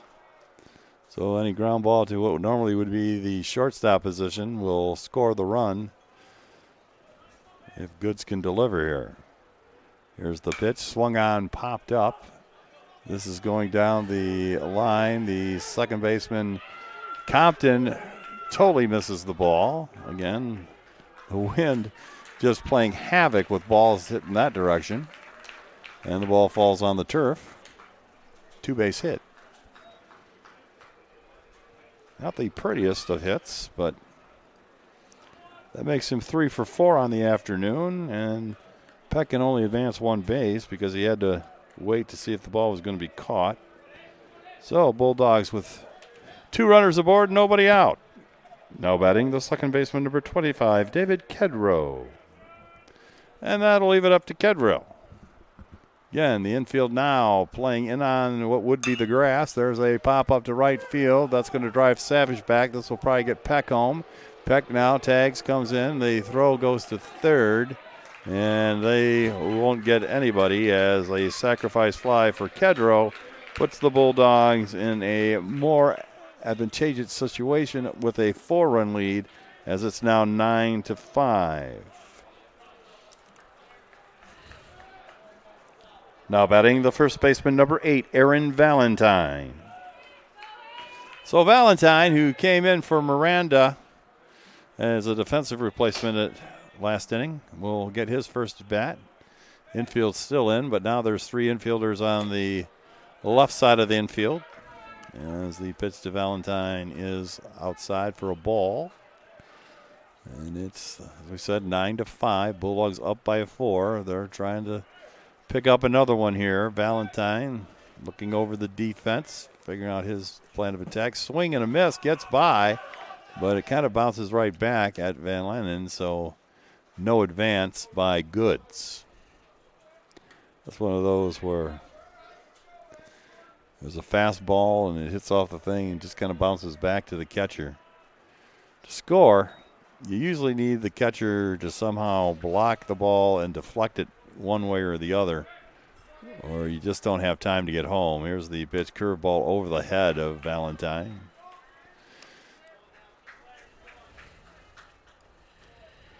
Valentine has somewhat perfected getting hit by the ball. He said earlier today that was his 8th truck to first base by the hit by pitch method. That one's low, make it 3-1.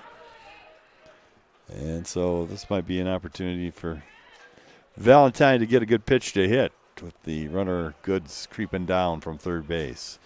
Here's the delivery, swing and a miss as Valentine tried to drive that ball. Gonna fly ball, should score Goods. So 3-2. Valentine wants to put this ball in play with the infield in the swing and a miss. He struck him out. So Valentine leaves him at third. There are 2 out now, and that'll bring up Ryan Davis. Now batting the third baseman, number 17, Ryan Davis. 2 out here in the 8th. Runner at third. Bouncer foul towards the Bulldog dugout. Multiple Bulldogs reaching out. Grab that one. That's one where you try to catch it on the bounce. Not like those shots that sometimes come into the dugout where you just try to duck and get out of the way. Get down on the ground and preserve yourself for future action. Here's the pitch, swung on and fouled away. 0-2 to Davis now. Nathan Grega has grabbed a bat. He'll bat in the DH spot if Davis can get on. So Nathan really hoping for a hit here. And they call it strike 3 on the outside corner, and that ends the 8th inning. So Bulldogs do get 1 run. And the double by Goods, or excuse me, the sacrifice fly by Kedrow. Goods got Peck into scoring position on that one. So they get 2 hits, they leave a man, and at the end of 8 complete, the score here at Nicolay Field is Adrian 9 and Olivet 5. We'll be back for hopefully the conclusion of this one after we pause for this. You're watching Adrian College Baseball on ACTV. If there was one word I was going to use to describe the communication arts program at Adrian College, it would be unique. Students find themselves on the radio, in front of and behind the camera, and directing their own programs. Students learn in a personalized environment that sets them up for a world of opportunities. Are you ready for your moment in the limelight? Learn more about the Rush Communications Center and Adrian College's communications program by visiting adrian.edu today.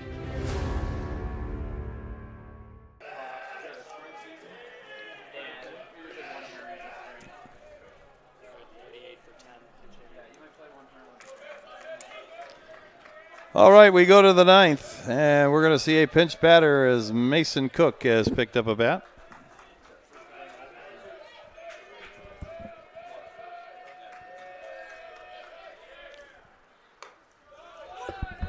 First pitch is a strike from Hanoin, who's finishing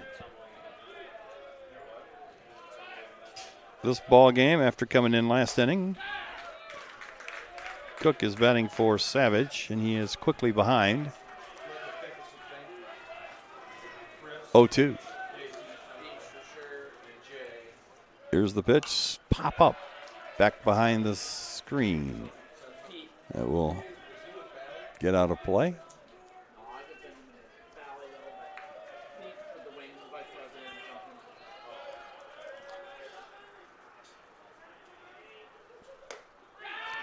And he takes a strike, and that's going to be strike 3. So Hanoin picks up his second strikeout in 3 batters.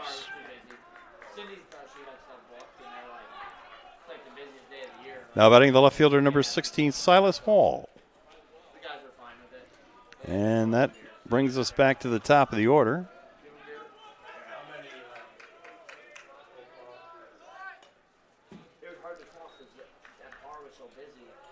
First pitch is a foul ball.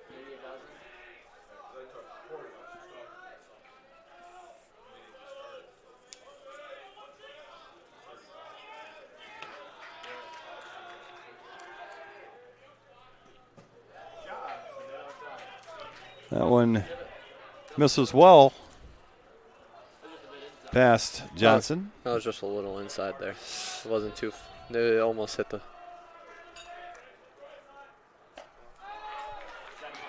Swing and a miss makes it 1-2.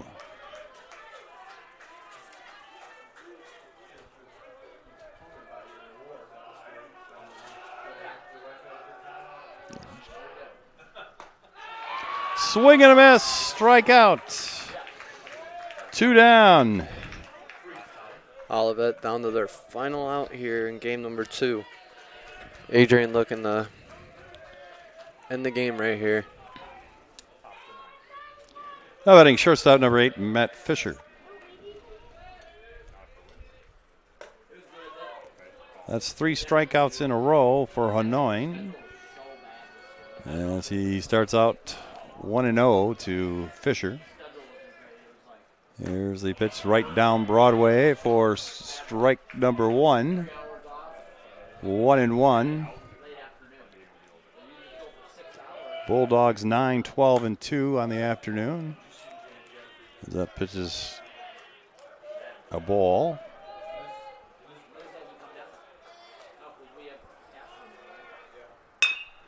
And there's a base hit up the middle, so Olivet stays alive with a base hit by Fisher.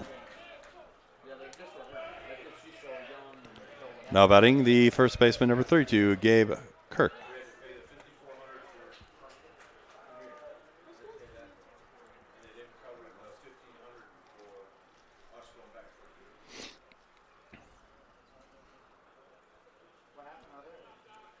Right.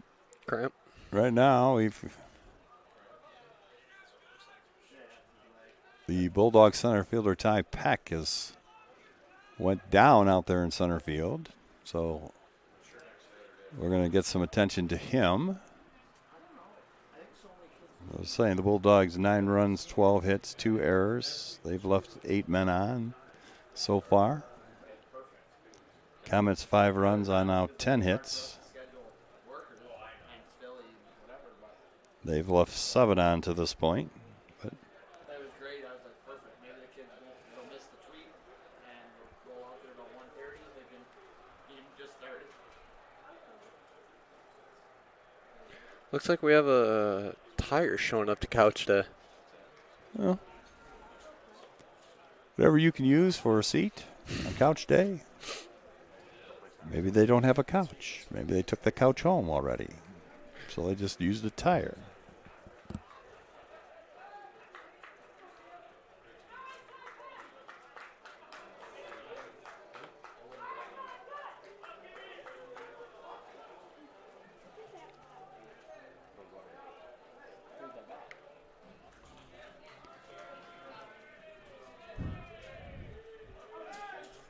So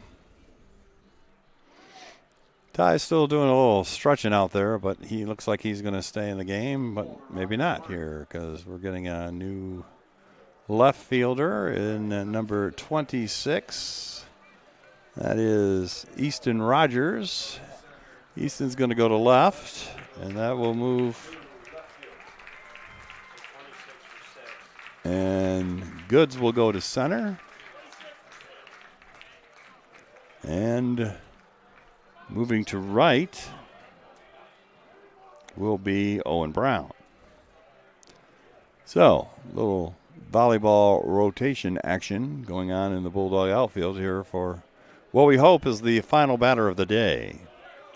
But it's Gabe Kirk, and he has shown power this afternoon with a homer and a double. So he'll be a challenge for Jacob Panoin here, looking for his 4th save. Here's the pitch fouled off the glove of our catcher, Mr. Johnson.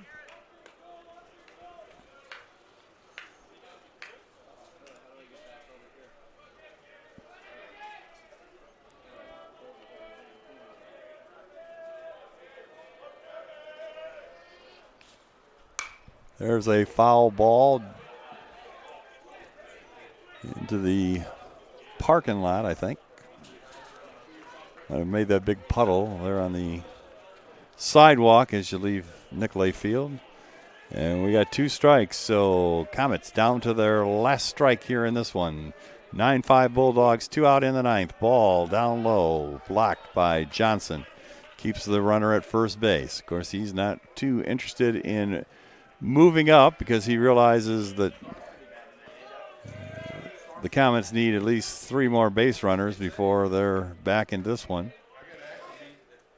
There's a drive, center field, going back is Goods, and he makes the catch, and that'll do it.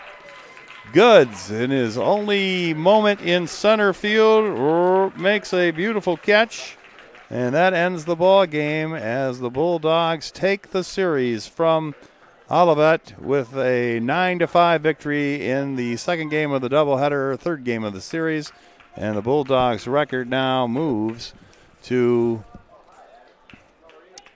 9-6 on the campaign, and good way to finish what has been a hectic week for Bulldog baseball here at Nicolay Field. We'll be back to wrap this one up after we pause for this. You're watching Adrian College Baseball on ACTV. And ladies and gentlemen, that is the end. If there was one word I was going to use to describe the communication arts program at Adrian College, it would be unique. Students find themselves on the radio, in front of and behind the camera, and directing their own programs. Students learn in a personalized environment that sets them up for a world of opportunities. Are you ready for your moment in the limelight? Learn more about the Rush Communications Center and Adrian College's communications program by visiting adrian.edu today. Yep, Hanoi, the time of this game was 1 hour, and Matt Kibbe, the current student body president here at Adrian College.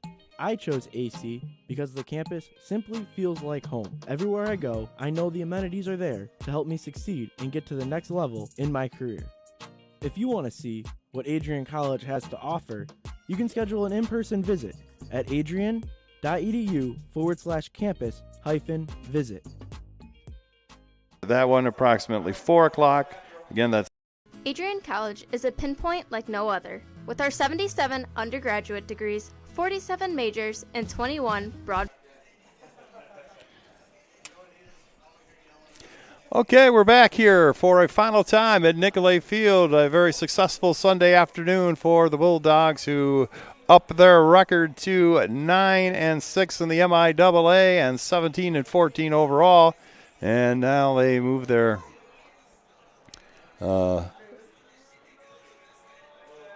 big long week here with winning at least the last 4 games of the week after struggling at Hope College, dropping 3. And the Bulldogs now, I think, moved to second place. I don't know if Kalamazoo had a game today or not. And Kalamazoo came in with a half-game lead on the Bulldogs. They are 7-5. Bulldogs now 9-6. Trine 7-7. Alma 6-6. Calvin 6-7. So this makes it a pretty important series a week from Saturday when the Bulldogs take on the Alma Scots. They play up at Alma for a 1-game set on Friday, and then the doubleheader here at Nicolay Field on Saturday. And that'll be our last action, or our next action, I should say, here at Nicolay Field. And it will be a big series as the Bulldogs try to now play for playoff position and make some kind of a playoff push to go into the MIAA tournament. Here are the final line score for today's game for Olivet. They had 5 runs on 10 hits. They made no errors and left 7 on base, while the Bulldogs came through with 9 runs on 12 hits, and they made 2 errors but left 8 on base. The winner was Brandon Schultz. He's now 1-1. Alex Rose took the loss for Olivet, and Jacob Anoying get that 4th save of the year. Time of today's second game was 1 hour and 29 minutes. So that'll do it for us here at Nicolay Field. Once again, we'll see you hopefully next Saturday when the Bulldogs take on the Alma Scots. Game time for that one is 1 p.m. here at Nicolay Field. So that's the story here at Adrian today. A sweep of the Comets pushes the Bulldogs record to 9-6. And for Adrian College Baseball, this is Dave Van Giesen saying so long, everyone.